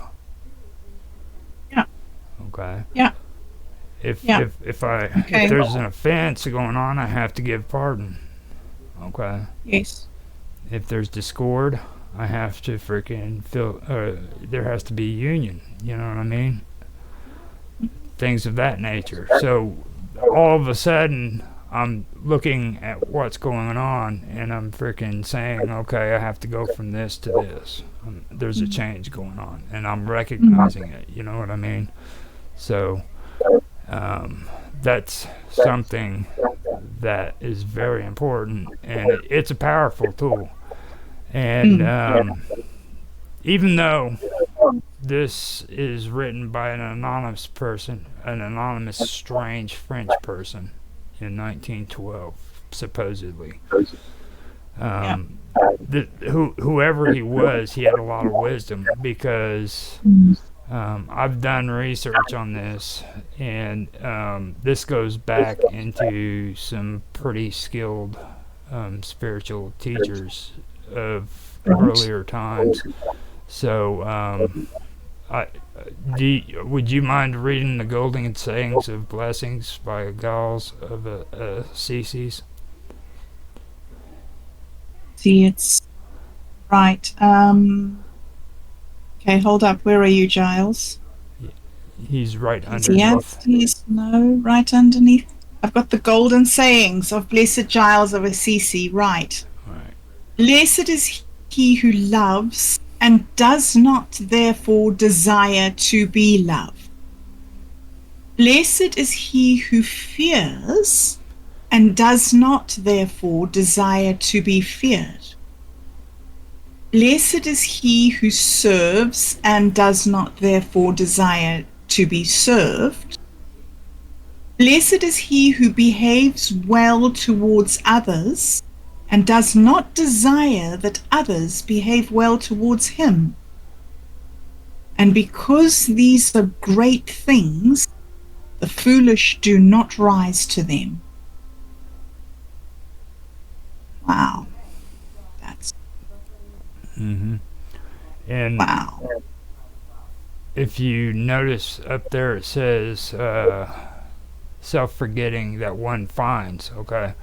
So in order for me to find a new life, I have to learn how to self-forget. A lot of people don't understand what self-forgetting is. I have to forget myself. I have to learn how to take myself out of the equation. Okay, and that's another aspect that's really hard to understand, all right? In other words, I get in the way. Nobody else gets in the way. I get in the way. Whenever something is going on and I'm upset and I'm frustrated, there's a good chance I'm the cause of the problem, because I'm the one getting upset. You know what I mean? Okay, yeah. You see what I mean? So I have to stop. I have to think. I have to say, okay, I'm going to start my day over. Now, what's going on here? And after I figure out what it is, then I have to tell myself, now look, Roger, you're the guy who's getting in the way. You need to get the hell out of the way. You're causing problems here. And once I do that, things seem to work itself out, and I'm doing great. You see what I mean? But as long as I keep staying in that situation and getting in the way, then everybody gets mad at me and I get mad at them, and then we're arguing and we're fighting. Sure. You see? So I'm loving the way that you're explaining this masculinity and femininity. You're talking about, by talking about your process, what I'm hearing you saying is that you are seeking after virtue, which is the feminine skill, using the masculine skill of rationality and decision making. It's very profound. I've so often, when I've spoken to people about masculinity and femininity, we've spoken about masculinity as this and femininity as this, but you're showing this way of using both of them together to achieve some sort of unity and balance between the two, which then gives you this happier life, this more satisfying and fulfilling life. It's if used properly, these principles is a direct line to God, and everybody thinks that I'm crazy when I say that, but it's not. It's not crazy whatsoever. And like I said, it's you don't have to be a part of a religious denomination to practice this stuff. Okay, these are spiritual principles that's been around a long time. I mean, a real long time. So well, I see that here in that last sentence. And because these are great things, the foolish do not rise to them. I always feel that religion is what people who aren't really spiritual do. And when you shed religion, that's when you actually start. That's when you start understanding what God is in your life. Mm. Religion is rules that people follow. Yeah. But spirituality is living out the truth of it. Mm-hmm. Yep. It's so much. I mean, it really, really is an amazing thing. Now, the best way that I can say is,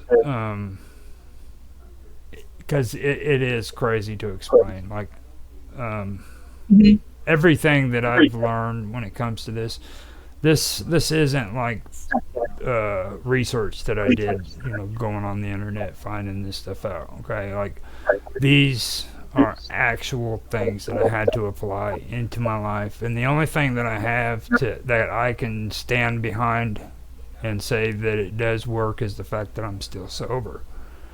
And even then, I can't say that I have a guarantee that I'm going to stay sober, because Sure. nobody can tell what tomorrow will bring. You know what I mean? So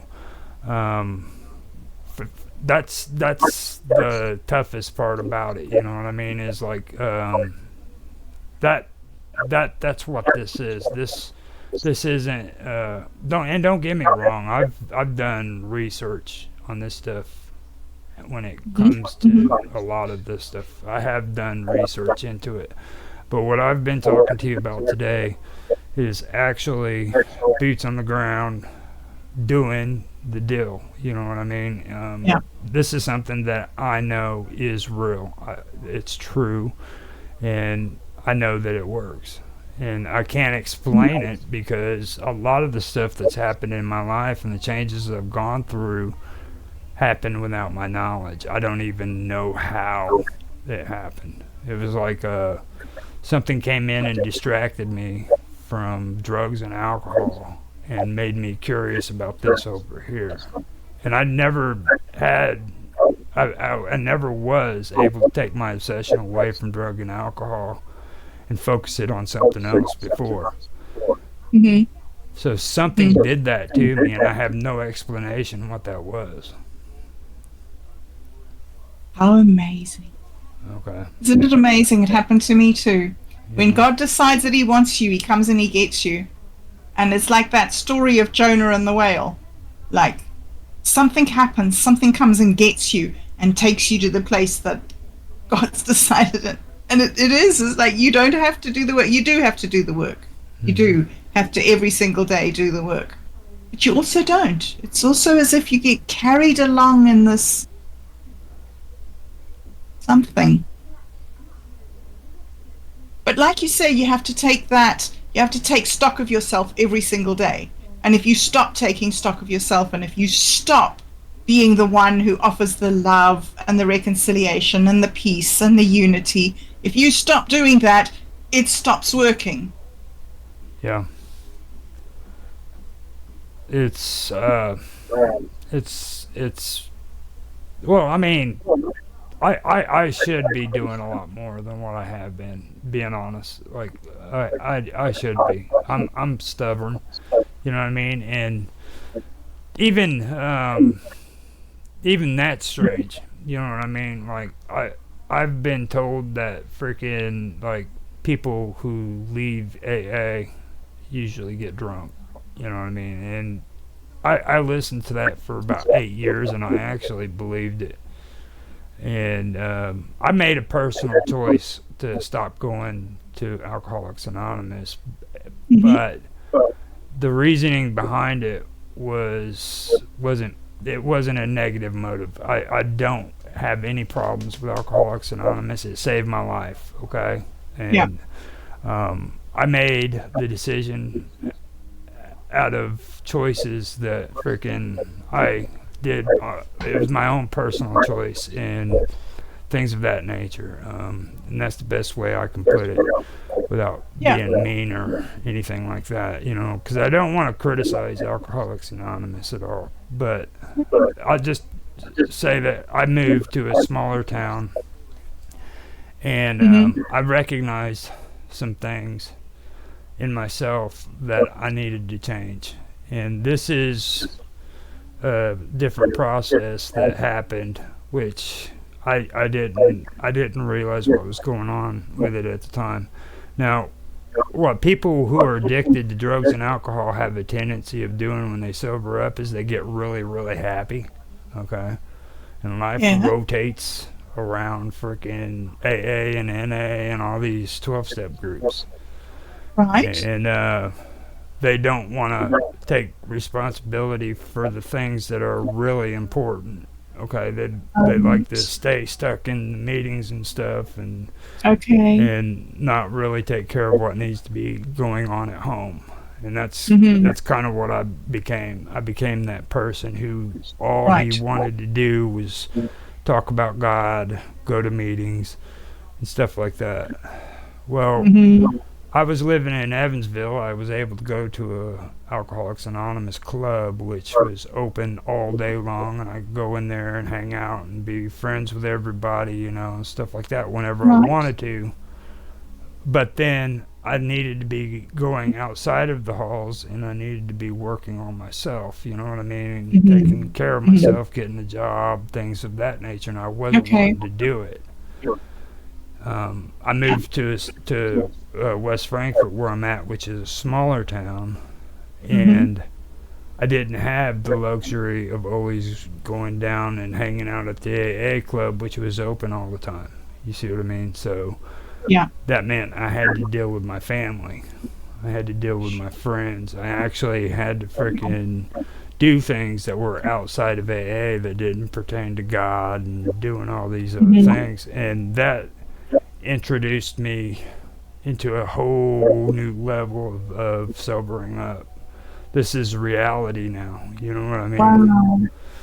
So I was kind of taken away from that blanket of security and put into a place where I had to stand on my own 2 feet, and I had to freaking do it.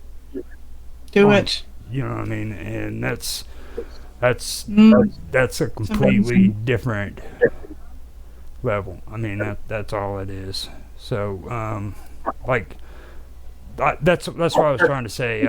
I could be doing this a whole lot better than what I've been taught to do it, basically. And Roger, I don't know. Do you know that there's a 4% success rate of AA? Yeah, I know. 4% of AA people stay sober for more than 5 years. And so they're being you're nice. pretty special. They're being nice. You're pretty amazing. Like you say, you're not doing really well, but I mean, you're doing better than 96% of people. Well, I mean, you do know what recovered is, don't you? Recovery? What? No, you know what recovered is? You know what a recovery, or you know what a recovered alcoholic and drug addict is? It's a dead. It's a dead drug addict and alcoholic. They've recovered when they're buried. That's. And you go to heaven. Sounds like you've recovered from life. Yeah, right. Wow. So you're always in recovery until you die. You're always doing it. So when you hear people calling themselves a recovering alcoholic, they could be 20, 30 years sober. You know what I mean? It's amazing. So amazing. And you know, there's no guarantees on tomorrow, so that's kind of what it really comes down to. So you need to learn how to, you know, live your life for today. Tomorrow, yes. How is it? Today's the present. Tomorrow is, you know, how does that saying go? How does that go? Yesterday? I know that. Today's the present, and so that's why it's a gift. Yeah. What? Yeah. Tomorrow is no guarantee. Yesterday's happened. Today is the present, and that's why it's a gift. I think it's something like that. Yeah, something like that, yeah.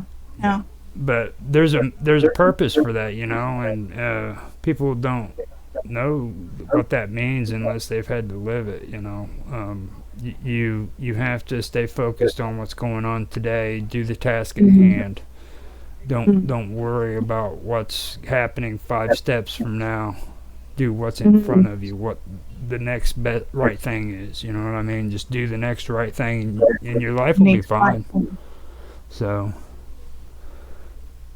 wow. and we you see, that for me is far more profound. That for me is far more profound than going to church or observing rituals or burning incense or whatever it is people do. It's like to have that strength of I don't know even where the strength comes from, but to have that strength to just keep on doing it now. Like grit your teeth and do the task.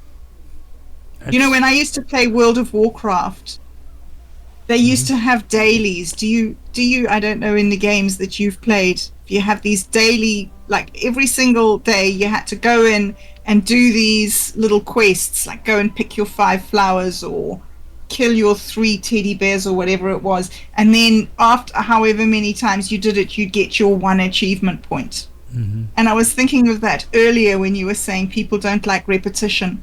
One of the most important things I learned from gaming was how to do the same thing every day. Because it like taught me that I had to wash my dishes every day. I had to make my bed every day. I had to do these things. And you have to. And if you stop, everything just goes away. All the progress that you've made goes away, boom, in one day. And you could have been doing it for 10 years or 15 years or 30 years. And you spend one day not doing it, you've like blotched your copybook. Yep. That shows you how important all that repetition is. If you keep it in mind that you're doing this stuff so that you can feel good at that time, then you'll be all right. But if you think that freaking the stuff you're doing is ensuring freaking that you have a better day a week or a year from now, then you're going to be sadly mistaken. Yeah. You see what I mean? Yeah. Because eventually that's all going to vanish if you stop doing what you're doing on a regular basis. You know what I mean? So. Yeah, indeed. Indeed. It's well, we have one more prayer, I think. Do we have one more prayer to talk about? Oh, we've got 2. We've got the now golden the golden sequence. This is golden sequence. Yes. This is a strange one. Now the golden sequence. There really isn't a good way of reading this off. To be honest with you, it's something that goes back, and it like the golden sayings of blessed Gaius of Assisi, whatever. His stuff comes from this. It's called the golden sequence, and this is what a lot of the Catholics believe in, and it was used in the early churches. So it's not really a prayer, but it's just like a sequence. Right. So if you sequence of thinking. All right, let me read it. Okay. It's kind of confusing too when you read it, so just kind of read it out and hopefully it sounds good. Okay, let's give it a go. Okay. All right. So, come, Holy Spirit, and send out from heaven the ray of your light. Come, Father of the poor. Come, Giver of gifts. Come, Light of hearts. Greatest Comforter, sweet Guest of the soul, sweet consolation. In labor rest, in heat temperateness, in tears solace. O most blessed light, fill the innermost heart of your faithful.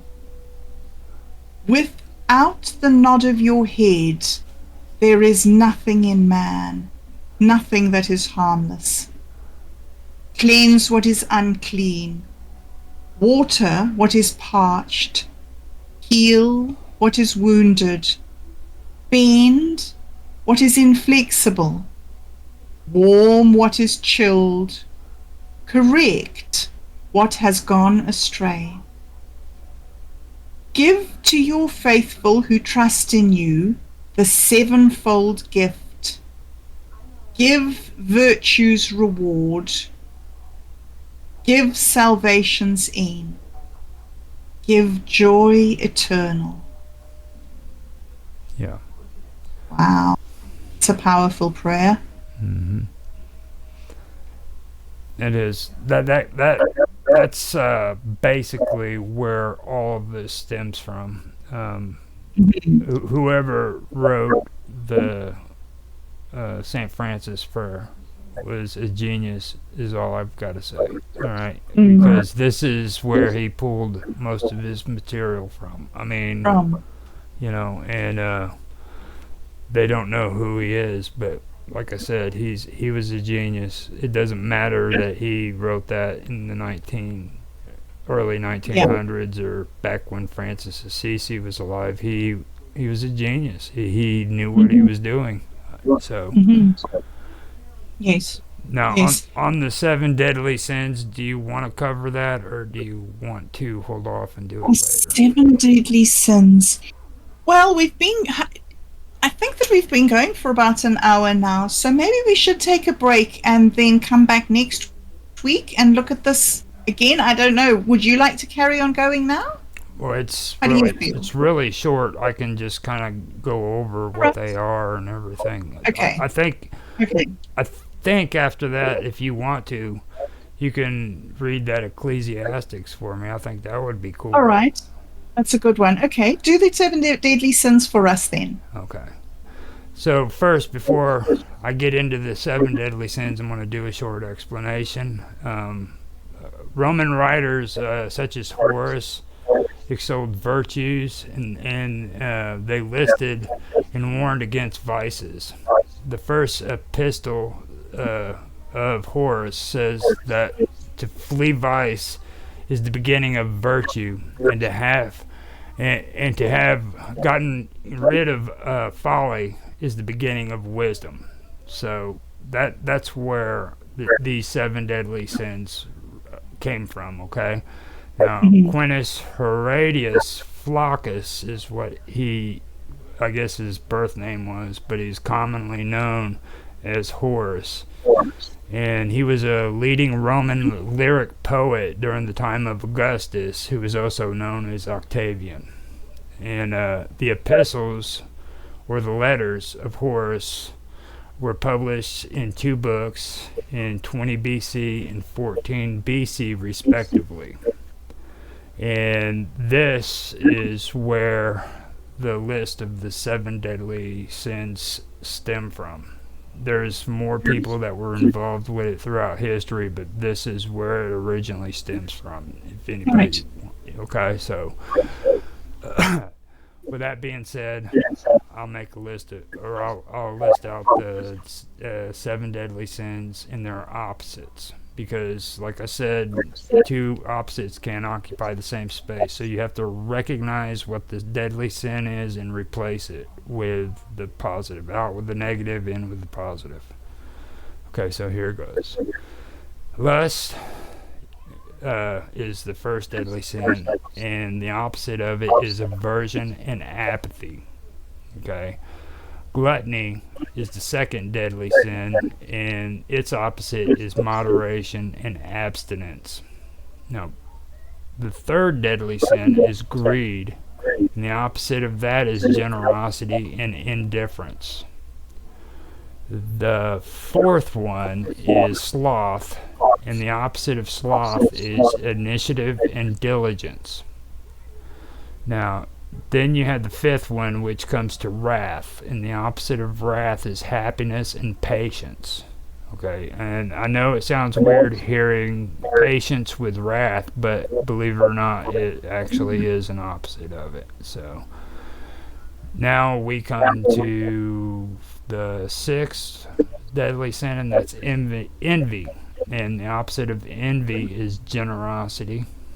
And the last and final one, which is pride, comes humility.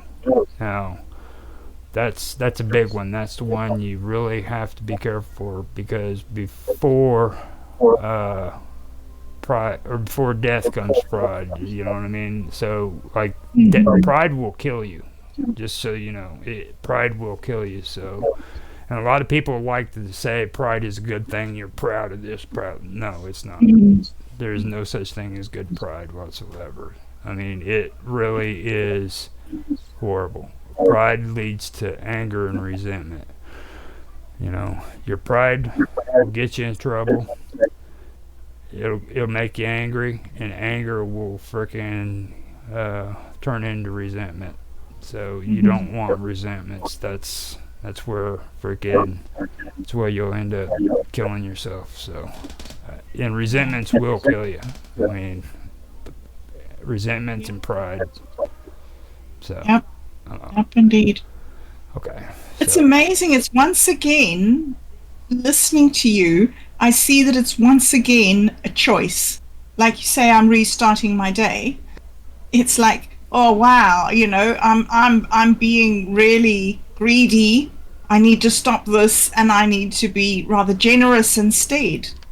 It's a mind game, isn't it? Yeah, it really is. Well, people will raise you to freaking believe that you have to do mind over emotion, okay? Yeah. But nobody ever wants you to freaking think on emotional levels, okay? Like, use your mind to recognize your emotions. So you run around most of the time in your life just thinking, and you stuff down your emotions until you get to the point where you don't even know they're there.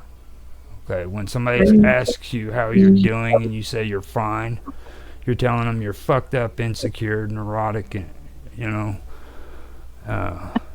and emotional. That's what you're telling them. You know, and that's true. It really is, because nobody's fine. That's not even emotion. Okay. No.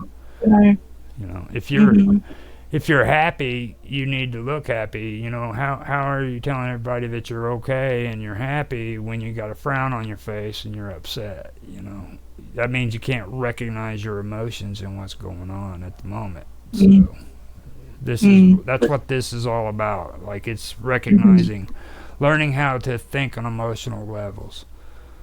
Yes. So. Yes. And then do something about that. Right. Yeah. And that's exactly what it is. I find it very helpful to have this list. I know the list of the 7 deadly sins. I've come across it often in my life. I haven't ever before, until today, come across the opposites of it. I've always had, like, don't do this, but not do this instead. This is supremely helpful to have the actual antidote, if you like. And it's been handed to you. It's been there all your life. It's just nobody. It's been there all my life. Nobody's ever told you. And I'll go back to what I said before. Let me first clarify this. This has nothing to do with the Catholic Church. It has nothing to do with any Christian church whatsoever. It has nothing to do with Buddhism, Hinduism. Now, these are spiritual principles that are in every single religion. And every person on the face of this planet who's been involved in religion has been taught this. They just haven't been told about it. They don't know that these are the solutions. Yes. Fascinating. So good. It's amazing. And you can find them everywhere.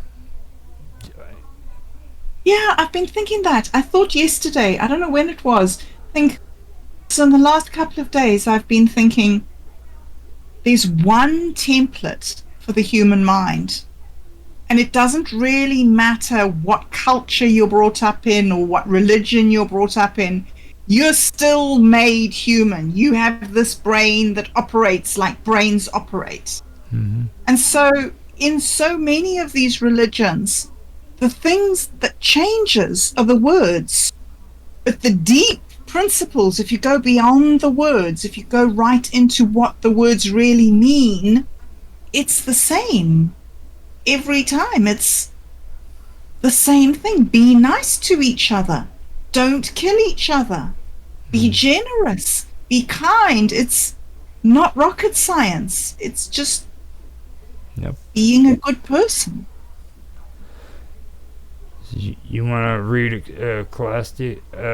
Ecclesiastes. Yeah, sure. This is beautiful. All right, so Ecclesiastes 3, 1-8. To everything there is a season, and a time to every purpose under heaven. A time to be born and a time to die. A time to plant and a time to pluck up that which is planted. A time to kill and a time to heal. A time to break down and a time to build up. A time to weep and a time to laugh. A time to mourn and a time to dance. A time to cast away stones and a time to gather stones together. A time to embrace and a time to refrain from embracing. A time to get and a time to lose. A time to keep and a time to cast away. A time to rend and a time to sow. A time to keep silence and a time to speak. A time to love and a time to hate. A time of war and a time of peace. Pretty good. Yeah. Pretty cool. And neither of those are put above the other. It reminds me of what you were saying about Zoroastrianism and how good and evil, neither one is more important than the other. They just both are. Now, in the Christian belief in Judaism, even the Jewish belief, they believe in God's will, that God controls both the good and the evil, and it's God's will. So there is a shift there, when it comes to that. So yes. But I mean, the message is basically the same. You know what I mean? Like when you look at right there what you just read, there's a season. There's a time and a place, you know what I mean? This too will pass, like I said, this too will pass. It doesn't matter if it's a good time or a bad time, this too will pass. Yeah. So. Yeah. And then it'll come again. Goes round and round as the seasons do. I think John left a message for you on the chat. Oh, he did. What did he say? I can't read it. It looks like his avatar, but I'm not quite sure. He's probably telling us to get off the stream. He said, "We've had enough of you. Get out of here." Hey, you done talking, guys? Oh, okay. There it is. Message removed. It was probably a spammer. That's my... Yeah. It says message retracted. Guardian jackpot. It was retracted. The stream. Okay. The stream was paused, I guess. So I see. No, it's back on now. Okay. It's back on. Yeah. I ended up putting it down. So, well, I guess that's it. We went through all the talking points, didn't we? What a fascinating conversation. That was so interesting and so good. Thank you so much. Thank you for all your insight. Thank you for being here today. And thank you for doing all the streaming and all the hard work. It was just a really, really pleasant discussion. And we will be back again this time next week. Roger? Okay. Sounds good. Okay. So thanks everybody for joining us and for listening. Thank you, Roger, for being here. And until next time, goodbye.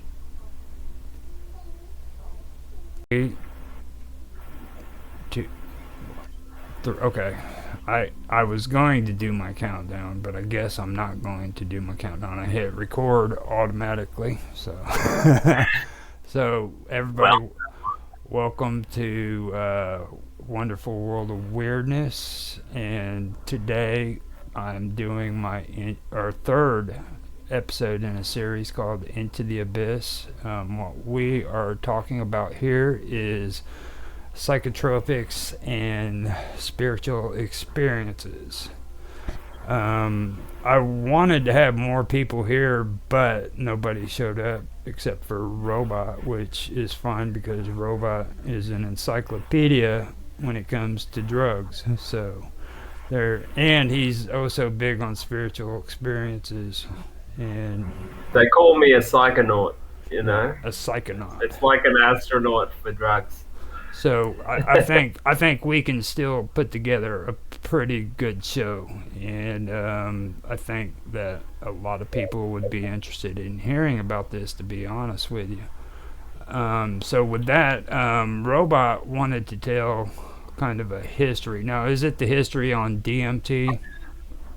Yeah, so that's gonna be our focus, right? Is DMT specifically? Well, psychotropics is what I was. You want to generalize it over all of them? But I do want to focus a little bit on DMT because there's a lot of misconceptions about DMT that people should know. You know what I mean? Yeah, for sure. Especially when it comes to the chemical aspects. You know, what's taking place there. So. All right. Well. You know, it's important, first of all, to know that before we knew of these substances as psychotropics or psychomimetics, as they call it in medicine, which means just mimicking a psychotic experience, they were actually used as spiritual compounds in tribal cultures in ancient times, right? And we have traditions from all around the world that have used psychedelics. Also, plant-based psychedelics, by the way, is known as entheogens these days. Entheogen comes from the Latin terms that means creating or generating the God within. Entheogen, okay? I might want to just also show you guys, I've got a group on Minds dedicated to this topic. It is called Entheogenic Portal. Let me just get it up for you. And entheogens have been used in South America since at least 10,000 years ago, in the form of in various forms, you know, whether it's mushrooms or ayahuasca or toad or cactus. There's literally hundreds of different types of psychedelics in nature in the Amazon. And in this group we've got in Minds, that we've posted a few books there as well that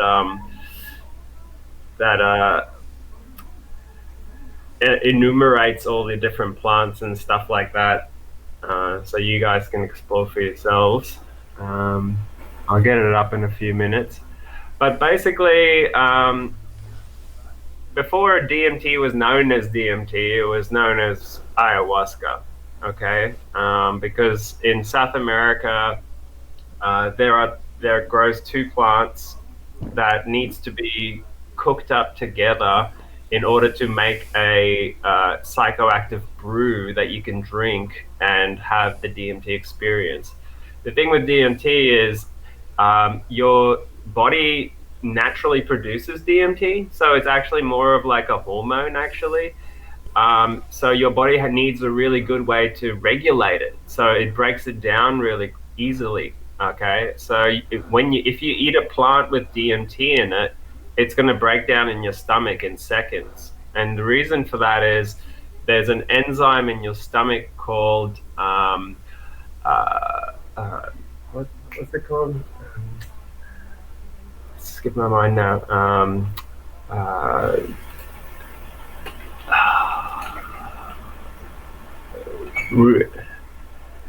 Anyway, it'll come to me in a second. Right. There's an enzyme in your stomach that, man, I should know this. That breaks down DMT, or it breaks down all amine compounds, right? And that's like monoamine, not transferase, monoamine oxidase. That's it, monoamine oxidase. Okay, that's the enzyme. I'll even look it up for you. Just keep on going with what you're talking about, man.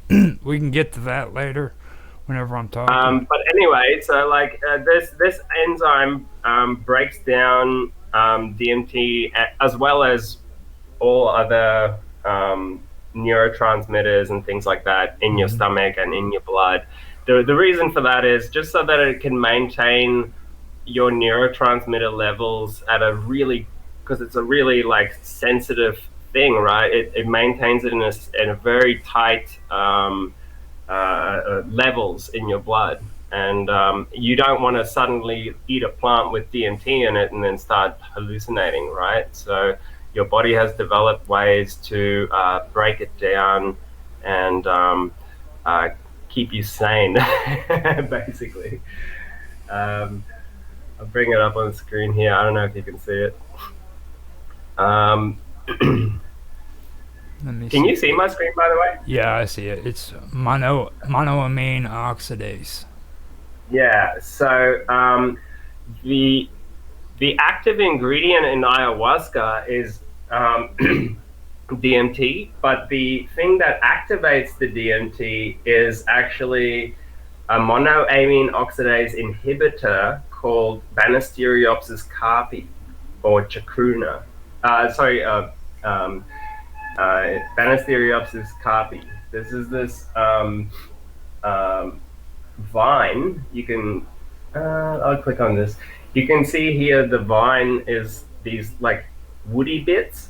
Inside those woody bits is a monoamine oxidase inhibitor, and that actually prevents your stomach from breaking down the DMT. Okay, and the DMT is in these green leaves. Okay, which is the chacruna, or the Psychotria viridis. This is the other plant. It's kind of like a coffee plant in South America. And if you brew those two together, it makes the DMT orally active, and you can actually drink it. And it lasts for, up to 6 to 8 hours if you drink it. But in more modern times, people have discovered that DMT is an indole alkaloid, and it is able to be extracted through acid-base extractions, and we can purify it into its pure form, which is now known as DMT, or N,N-dimethyltryptamine. Right? Yeah, that's kind of the procedure that I'm wanting to get into later on with the new stuff. So. Before we go into that, interesting story, and I just found this out by chance talking to people as I was like traveling around the world. Australia also has its own ancient DMT traditions with the Aboriginal in people in Australia, and like in ancient times, certain acacia trees, contain this DMT, and they used to trade the bark and the leaves from these trees between tribes over really, really long distances, right? And in some places, the DMT is so strong in the acacia tree that they could like peel open the roots and like actually like find these red veins of DMT in there and smoke them. And there's other parts of the country where, like up north, northeast, where they would, when they want to wed a woman into the tribe from another tribe, they would hollow out an acacia tree's trunk and make like a canoe out of it, and then they would fill it up with water.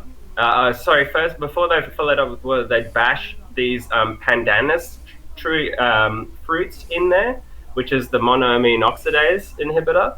But it's like a certain variety, this corkscrew variety, and they'd bash it in there, and then they'd fill it up with water and let it sit for 2 weeks. And the DMT would infuse into the brew, and they would, have like a wedding ceremony and drink this DMT brew in Australia as well. That's very interesting. And I will also remind you guys that, Moses and the burning bush, it has been said that when he went up on the mountain, in Mount Sinai to talk with God, supposed God, that was an acacia tree that was on fire, right? And that makes that brings the question up, right? Whether it's whether old Moses was actually fucking tripping balls. Yeah. Back in biblical times. You had something interesting up on the last screen that I do want to talk with you about on there. It mentions THH. Okay, like, can you scroll back or go back to the last page? Down towards the bottom. In right here where it says THH is in where is it? No, it's the one. I think you went back one extra page or something. THH. Yeah, like hit your arrow going to the next page forward. I think you skipped it. This is the only page I've been on. This is it. You're right. It mentions it as there it is. There it is. What here? About monoamine oxidases. Yeah. There's a part in there where it's mentioning down. So that's actually. There it is, right what here. What were you going to ask, sorry? Now, it says right here, although orally inactive and B copy, it is rich on hamala alkaloids such as harmine, harmaline, and tetrohydroamine, which is THH. Tetrahydroharmaline, yeah. Now, I've also heard of THF being used as well for as a solvent when it comes to the procedure. Now, we'll get to that. But that's. But do you know much about? Do you know much about? I know a lot about that, and I will talk to you about it in a second. But you just mentioned something. These harmalines, right? Yeah. This is a massively underrated aspect of this whole DMT discussion, because these compounds are actually quite powerful, and they're really useful as well in terms of sort of self-medication, or they used to use them as antidepressants and things like this in medicine, but the ancient shamans also used them in their ayahuasca brews, right? Mm-hmm. And you can find them in this thing called Syrian rue, and you can find them in large quantities in there, which comes from Iraq, I think. And it's actually, you can extract the same compounds from that you can get from ayahuasca, and so you could do your own DMT brew with this Pagnum harmala seeds, which are really, really cheap and really, really abundant.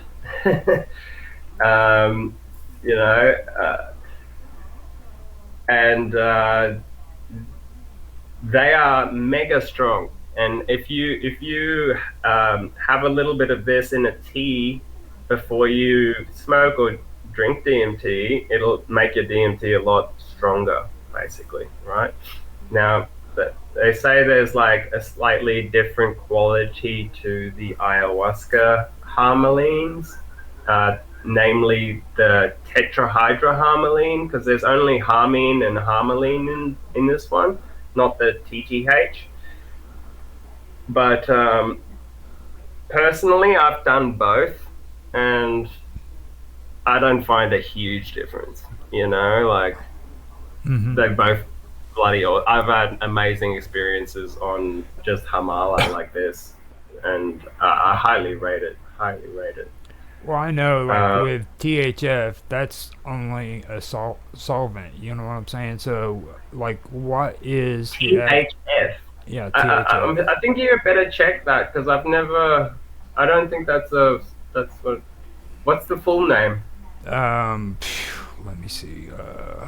It has to do with basically it's the procedure of when you. Well, we were going to talk about it later. It's the procedure of when you use methyl groups like the CH3 and all that. CH3.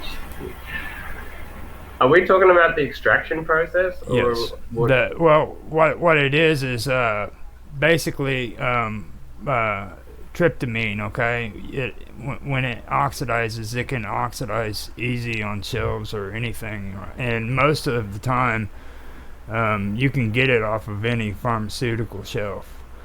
Okay. So what you do is when it's oxidized like that, it has a tendency of turning orange or brown in color, and it needs to be recrystallized. And to do that, you have to boil it usually in heptane or hexane. Well, no, wait. Are you talking about synthesis or are you talking about extraction? Oxidizing and then extraction. Yeah, it would basically be the procedure of recrystallizing it. Okay. But that's three different things you're talking about. Let's start from the beginning. Okay. There's two different ways to get DMT. You're either extracting it from a plant or you're synthesizing it from chemicals, right? Yeah.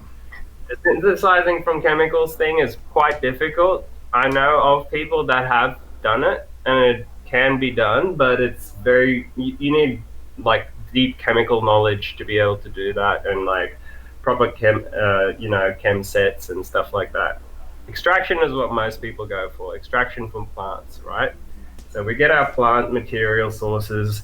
Some people, order stuff from the Amazon. I don't recommend doing that because they tend to pillage. Like, we can't have the whole world pillaging one spot. I recommend people start growing their own plants, if they're going to be extracting it, at the very least, as a gift back to nature, because we can't all just, like, pillage nature, because then there'll be nothing left. That's why I've actually stopped taking it and doing it, because too many people got too greedy. And anyway, so... with the extraction process, the first thing to know is you need to have safety equipment, especially eye goggles, right? Because you don't want to splash some of these chemicals in your eyes, you'll go blind straight away. That's the most important thing. Solvents that are used, these are DMT alkaloid, okay, is it's more... it's got a longer shelf life when it's in its acidic form compared to when it's in its free base form. Do you know what I mean by those terms? It's like when the pH acidity is less than what was it? Less than what's neutral again? pH neutral is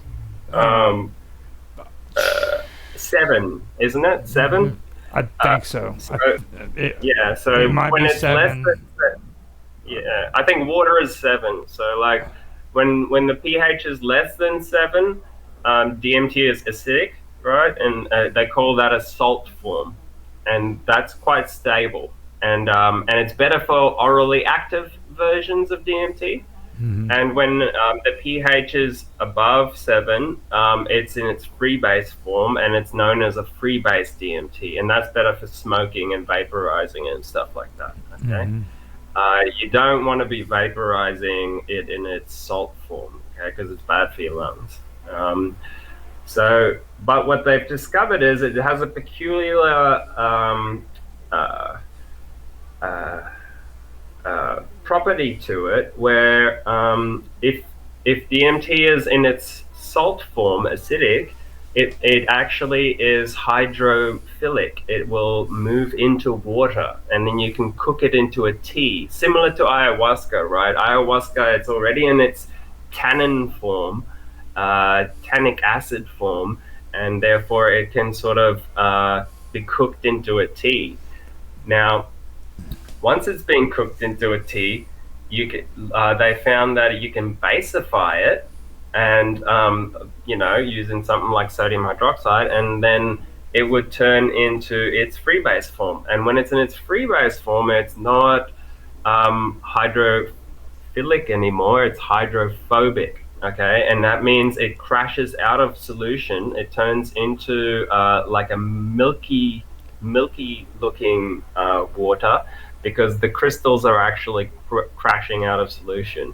Mhm. And what you can do then is you can add your solvent, and that the DMT has an affinity for.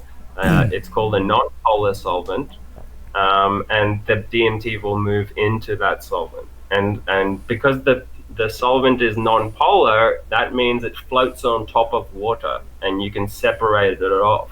It's not miscible. It doesn't mix with the water, right? Yeah. And once you've got your DMT in the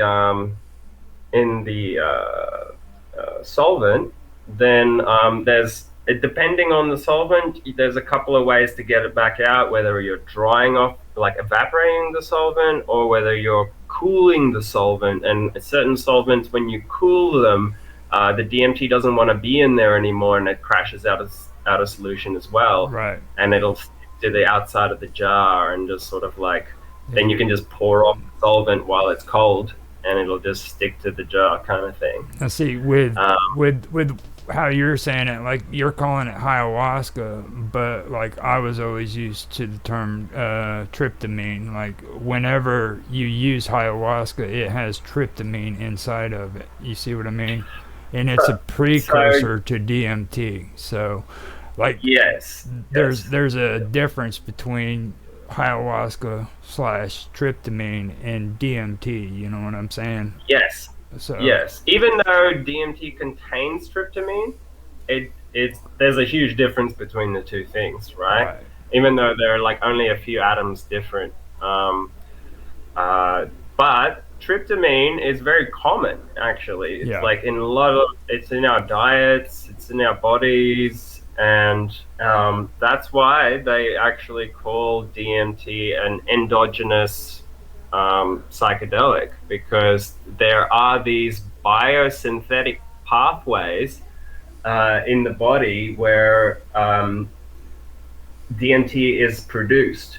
And so they found out that tryptamine can actually be turned into DMT with these certain enzymes called indole methyltransferase. Indole ethylamine N methyltransferase, INMT. Okay, this is a really interesting area of research that hasn't been pushed far enough yet, actually, because I found out that if you took that enzyme and you put it in a bacteria, or in like a mushroom, you could actually produce DMT by feeding it tryptamine. And so like this is something I would like to experiment with one day, and it'd be interesting if we could just like create a little bioreactor. Yeah.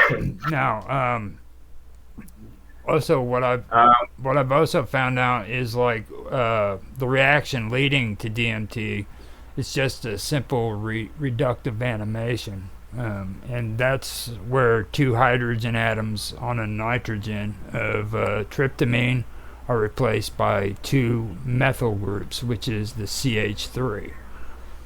Okay, that's the CH3 that I was talking about.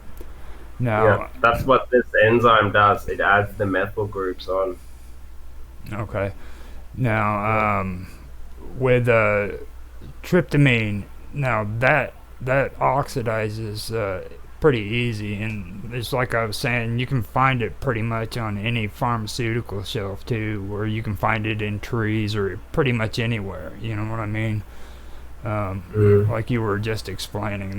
That's what I was going through right there. So, and now I was told that it needs to be recrystallized, and they do that by boiling heptane or hexane with it. Well, yes. Wow, good work, Roger, with your research. Yes, that's something that actually a lot of people don't do, and that's why it's not a good idea, in my opinion, to just smoke random people's DMT, because there's a lot of like bad chemists out there. They're not even chemists; they're just backyard chemists that don't know what they're doing, and they don't end up cleaning up their DMT, and you end up with all sorts of unwanted things in there, and it can be harsh on your lungs or potentially dangerous. So like, yeah, it's better to either do it yourself or like to really like get it from a friend or someone that or like at least question them about their practices and stuff like that. Like, it's actually better to do it yourself, because then you know what's going on. But so when you have the DMT in the solvent, like we're talking about, and you've crashed it out into solution, out of the solution into a crystal, it might still have other alkaloids or other oils in there, right? And at that stage, you could do a recrystallization to further purify it, and that will remove stuff like NMT, 5-MeO-DMT, and a whole bunch of unknown other, what we call jungle alkaloids, that are also in various plants, that hasn't been documented yet. So each plant has a slightly different character to it in terms of the alkaloid profile, Now you're talking about reduction agents, right? No, not necessarily. Reduction agents, like stab. Is acid a reduction agent? Yeah. Like, have you ever heard of stab? Stab. It rings a bell, but I can't remember what it is. It's a sodium cyaborahide or something like that. Borahydride. Okay. And then there's another one. It's called sodium triacetoxaborahydride. And what do you do with it? You use it. Sounds complicated. You use it to. It's a reducing agent where you go in and it cleans everything out and everything. And like methanol is one thing that they were always talking about. Like, people would actually use formaldehyde to some points where they would actually use formaldehyde for the methanol and everything, and for the reducing agents that go into basically cleaning it up, like you were talking about. Man, that sounds mega complicated. That must be that must be chemists that were doing that, not fucking backyard chemists. Yeah. Well, most of the stuff. Send me that paper, because I'm interested. But I can tell you how, like, the psychedelic community people do it. They don't. They don't do it necessarily how the chemists do it these days. There's a lot easier ways to do these things. Now a lot of these guys that I did it to, they were like one of them went on to a board. He was really popular. It was called Science Madness, and like they would do experiments and shit and get all freaking sciencey with it and everything. So that's the one place I went to, and I don't know if you've ever heard of what was it? Oh shit! I put Arrowwood. I think, yeah. I know Arrowwood. Yeah. Yeah, Arrowwood. Yeah, they have a lot of information on there too. So. Yeah, no, that's a good one actually. This is another one I want to point out for people is DMT Nexus. This is how I got started, and this is a massive. This is like the Bible of DMT. You know, this website. Like people have been contributing knowledge and experimentation here for like 20 years plus, and all the techniques and tools and everything you need is in there. So like, if you ever want to, if anyone's like mega interested in learning themselves for spiritual reasons or whatever, go have a look in there. Now the Science Madness one is actually on the art and science of amateur experimentalism. So that's Arrowwood is really good for like understanding drugs in general, and like this, it should always be your first point of call before you take a drug. You know, like go on Arrowwood, look at the dosages, look at the safety, you know, and it'll tell you, you know, everything you need to know on how to take something safely. Okay, and don't ever take something without knowing what it is. For example, DMT is here. Go in there. Go in here. You probably stay away from the law section and go straight to the section. Wait, what's wrong with the law section? It'll just make you paranoid. Don't worry about it. It'll just make you paranoid. So here's the common dosage for DMT. Now, mind you, this is pure DMT that's been recrystallized, you know, like that'll give you a breakthrough dose, about 30 milligrams, a strong dose, you know, 50 milligrams. I tend to overshoot rather than undershoot, you know, because you can't, when you start to have it, you tend to fuck it up a lot of the times because you start tripping out before you've actually finished the dose, the pipe. So, and a lot of people. Well, actually, I think I messed up on my last college comment whenever I was talking about the reduction. The reduction is the methanol. They were talking about the reduction in the breakdown whenever freaking you go through the cooling process. They say you'll lose a lot in the cook. You know what I mean? When you're actually doing it because of evaporation. So like you don't want to add too much acid to the tea when you're cooking it. You can break down the DMT that way. If you, like, for example, if you add hydrochloric acid, okay, you don't want to have it go really, really low pH, because if you're cooking DMT at a really low pH, it can break down some of it. So, yeah. Yeah, see, I apologize about that. I got confused there for a second. Yeah. No, that's a good point. That's a good point. I tend to forget that actually. And like the stab is what they use for that, to try to prevent as much of it as possible. And I guess they say like that's why they started using the formaldehyde. And for me, I think that's insanity, because, like, you know, I don't know. I've tried to look it up and I couldn't find anything about formaldehyde. That sounds crazy to me. I believe the article I had was DMT and for formaldehyde, just straight up DMT and formaldehyde.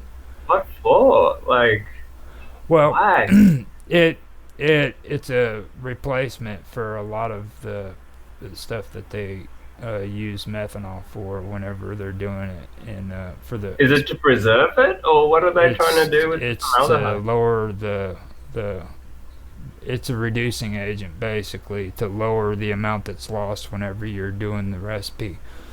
And Oh, okay. so Nah. don't get me wrong. I mean, there's a lot of similarities between tryptamine and freaking formaldehyde. All right, but like you mess up on formaldehyde, you can take small doses of it, but if you mess up on that with too much, it can kill you. You know what I mean? So Yeah, I prefer to use really safe compounds, stuff that won't kill you yeah. if you don't mess up. Um, you know, naphthalene as the solvent or is a good starting point. Sodium hydroxide. Um, for the acid, you can use, if you're doing a big batch, you can use hydrochloric acid, but it needs to be pure, and don't use too much of it. You really got to do your research well on. I think it's like, it's been a long time, but I think it's like 10%. Um, um, uh, of 10% concentration of the hydrochloric acid, but yeah, you don't want it to go too low. Otherwise, if you want to be safe, just use citric acid. Citric acid, you can't mess it up. It goes down to the right amount of pH. It can't go lower. It's not bad for your skin. It's really nice acid to use. I recommend it. Okay. A little bit more expensive, but it's nice to use. So since we're already into it, tell us a little bit about what you know about heptane and hexane. All right. Well, this is actually a little bit of a trade secret. I don't usually talk about this, Poor guy. but I'll make an exception for you. Okay. Hexane is good at recrystallization, but only at high temperatures, right? Which makes it a bit of a finicky thing. Heptane is better, all right, but it's much harder to get. It's a controlled kind of, certain chemists can get it for you, but it's really, really good. It's really, really good for cleaning up DMT, because all you have to do is like dissolve the DMT with a slight heat in the heptane, and then just let it come down to room temperature. You don't even have to cool it. At room temperature, it'll just crash out of solution and be super, super clean. Whereas with hexane, you have to like freeze it. You're gonna have to heat it and then freeze it, and it's a bit of a hassle. So yeah, that's the secret. And if you can get it that clean, if you do the recrystallization, you get it mega clean. You can put it in a vape pen with pure vegetable glycerin. Get some organic vegetable glycerin, and let it sort of sit in there. Like first crush it real fine, put it in the vegetable glycerin, add a little bit of fruit flavor or something like that. Let it sit for like 2 weeks, and then you've got like really nice vape juice.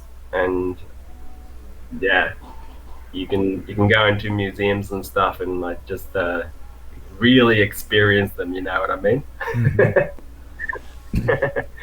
So with that, that's pretty much a lot of what I wanted to go through with the chemical part of it. So like I you know, and I hope frickin' Vince and them sees this and they frickin' figure out they were suckers, because I didn't say anything critical, did I?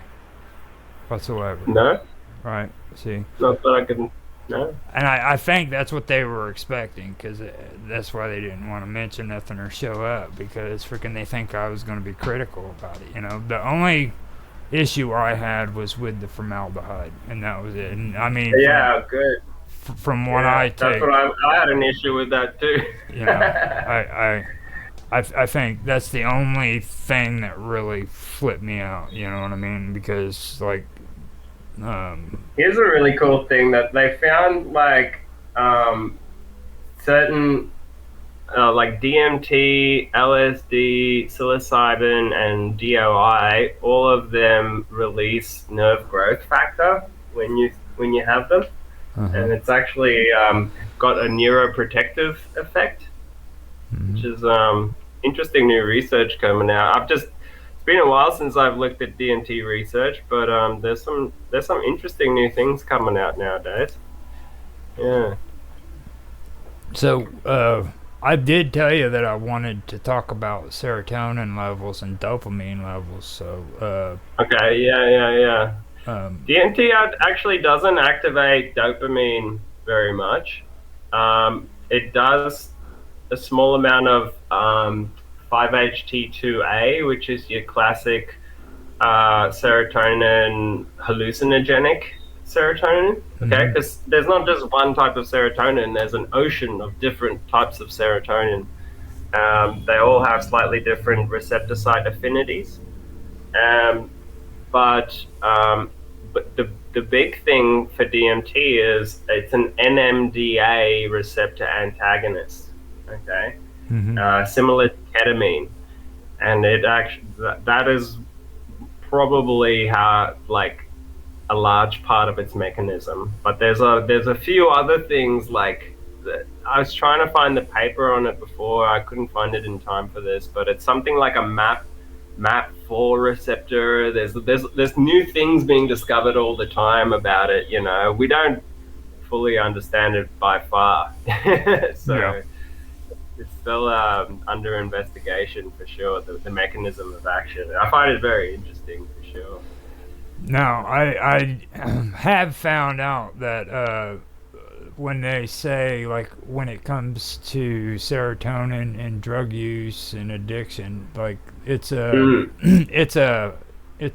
freaking myth, or it's not valid that serotonin levels are affected, you know what I mean, because of it.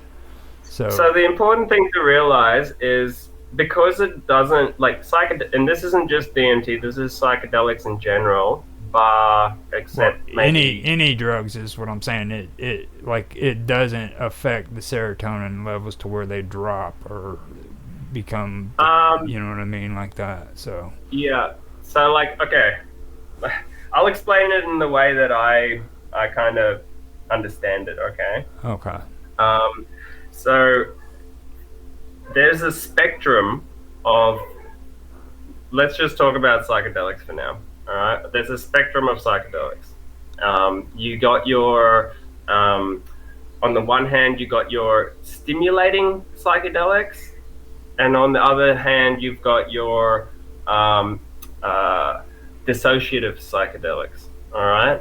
And then within those two sides, there's a blend of all these different ones, right? So, for example, the stimulating psychedelics would be, for example, cactus, like mescaline, you know? And part of that family would be MDMA, you know? And MDMA is also part of, like, say, for example, an amphetamine family. Okay, that's what the M in MDMA stands for. Yeah.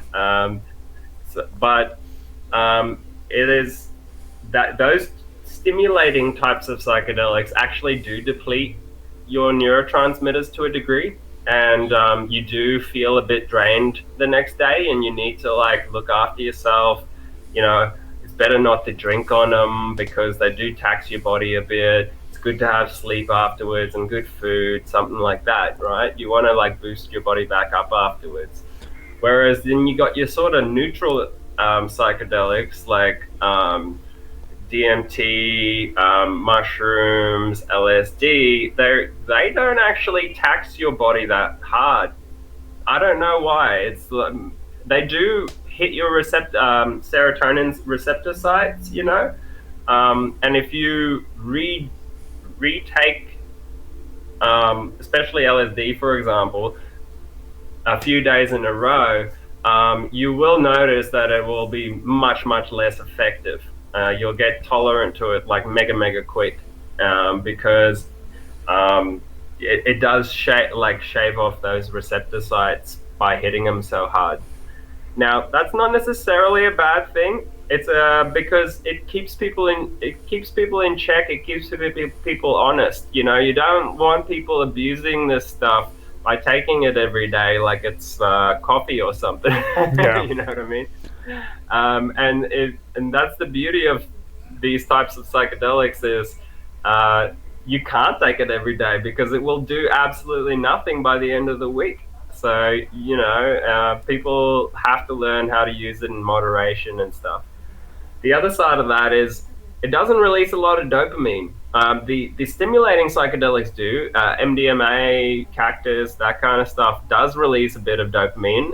And that can be not so much cactus because it does make you a bit queasy. So that isn't habit forming. But MDMA can be habit forming, for example, you know, because of that dopamine release. Whereas with LSD and DMT and mushrooms, that they don't release a lot of dopamine, so they aren't actually habit forming. You take it and you feel fine. You're just like, I've had enough. I don't need it anymore. You know, like, yeah, it's just you don't get cravings from it, is what I'm saying. Yeah. Whereas on the other side of the spectrum, on the dissociative side, you've got like, say, ketamine and PCP, that kind of stuff. That can be habit forming, but I'm not sure if it's because of dopamine or not. I don't quite understand why it's habit forming yet. I think it does release a little bit of dopamine. I believe from what I've read up on it, like it's and a lot of people like to say it's the serotonin, but I've been finding that it's more of the dopamine. And yeah, no, it's definitely the dopamine. I can feel that, you know. Yeah. I'm like a connoisseur with these things, and I can feel which neurotransmitters being released because I've taken like so many different things that like even pharmaceuticals that are like dopamine reuptake inhibitors, for example. And then I know, oh, that's what dopamine feels like. Oh, this is what serotonin feels like. You know, you get to know the different sensations, and yeah, I mean, the dopamine is the one thing you want to keep in balance in your system, right? Because it's the driving force of your brain. Okay, and I treat dopamine like I treat like a pet. An animal, you know, like I love them, but at the same time I want to keep them under my control, because if you let your dog, for example, get out of control, it can go and hurt someone, you know. Like, yeah, I always like try to rein in my cravings whenever I notice that they start acting up. Like if I have too much coffee, I'll start to reduce my intake, or I'll take a little break or something like that, just to get my cravings back under control. Because you once you go down that rabbit hole of getting your cravings too far out of control, it requires a lot more effort to get them back in control. And this has got to do with the way that the dopamine nerves work. They actually act like a muscle almost in the brain. The more they fire off, the bigger they get, and the more easily they fire off. So the only way to counteract that is to stop them from firing off, and then they will shrink down and become less active. And you want them to be in that neutral space where they're not too active and they're not active enough. You know, you just want that perfect equilibrium with your dopamine levels, because then your mind isn't seeking all the time for something to fill that spot. Yeah, You because know, that those you got to remember, like freaking cocaine and substances like that. These are freaking like blockers. You know what I mean? They're dopamine transporter blockers. They block them. So for the because it's an uptake inhibitors. You know what I'm saying? That's what it basically is. So like every time you're taking cocaine or you're taking some kind of psychostimulant, you're actually it's causing they're dopamine blockers. You know what I'm saying? So naturally, when the dopamine in your body is supposed I think to it's make a you feel dopamine reuptake blocker. yeah. It releases dopamine, but it also blocks the reuptake of it. So you got more dopamine in the synapse, like floating around. Right? In common language, like, you know, like, okay, when you're with a woman, you know what I'm saying, and you're freaking kissing and making out and having sex even, you know what I mean? Your dopamine is being released naturally, okay? Oh, shit, yeah. You know what I'm saying? So, but when you're taking cocaine... Women should be illegal. They're so good. but when you're taking cocaine and you're with a woman and you haven't done cocaine, those inhibitors are being blocked. You see what I mean?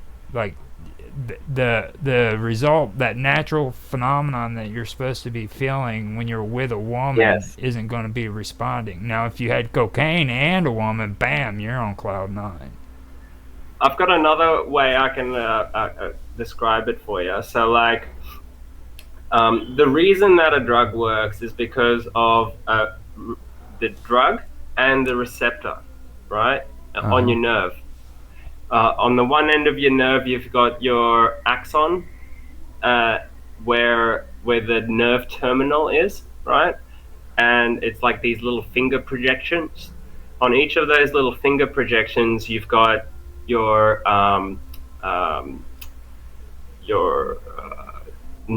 sights, your what do I call them?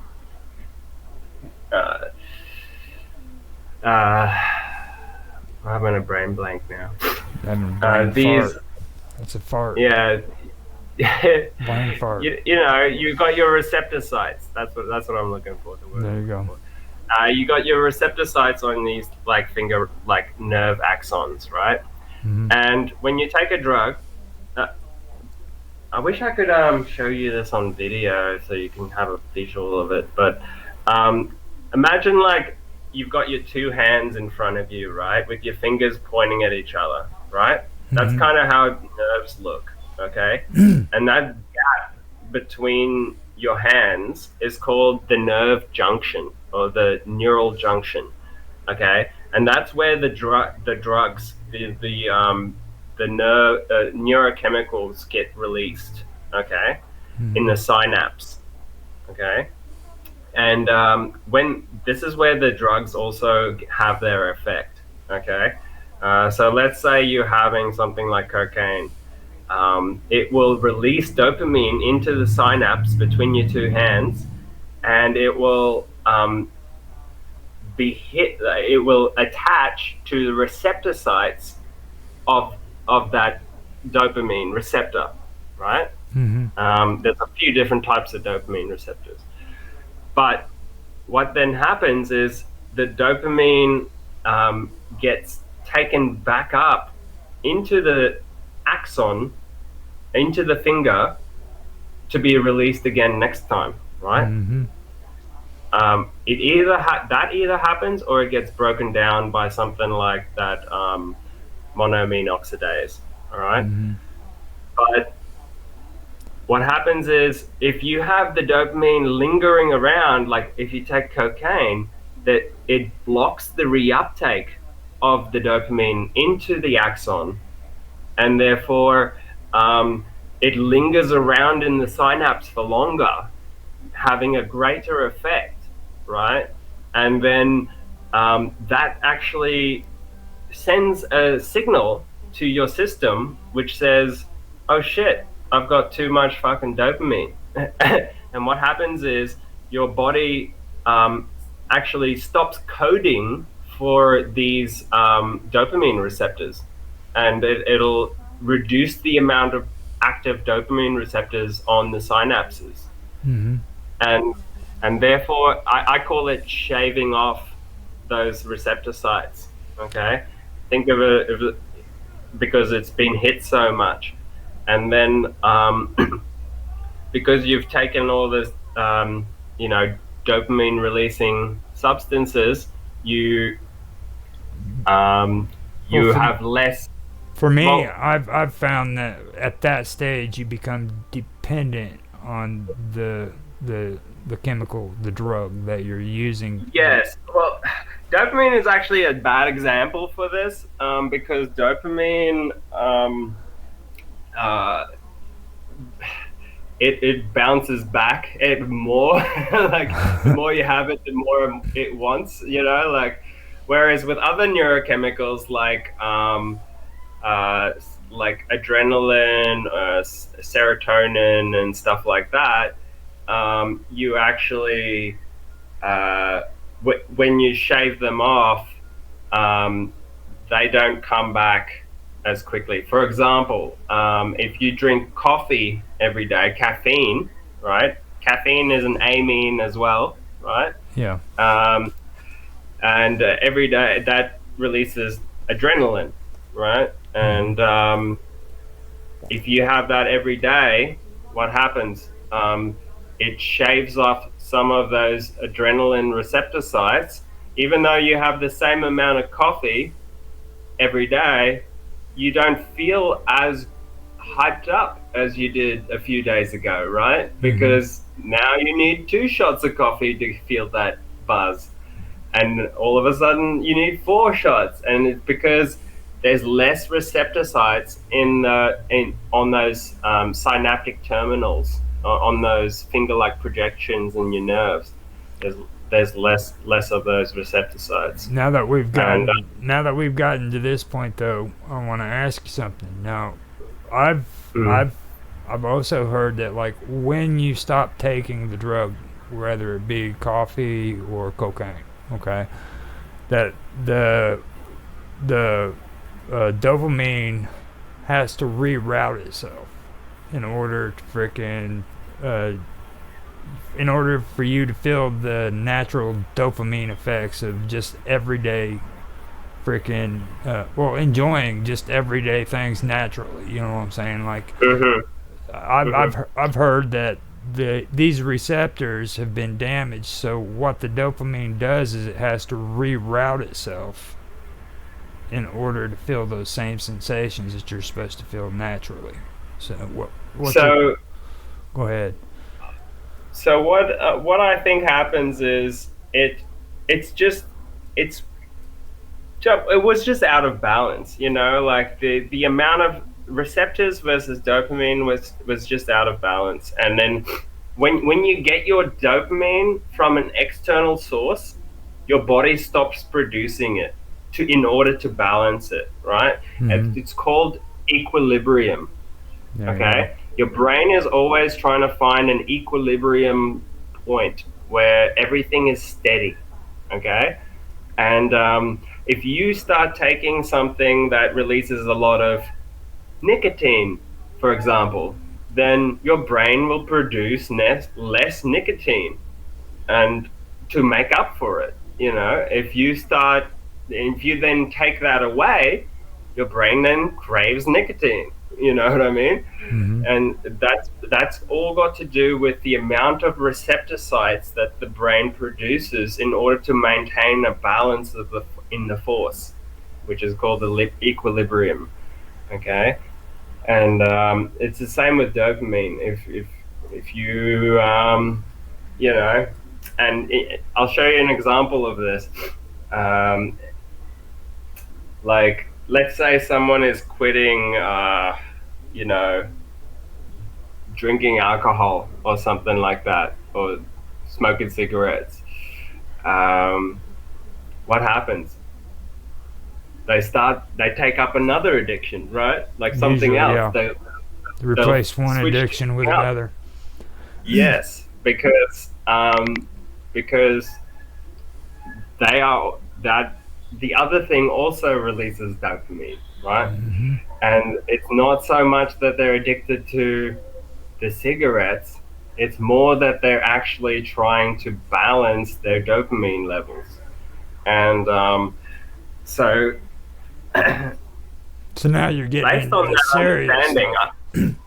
See, now you're getting but into the serious stuff. So it doesn't based on that matter. understanding, It doesn't matter if it's cocaine or a candy bar. That's the process that's taking place, right? that's right. It doesn't matter whether it's sugar or cocaine, it all releases dopamine. It all feeds back into the dopamine pathway, right? There you go. That's your motivational drive in your brain for procreation, for everything. That's why it's so important to keep that healthy and balanced. Because if it gets out of whack, you will become psychotic, or you will become just like flapping in the wind. Like it's very difficult to maintain a steady brain if your dopamine levels are out of control. I like to call the term apathy. You develop apathy where you just don't, you don't, yeah, you know what I'm saying? It's like, what the fuck, who cares, you know what I mean? Candy, yeah. You know what I mean? All sorts of things. So, But so like based on this understanding, right, I've come up with this technique that I use. I call it addiction yoga, where you basically, I'll show you here. You make a list.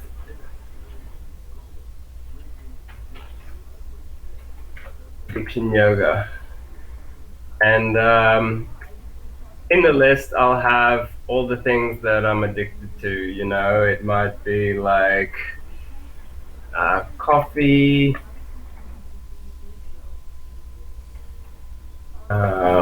pretty girls. beer. Oh yeah, I'll put girls in there. No, pretty girls. Raves. Weed. What else? What else is in there?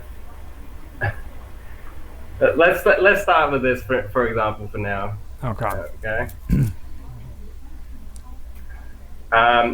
What you do is you write down all your addictions or all the things you feel cravings for. Okay. Mm-hmm. These are all the things that release dopamine in your brain.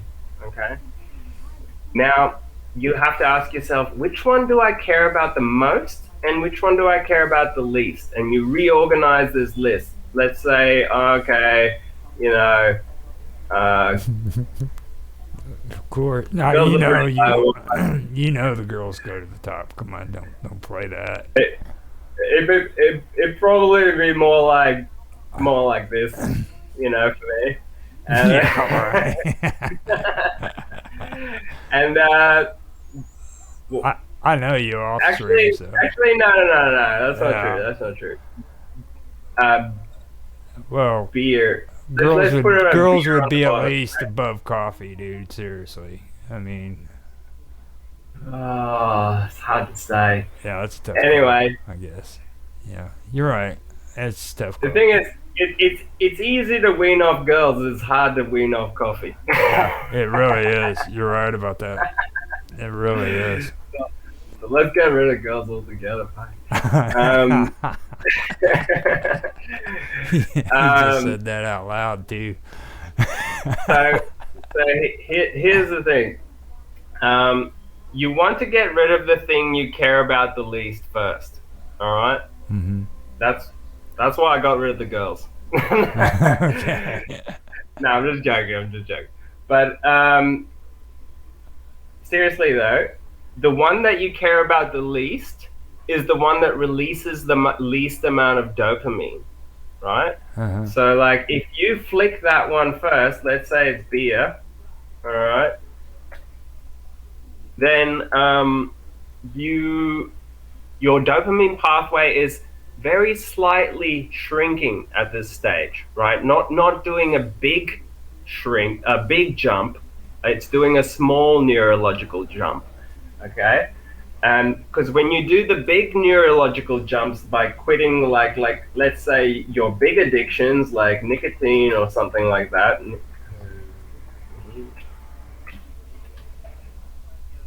then your brain will start fighting you too hard, and you'll start getting withdrawals and stuff like that. Yeah.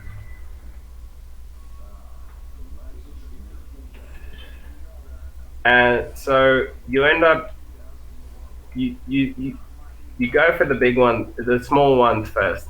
Okay, that's what I'm saying. And then you might toss up between, coffee and weed. Coffee and weed. I would get rid of weed because coffee makes me do shit. Yeah, I mean, drink that coffee, and man. then you'll find yourself, your energy will pick up, your cravings will reduce after about a week or two, and now you're feeling much more confident. You're like, wow, but what have you found? Yeah, you're starting to take a lot more coffee than you usually do. And the reason for that is because you're compensating for the amount of dopamine that you used to get from all those other things, right? Yeah. But now you stacked it all onto coffee, all right? So you're having like four double shots a day. And what you do is you just reduce that by one each day, each couple of days, whatever feels right for you, until you can go, you know what, I'm going to try not drinking coffee for a week. I'm just going to drink tea. And then after you have some tea for a week, you can go, I'm gonna see if I can just stop tea. Bam. And now you're in a really, really good spot to actually just get rid of your really big addiction and not feel it too much. Okay? That's how addiction yoga works. It works according to the processes of your nervous system.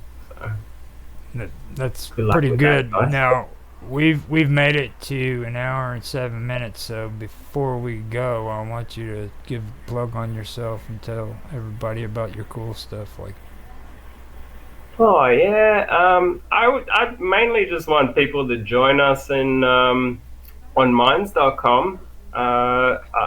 We've got a psychedelic research group there. Let me get it up on the screen quickly. You posted links to it. I know that much. Yeah. You had a few chats. Yeah, there you go. You gotta switch it over to that. There you go. So we've got this entheogenic portal on minds.com. This is mainly around plant-based psychedelics, like we were talking about. This is a psychedelic research group, which is more about the nitty-gritty, sciencey stuff around psychedelics and all the latest research. But this chat room is also our psychedelics chat room, where we talk about books and all sorts of art and cool shit that, all things psychedelics. So yeah, feel free to come join us on minds.com, and we can push the envelope further with chatting about psychedelics. Now see, whenever I say give a plug, it doesn't say that I'm not saying that you don't have to, like everything, you know what I mean? Just things that relate to what you want to bring up. This is a perfect example of it, you know what I mean? Let people know about this. That way they know that they can come here to check out information on psychedelics and everything of that nature. So yeah. I mean, we can talk more about the DMT experience itself another time. This is more like a, I guess, technical discussion. I figured you would have more time, but you ran your mouth too long, so you screwed up. Yeah, I guess so. Man, but I mean, there's a lot to say. Believe it about or it. not, yeah, you actually said a lot, dude. Like we actually had a pretty good conversation here. I mean, really. Yeah. And it was a serious one. It wasn't crazy, you know. Which I'm talking about, like, people like to argue and stuff about this stuff, and no, we actually had a serious conversation. Yeah, and I liked it. It was really, really nice. I appreciate it, man. I'm impressed actually with your knowledge, so it's good. I'll send you some DMT one day. No, I learned most of this stuff from sobering up, from all the cool stuff that you do now. So, and I did do the research on the DMT though. I started noticing that a lot of people have you listened to some of Terence McKenna's talks? Yeah, from Terence the old days? McKenna. Terence McKenna is always high. I've never saw one video that he did where he wasn't high. And anybody who tells me he was sober or out, I think he was sober, man. I think everybody says that, dude. Come on, Terence McKenna was high. You have to be a drug addict to recognize that. Nah, yes. I don't think he was, man. I don't think he was. Like, because he was mainly into psychedelics, right? He didn't smoke weed, really. Well, he was the beginning of it. Like he's the one who started. Well, don't get me wrong. There were professors in universities. He couldn't hold his own on those talks he did if he was on yes, something. He could. Terence McKenna could have freaking smoked a tree, dude. Seriously. Nah. Yeah. Well, he might have been on acid on some of them, maybe, but I don't think he was like. I've never seen him high that I can remember. And he mainly just explains what it is like to be high. And like, everybody takes pot shots at that one guy who's always painting. What's his name? He's always the one on there doing the painting and being real nice and friendly and everything. What's his name? The guy with the fluffy hair. You remember him? The art guy. On Terence McKenna's talks? No, he does paintings where he sits and he's. You remember him? Yeah. The painter guy. What is his name? I don't know. Now, I'm sorry to break the bubble, but that dude was high too. Every freaking time he was ever on TV, the dude was high. I mean, seriously, like, always high. You can always tell when somebody's been high, okay, or when they're high, I should say, if you do it. And I'm telling you right now, that dude was high. All right. Oh fuck, I'm high right now, man. I don't know if I will ever freaking hear you sober, dude. Like, in any conversation we've had. Like, this is me, this cat. This is what I look. But I guess we can end this, and we will get back to this another time. This is the kind of stuff I wanted to bring up in my Into the Abyss conversation. You know what I mean? And then, like, the spiritual stuff. I can bring that up. We haven't even jumped into the abyss yet. We're just on the edge of it now. You know, you're just chatting about it. you're just explaining the basics, okay? It's just like whenever Vince and them was on, I had them talking about philosophy and Pythagoras and stuff like that, you know, and they said the same thing. Oh, we're just starting. I'm like, yeah, we are. We are just starting, dude. It's like, this is just the tip of the iceberg. So awesome. Yeah, I'm getting a few more of my friends into this streaming thing, so there's going to be a lot more to come. We should start our own network. Yeah, really, we should. And you're big on that doof thing, so that's another thing to think of too. Yeah, man. Like that's where we're pushing it. That's what we want. Sustainable communities. We want to grow like these medicines as well, man. Like that's how I got started in this scene. Is like just growing all these plants myself and experimenting, you know. And I would love to see like the community come together and grow these medicines for humanity's sake, because it really is healing stuff. It like expands your mind, broadens your horizons, all those cliches. It really, really does do it. And once you've had that, you won't need religion ever again. Just kidding. But with that, I am going to just end it right there and say I've always enjoyed freaking having conversations with you and talking about stuff. So don't ever think I don't, because I love doing it. So just love talking to you too, brother. Talk to you soon. All right, man. Peace. Now. Hello. Alright. Hello all. This is Summer Todd's mystery show. She couldn't make it to host the show this week, so this is her son Austin filling in for her. And tonight, I will be discussing my experiences with the spirits of World War I soldiers in my early childhood, and how it shaped my beliefs on the New World Order and current events. So, a few months back, I did an interview for The Wonderful World of Weirdness, which my mom hosted, and I talked about my paranormal experiences throughout my life. The first paranormal experience I had was with the spirits of soldiers from the First World War, which, and what I believe to be past life memories, which were triggered when I walked into a YMCA, that was a preschool my mom had enrolled me in back then, and I smelled chlorine from the swimming pool they had in there. So I think that was what triggered that. And after that, I felt the spirits of these soldiers from the First World War around me. The German soldiers, British soldiers, American soldiers, Russians, all the soldiers from all the different armies involved in it.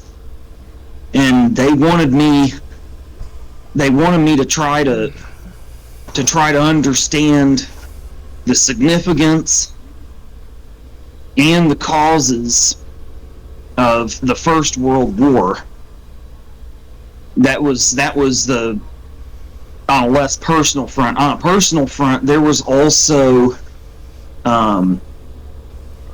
the feeling that I had been with them in a past life. Now I can't recall what part I may have played in the war. What army I may have fought with, or where in World War I may have fought. But I had images from the entire war, be it the U-boats that stalked the icy waters of the North Atlantic, the mud-soaked trenches of Passchendaele and the Somme, the ruins of Verdun on the Western Front, the freezing Carpathian Mountains of the Eastern Front, or the ice trenches up in the Italian and Swiss, well, not the Swiss, but the Italian Alps, on the Italian front. So it was kind of like they were images from everywhere, but it felt like I had been a part of it. But mainly their spirits comforted me when I was, in preschool away from my mom for the very first time, to remind me that I had been through way worse, but I didn't remember exactly what it was. But tonight I'll touch on more of the aspect of how it still affects us all globally. Not so much the personal aspect, Now I asked John a while back if he thought that I should undergo past life regression hypnosis, because it's something I've wrestled with for many years. On one end, I've been like, well, maybe it would be beneficial for me to remember a past life, because I would understand more of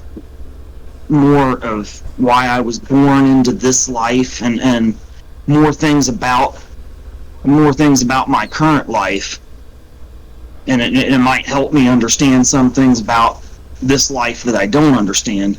But on the other side of the coin, being that there were so many memories of things like the First World War, and then later on what appeared to be past life memories of the American Civil War, which I also touched on in that first interview a while back, and various other periods in history that weren't so great. I was kind of like, well, maybe there's old trauma lying dormant there that I shouldn't bring back up into this life. So I was wondering, now John's opinion on it was it's probably more beneficial for me to do artwork and music talking about historical events like that, if it gives me a release, as opposed to actually remembering the details of past life. And he very well could be right, because I'm not sure exactly where to go on the personal side of that. And I was wondering what your opinion of that might be. Well, with me, I don't see any problem with it, to be honest with you.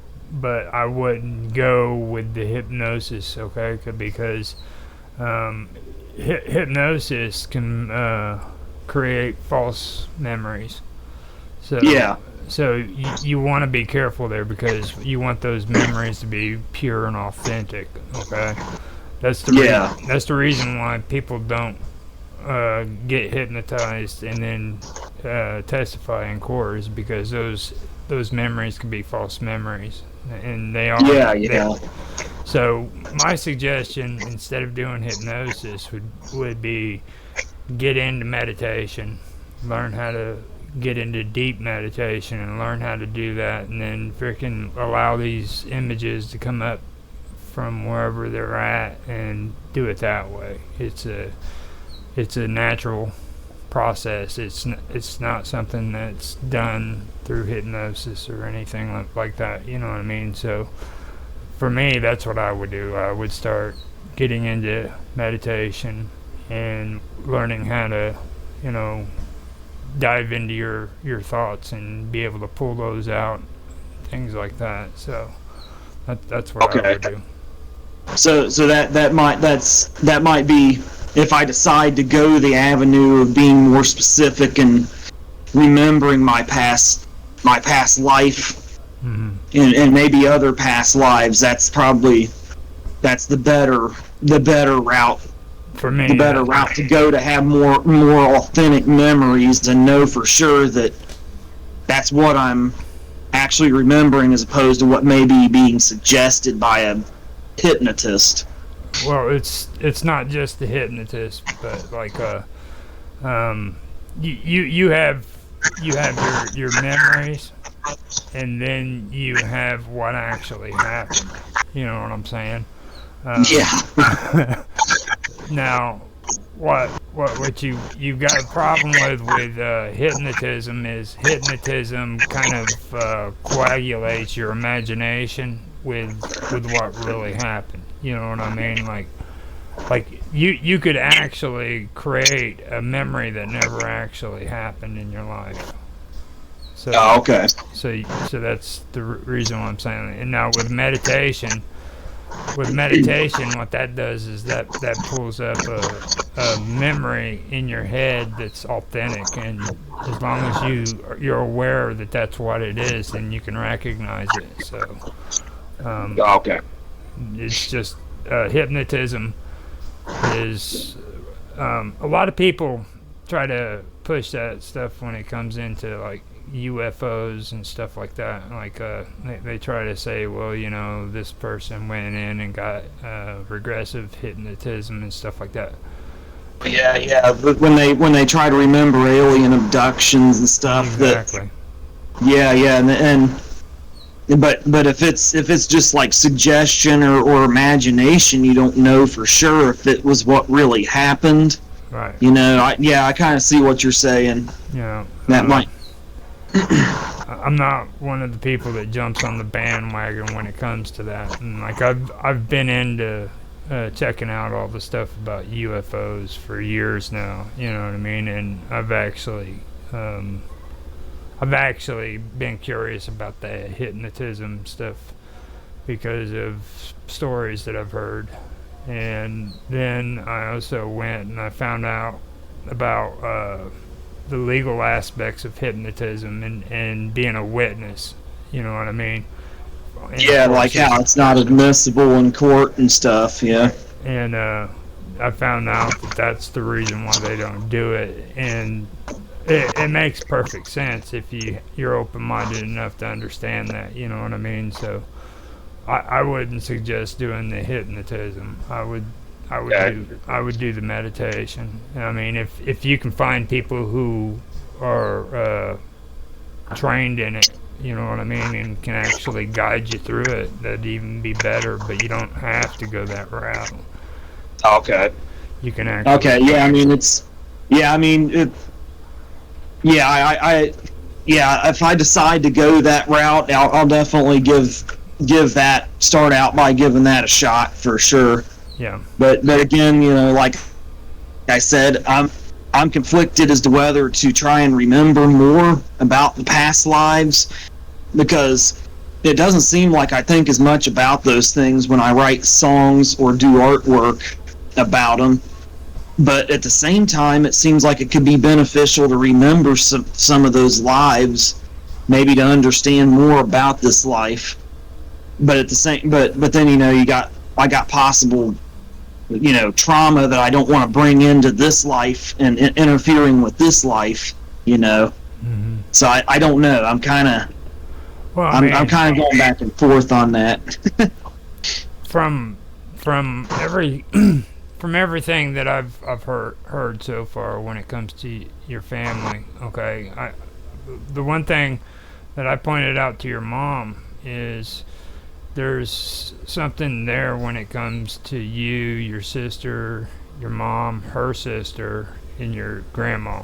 Okay, her mom. Okay, yeah. And when we started talking about Oxford and everything, that's what stuck out to me about that, was because your grandmother, I guess, she had that vision there of the student that was supposed to be a ghost, and that started with her, and then all of a sudden your mom and her sister started having experiences, you know what I mean? So when I started hearing that, what it made me think was maybe there's a connection, there's something that's inherited down the line, so you might be experiencing a lot more than just, you know, traumatic memories going on in your head. Yeah, I might be experiencing more than just traumatic memories from a past life. There's also other spirits that kind of hitched a ride due to abilities that I inherited. Yeah, I absolutely do believe that. You know, these might not actually even be your memories. They could be something that's being given to you, because what I'm discussing is mediumship. Okay, now with being a medium, you don't have these powers. You're just a vessel, and this information is being transmitted through you. It's like a power line. You know what I mean? Electricity travels through the power line. But yeah, absolutely. You know what I mean? And that's kind of like what the process is. Like, you're actually a vessel where the information can be transmitted. So that could explain why. That could explain why I'm seeing I was seeing every different aspect of the First World War, you know, from the North Atlantic to the Western Front to the Eastern Front to the Italian Front. Yeah. To the war in the air with all the I used to see the images of the biplanes and the pilots, all flying up and dog fighting each other. So I saw every aspect of it. It's like there's a flood of information. Yep. But so much so that it could be so much so that it feels like I was there when perhaps I wasn't. But it's hard to say for sure. That's what I'm saying. Until that meditation will help you be able to determine stuff like that, and you'll be able to have an understanding of it. I don't think blocking it out is a good thing. I mean, no. Yeah. No, I mean, old John said I should release it through, I should release it through artwork and music like I've been doing, if that works for me. Yeah. But he said he didn't. He said it didn't necessarily matter if I remembered a past life. Of course, saying that's the case, that it was a past life. Mm-hmm. But that's something I'll give a little more thought to, trying to actually remember the past life to understand this one better. Because I'm big on remembering your history. Right. as I'm sure you can tell. Yeah. And I would continue doing the artwork too. Like I would. Oh yeah. I would. Yeah, that's one thing they kind of instilled in me. These spirits of these soldiers, and then other spirits from different times in history that came to me, as I got older. They wanted me to start doing artwork and music about history as I got more into that. So that's kind of helped me. And I'm trying to tell the stories of these events, as it were. Now, how detailed are these soldiers? Like, did you get names?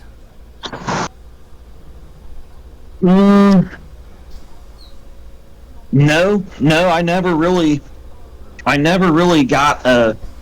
There was only one name that kept coming to me, and it was of a British Royal Army corporal, or maybe a colonel, and I think he was. I want to say he. I'm not 200% sure. But it seems like he was killed maybe in the Battle of the Somme, or perhaps the Battle of the Marne River. And he was either Corporal or Colonel Albert Ball. All right. So see, that'd be a place to start. Yeah, I mean, yes, I'm not sure. He was, but this guy was in the Royal Army, and I had some images of him marching through London with a big army parade not too long before they steamed off across the English Channel to France to go to the front and all that. And then there was some, like I said, there was a shit ton of other images, and I feel a personal connection with some of the soldiers and sailors and airmen from all the different countries that fought. But that's the only name really that has come to me. Actually, none of the others seem to have names as much as they do just kind of their personal stake in it and how they felt about it. Yeah. Yeah. So that may be something I'm just not opening myself to, maybe without realizing it. I don't know. Have you checked the name out? try to do a search on this ball? There was I actually did find an Albert Ball, and I think he was I wouldn't quote me on this. I'll need to do some more research, and then I'll post it on Discord for you. I had a book about World War I, and they talked about some of the flying aces.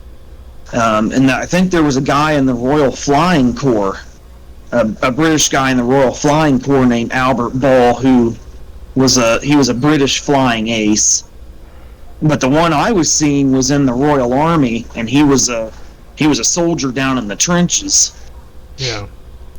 He was a rifleman, so it doesn't. I mean, there probably was another Albert Ball that was in the Army. I mean, millions of men from all the different countries involved, that served. So there's probably more than one Albert Ball. Yeah. But that was the only one that I was immediately able to find. I mean, to find out for sure, you'd probably have to go into the British equivalent of the National Archives.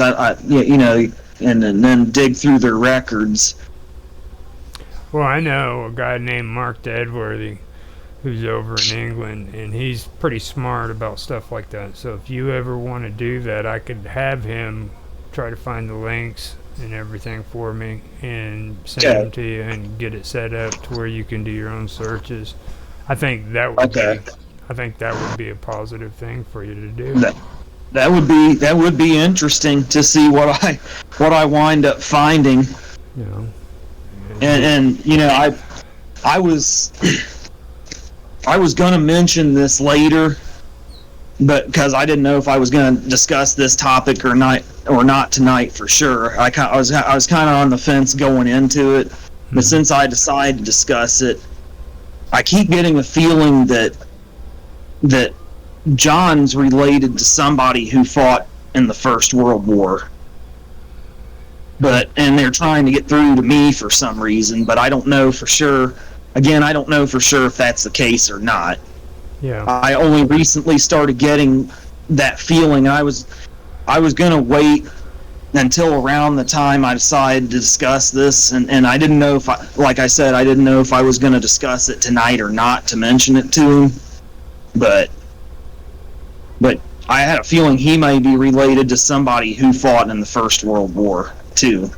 Yeah. But there's a good chance, because over there, man, they were right there. They were, yeah. You know what I mean? When you look at it, the United States, we didn't get involved. The war started in August of 1914. And then, the U.S. was neutral right out of the gate. Mm-hmm. We didn't even get involved till April 1917, and then we really didn't get into combat until like May of 1918. So we really got into it. Heavily the last 6 months. The last major campaigns of the war. Now I had a great grandfather whose name was Hugh Jones. He fought in the Army in the last major battle, the Meuse-Argonne, between September and November of 1918. And he fought right along. I think he fought right alongside the British and Commonwealth soldiers, because he always talked in pretty high regard with them. Now, he survived that last major battle, and then he was on his way back from the front after the war had ended, and this train he was on was headed towards a railroad trestle. The Germans blew up just before they retreated, and the train wrecked, obviously, and he broke his back. I mean... That's pretty rough. It's rough to... yeah. It's rough to survive, the last major battle of the war and all that, and then you're on your way home, you break your back in a train wreck, Yeah, but he made it back home all right. But other than that, but who knows? It's maybe he was in if John's related to somebody who fought in the First World War, maybe whoever it was he was related to was part of that last major campaign. Small world. That would be a very major synchronicity. But that it could be a stretch. But at the same time, stranger things have happened. Yeah. So it's whenever I see John, I'll ask him for you about it, because he's usually always busting my hump about stuff, wanting me to do stuff for him. So whenever I see him, I'll ask him if he had anybody that, or a grandparent, or maybe even a great uncle or something that could have. Yeah. Yeah. See if he had. Yeah, I mean, because England, I mean, they were in it hot and heavy from the get-go. So there was almost not a family in England that at that time that wasn't affected in one way or another. And I'm sure that probably just about everybody there, every family there is still has relatives that were a part of it. Mm-hmm. And same with World War II. That major events like that touched an entire country for 4 years like that did. It wouldn't surprise me. Yeah. But especially World War II, they were getting the bombs and everything. They were right there on the edge of France. So. The Blitz came right to their doorstep. Yeah. So it was rough going for them, for sure, man.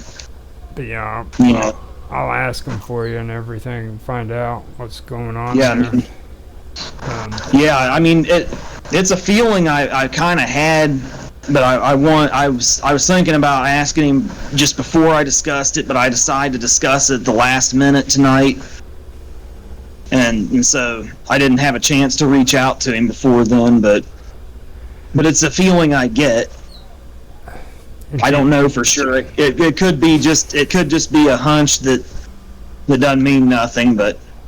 See, and that's kind of what I was talking about too. It's really good that I get to talk to you about this stuff, because I was in my interview with your mom, I was bringing that up about it being hereditary, and there's something that did happen with all of you. You know what I mean? Yeah. And something. Go ahead. I was. Oh, okay. I thought you were going to say more. Something occurred, and I'm not sure exactly what it may have been. It seems like my grandma seeing that ghost at that Miami University. That seems to be the beginning of it. But then again, the house that my mom grew up in was haunted even before my grandma saw that too. So it's hard to say exactly what it may have been for sure. And my grandfather, who served in World War II, I believe he brought back spirits from the war in the Pacific with him, because he was a Seabee in the Navy, and he was stationed in Borneo and New Guinea, and I think he brought back the spirits of Marines and soldiers and Japanese even, I think, followed him home. Because I felt them around him a lot when I was a really little kid, but I don't know how aware of it he was. I mean, he would tell me World War II stories and stuff, and I could really feel the history, but I don't know how aware of that he actually was or not. He didn't talk too much about his beliefs on anything spiritual. I know he was really against religion, at least for a time, because my great grandmother, his mom was really religious, but I don't.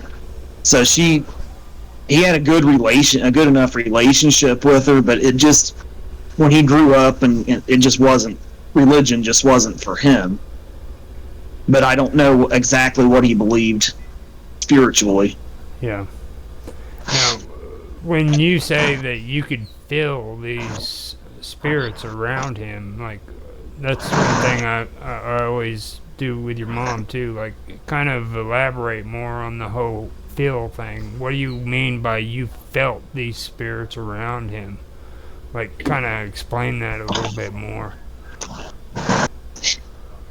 Well, when I was a little kid, and me and my sister used to go over there, and he would tell us, World War II stories.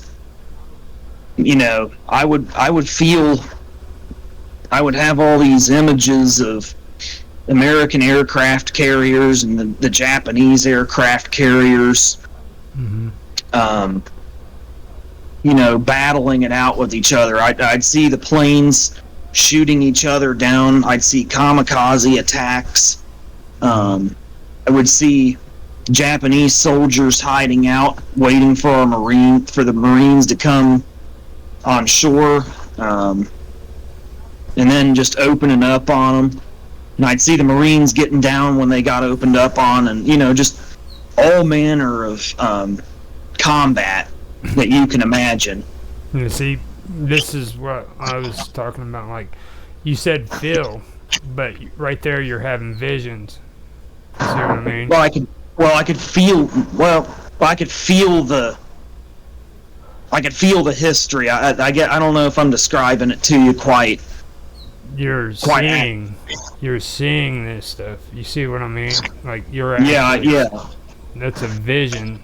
But I mean, at the same time, I did feel that they were around him, and they were kind of sending these images to me. Okay. If that makes sense. So I guess that could be what I would mean by having felt it. So you could sense that they were actually there in the room. Yes, and I felt like they were with me, kind of sending me images of some of the major things that happened, and the weird thing about it was that the Japanese that followed my grandfather home, they didn't really seem to have any hatred or anything towards the American soldiers. It just seemed like they all were there trying to convey the history. They wanted me to feel the history and understand it, and then later on in life go forth and tell it through, again, like the First World War soldiers kept telling me, convey it through art and music, talk to people about it to make sure it's remembered and its impact is remembered. And so that's what I mean by I felt it. I mean, I did see things too, but I felt them with me, telling me the story. Yeah.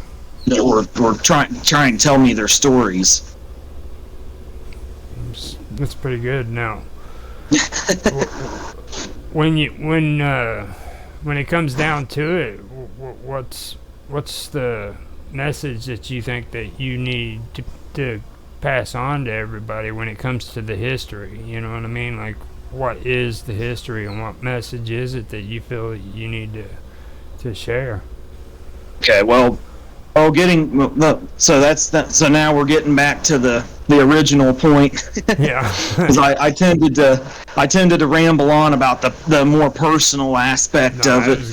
That was good. Don't think that. I mean, that was good. That was good stuff. It definitely add to the interview. So getting back to the original point, I spent years struggling to understand the root causes of the First World War and its significance, and for I felt him kind of trying to tell me, but it was like it took me a while. It just took me a long time to to understand it. And so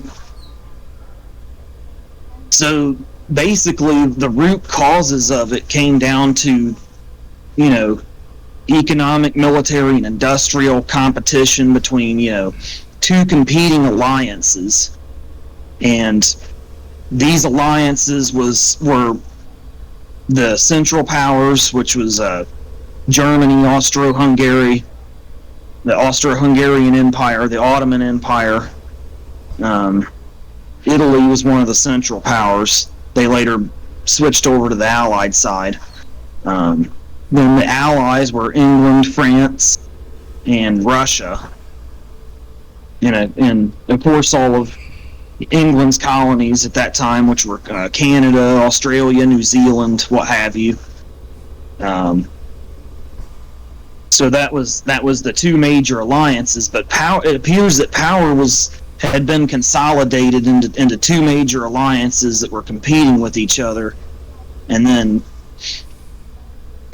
over the years it became the tension formed a powder keg, and the spark that lit it was when a guy by the name of Gavrilo Princip, he shot the Archduke Francis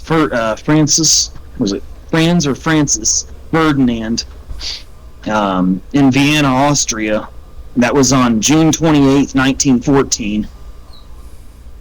And so that was the spark that lit the powder keg that became the First World War. So I came to understand the root causes of it, and it took me a little longer to understand the significance. So, long story short, the war, after 4 years, toppled four major empires, and those empires were the German Empire, which was the Second Reich under the Kaisers, the Hohenzollerns. The other empire was the Russian Empire under the Tsars, which was at that time ruled by the Romanovs. And then you had the Ottoman Empire, which was toppled, and you had the Austro-Hungarian Empire, Austria-Hungary, however you want to say it. That empire was toppled.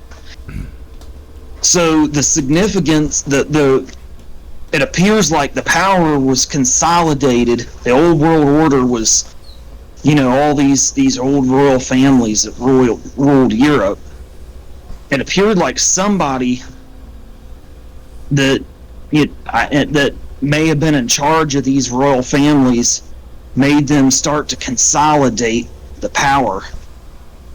And then they created an event that wound up toppling this said old world order. And it basically turned Europe into a power vacuum. Europe was economically and socially devastated by the whole thing, and financially too, and it left people desperate. So they turned later on in their desperation, their post World War I desperation to unfortunately to tyrants, and a whole series of them. So that was basically the significance of the root causes, and the significance was it toppled the power was consolidated in the old world order, and then the old world order was toppled by it. One fell swoop, was just knocked out, and nothing but devastation was left in its place, which left people desperate. And so this power vacuum, as it was filled by a whole series of tyrants with force going into the 30s. You had Mussolini who came along in Europe, Francisco Franco.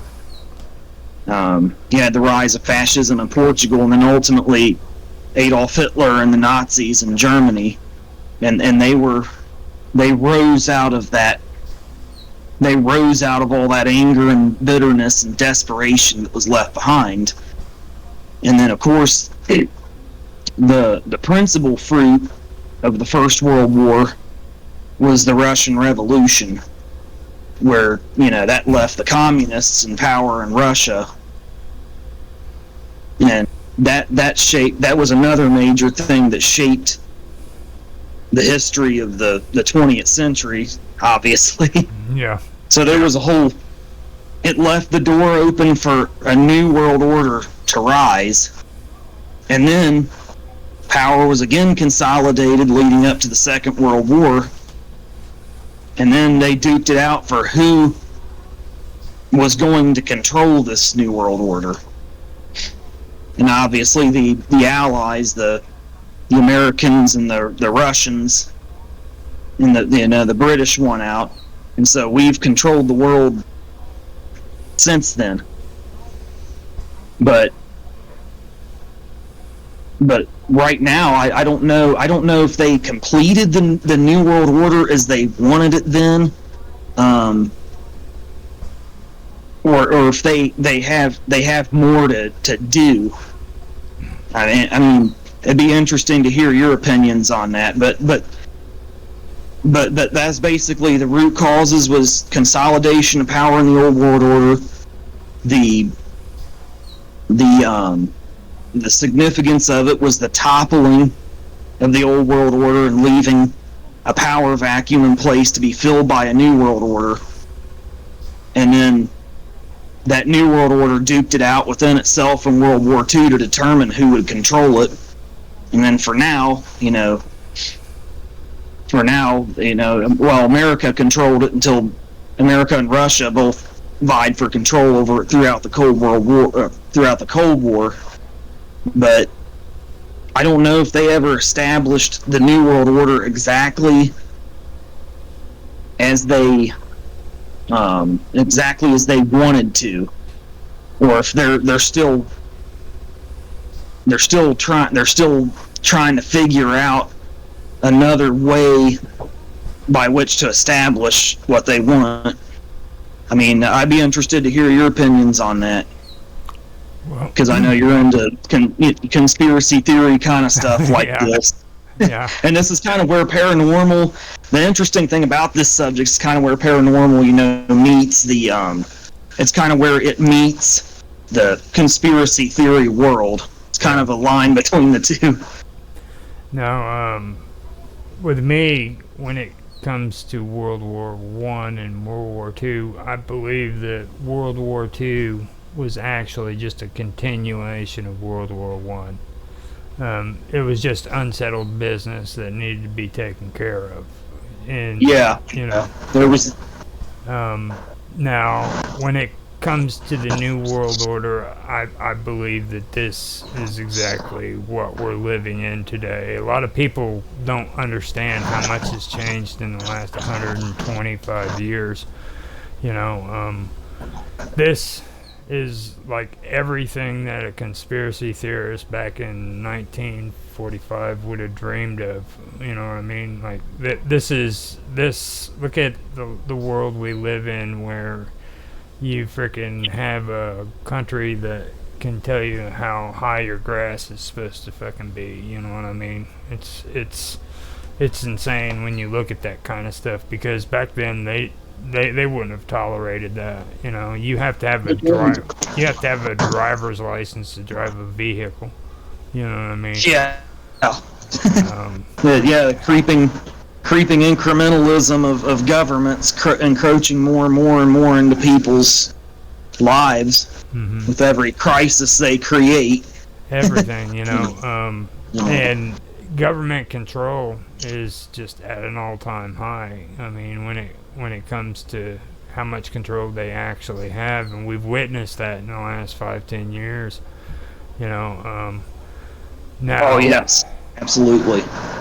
Now, I did research on socialism, and a lot of people have like this misconception that socialism started out of communism from Russia, and it was actually the other way around. Like, communism is a result of socialism, which started in France and Germany, of all places. And where I get a lot of flack from a lot of people is when we discuss the Nazis. Okay, the Nazis weren't far right; they were far left extremists. Yeah, I mean, they were the National Socialist German Workers' Party, which socialism is a leftist ideology. Right. And they eventually became fascist, but the reason why fascism worked out was because fascism learned how to freaking monopolize socialist programs. Okay.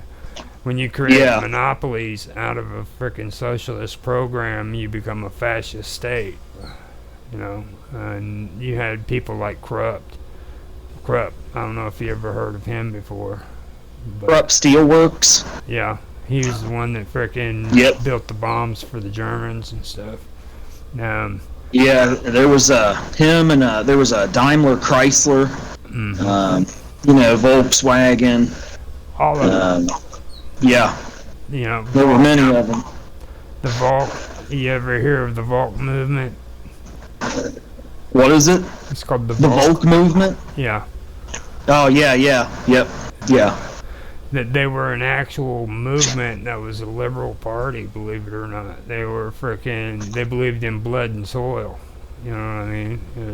Yeah, I think they took that out of old Otto von Bismarck's speech. Mm-hmm. No, actually, they were conservative, I think. Not liberal. They were more conservative. Which back then, conservatism was liberal. But,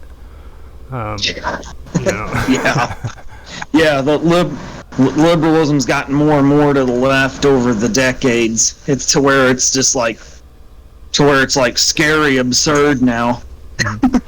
But see, you brought it in. All that kind of sums up what I'm talking about. Like, our perceptions have been altered, and the things that we believe now are false. The majority of it's not true at all. And the reason why is because they've been setting up these structures. Okay. And in order for them to set these structures up, they have to alter your thinking and my thinking so that we think the way they want us to think. They have to Go ahead. They have to condition us to not only accept but to celebrate their control. Yeah. That's kind of what Orwell warned us about. Mm-hmm.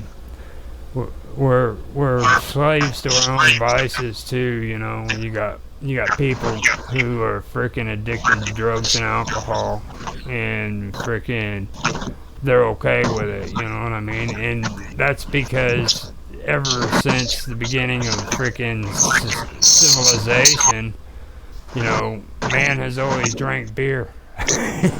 Yeah. Yeah, that's very true. So they've pretty much gotten us drunk, gotten us high, freaking turned us around, made us to where we don't think straight. And we're slaves, basically, because all we do is work for freaking a paycheck. You know what I mean?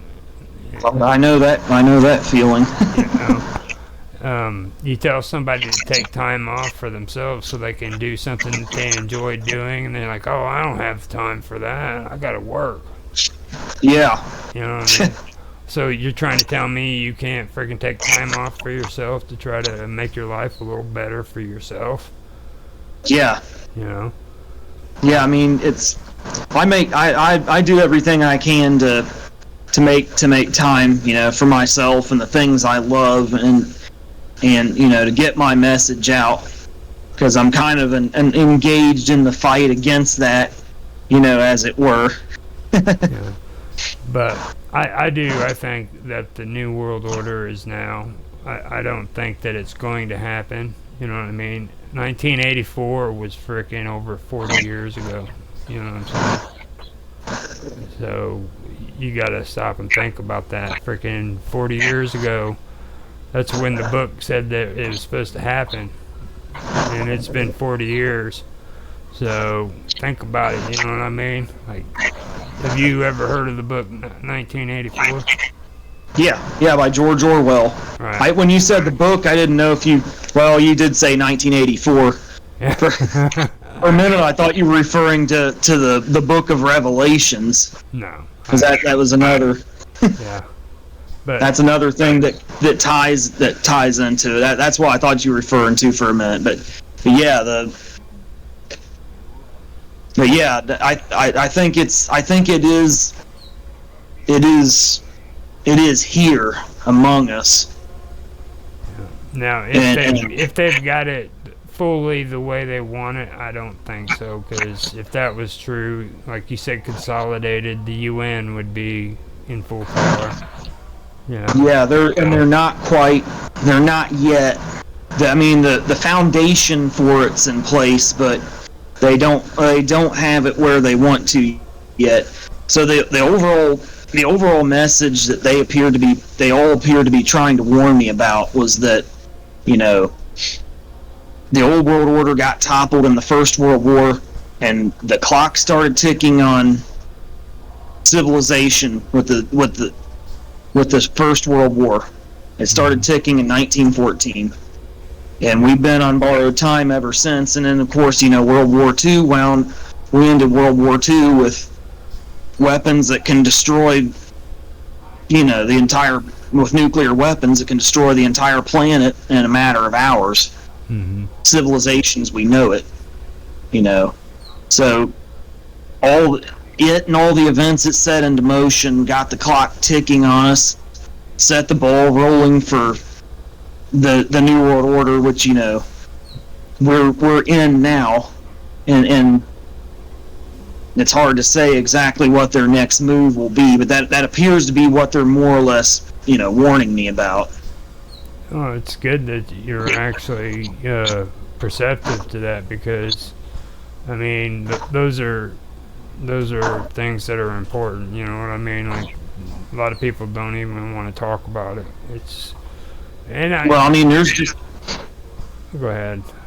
Oh, okay. I mean, there's a lot of people that just think, oh, you're a stupid conspiracy theorist. That's all bullshit. Don't believe all that crazy stuff. People believe the Book of Revelations. They're Bible thumping maniacs, and what I've heard it all from over the years talking about it. So, well, me, I don't like. I'm not like all in on the conspiracy theorist thing. Like, I actually do stuff when it comes to political history and politics too, and a lot of people that I deal with is from different categories of life. Like, there's Mark and Tan, you know what I mean? They're the hardcore realist kind of people, you know what I mean? Well, not realist, but they don't want to get caught up in conspiracies and paranormal and stuff like that, but they're into stuff like tech and it all, and things like that.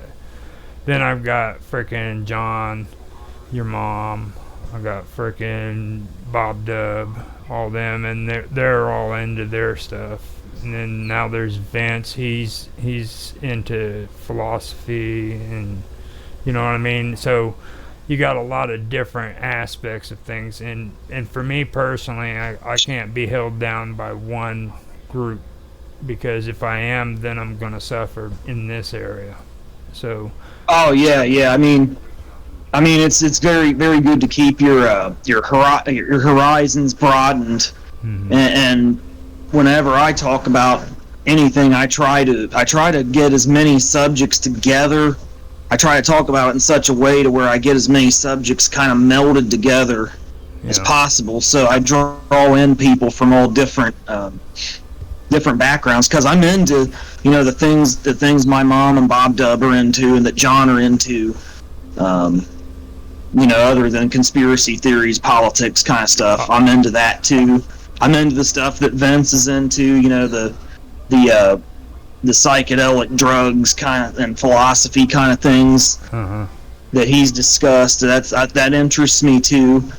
So and then of course paranormal stuff. So I make my best effort to tie all those those things together the best I can without anchoring myself down too much to one subject. I don't even try to mix them together. It's just they're amazing stories. You know what I mean? Like, Yeah. when I first started, I was into writing, and the thing about being a good writer is you've got to say one thing to yourself, and you'll be a great writer. And that's just one thing is all you got to say. It's and what you got to say is, I don't give a shit if it's freaking real. I don't give a shit if it's fake. If it's a good story, I like it. Yeah, I never thought of it that way. Okay. Now, Because I mean, I do creative writing and stuff. I never really, I mean, if I guess, I mean, I think of it that way with my music. You know, it's not how technical of a guitar player or an instrumentalist or I am or anything. If I feel something in my heart, then it's pure. It's good. You know. Yeah. I don't have to anchor myself to believing if something's true or not. You know what I mean? If I freaking like the story and I want to freaking hear it, then I'm going to hear it. You know, and that's how I do things. I don't care if freaking the person is freaking telling me a story that's real or if it's not. If I like the story, I'm going to freaking listen to it. You know what I mean? And that's that open-mindedness is, and that open-minded, unanchored down approach is what makes you a great interviewer and a great listener. You know. Yeah. That's. By the way, I wanted to remind you that this isn't an interview, man. You're like hosting a show and stuff. I'm just your I'm just that kid. Well, it just became more of a. I started talking about all my stuff, and then I'd ask your opinion on it, and we'd go back and forth, and then it became a conversation. Yeah, not so much an interview as a conversation between us, I would say. Yeah. Because I anytime I talk to somebody, I always want to hear their opinions on some of the things I'm talking about. You know. Well, you're doing great and everything. It's just when you said that, I wanted to say, hold on now. You're hosting a show here. You're the host. I've done pretty good hosting it. You know, as far as laying out the story and the message I'm trying to convey. Yeah. we just tend to get into conversations, and then that's where it turns into sort of a sort of an interview. It's pretty good. I really like it. I like what you had to say so far, you know, and like when it comes to all that, what we were just talking about, you know, on the story and being open-minded, the last step that I have to make is listening to things I don't want to hear. You know what I mean? So that's the trick. That's the hard part, you know what I mean? But I'm getting better at it, and I think that's where you strive to be better at what you're doing. Not just listening to the stories that you like, but try to listen to the stories that you don't like too, because then you can kind of have more of an open mind. Yeah, absolutely. Because think about it like this, even though you don't agree with it, you can tell somebody, well, I did listen to it, and I do know what they're saying. You know what I mean? So I do that too. Yeah, so that helps them see things, you know, that helps them feel more connected to you without, you know, feeling like you just, you know, pushed your views down their throats, and, you know. Right. And then yeah. I learned that too. I learned that the hard way. Like I had to learn, like, you don't force your beliefs on other people. You know, just kind of, it's in your actions. You know what I mean? People will notice the way you act, and that's what's going to influence a person. It's not going to be the nice, cool speeches that you give them. You know.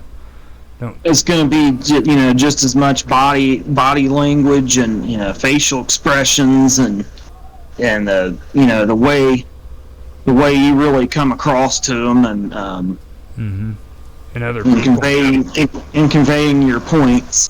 Right. I mean, yeah, I mean, everybody's open to their opinions on, you know, what I've conveyed here tonight, and the message I'm going to continue to convey, you know, through my art and music going forward. You know, and some people's opinions of things, they won't be exactly what I've personally experienced or seen, or, you know, but I'm not going to hate them for it as long as they don't hate me for mine, you know. Right. That's the best way to go about it, because, you know, the powers that be that I've been discussing, you know, they seek to divide people. And that's one of the good things about this community. We can come together with a lot of these different interests, you know, the artwork and the parrot that I do, and, you know, that others may contribute to it down the road. The artwork, the music, what have you, the paranormal, conspiracy theories, stuff, history, things like that. Those are the things that, you know, I think bring us together. I was actually impressed, because here lately, I don't know if you noticed or not, but John's getting more into the conspiracy stuff too now, and he used to never do that. I was like, he just now started doing it. I think Michael Paul really woke him up on a lot of that stuff. You know what I mean? Because like that water into wine. That's a really good series. That's absolutely awesome. So that's kind of pulled John more into the direction of dark things and gens and me and you, and so to speak. Yeah. Now with me tonight, it's kind of where what I've discussed is more where the paranormal meets it. Yeah. So it was kind of had a bit of something for John and you know, both. Now with me on the spiritual side of it, I think when it comes to all that, there's a lot more material aspects to it than the spiritual, you know what I mean? Because like you're talking about old empires that were taken out one right after the other, so there was a lot going on there when it comes to socialism, and you know, I never finished that point, but the thing of it is, I think that there was a movement that was taking place at the time, started by Karl Marx, and the World War happened because they wanted to take out these old empires. You know what I mean? They wanted. Oh yeah, taking out the old world order was absolutely the end game. You know. That was knocking those empires down like they did, was absolutely. And then, of course, out of the movement from Karl Marx, they got the Russian Revolution and communism. That was one of the things. Those soldiers from the First World War wanted me to understand was how that shaped every conflict throughout the 20th century. Yeah. And so when I felt spirits around me from World War II, like I was discussing earlier, and then I had an uncle who came home from Vietnam, I felt soldiers around him from Vietnam. The message seemed to be the same. They were all kind of telling me how everything started. The world we're in now started there. That was kind of, because, you know, if World War I had never happened, history obviously would be drastically different. That goes without saying. It was just too major of an event. You know, so that seemed to be the message they're conveying, and it's hard to tell exactly where they're trying to tell me it's all leading. I know that I do think we're getting towards the end of time as we know it and understand it. Yeah. But I don't know what that's when that day comes, when time and the world as we know it and understand it comes to an end, I don't know exactly. It's impossible for me to say exactly what that's going to look like. You know, I've went back and forth in my head a lot about that. I've been like, you know, am I gonna wake up one morning and be in a totally different dimension that I'm unable to understand, or one that's beautiful beyond understanding, and I'll forget about the world I once lived in, or is it going to be more of a gradual thing? Because I think that's another thing. And now this is on the brighter side of it. This is on the more positive side of the message. You know, it's not all gloom and doom, global dictatorship and war and all that. There is at some point when they start trying to push the division and the war and poverty and slavery on us hard enough, some point our soul, the human soul, the God consciousness, whatever you want to call it, will start to wake up and come together. And I get the feeling that may be kind of what's going on with this community here. Mm-hmm. You know, this may be part of that that great awakening. We're waking up to, you know, to this. But when we're fully awakened, if that's what's going on here for sure, when we're fully awakened, it's impossible for me to say exactly what that's going to look like or what it will mean for us, as opposed to, you know, what all of our conditions mean for us now. It's so there'll be a new world order where the evil and tyranny tries to take over, but there'll be an awakening and kind of a counteract, pushback against it, a great awakening. But what that looks, the new world order that's good, I don't know what that one looks like as opposed to the darker evil one. That's something I'm still, you know, struggling to kind of grasp. I know something of that sort appears to be going on, but you know, that's my take on it. Well, that would be perfect for ending the show. We're at like an hour and 6 minutes, so you did a great job, man. Oh yeah, thank you. Yeah, I can try to think over that, you know, next time, and I can do probably an entire show maybe on the Great Awakening, or maybe a round table event. We can maybe do a round table event of that sort or something.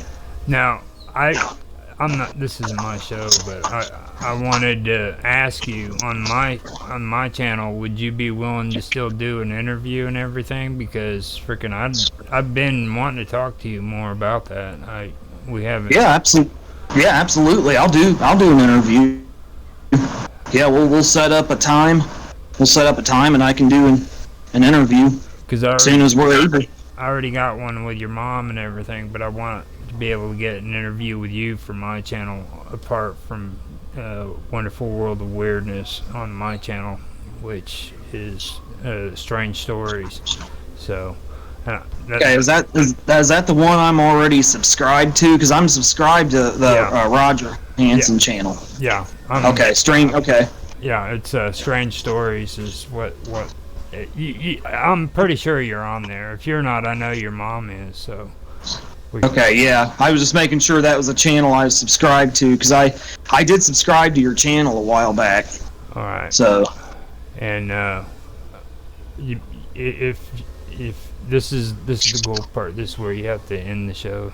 So we're going to see how good you are at ending. Okay, well, what do I need to do in ending the show? You got to thank people for watching. Oh, okay. Stuff like that. It's just. All right. I got an idea of what to say.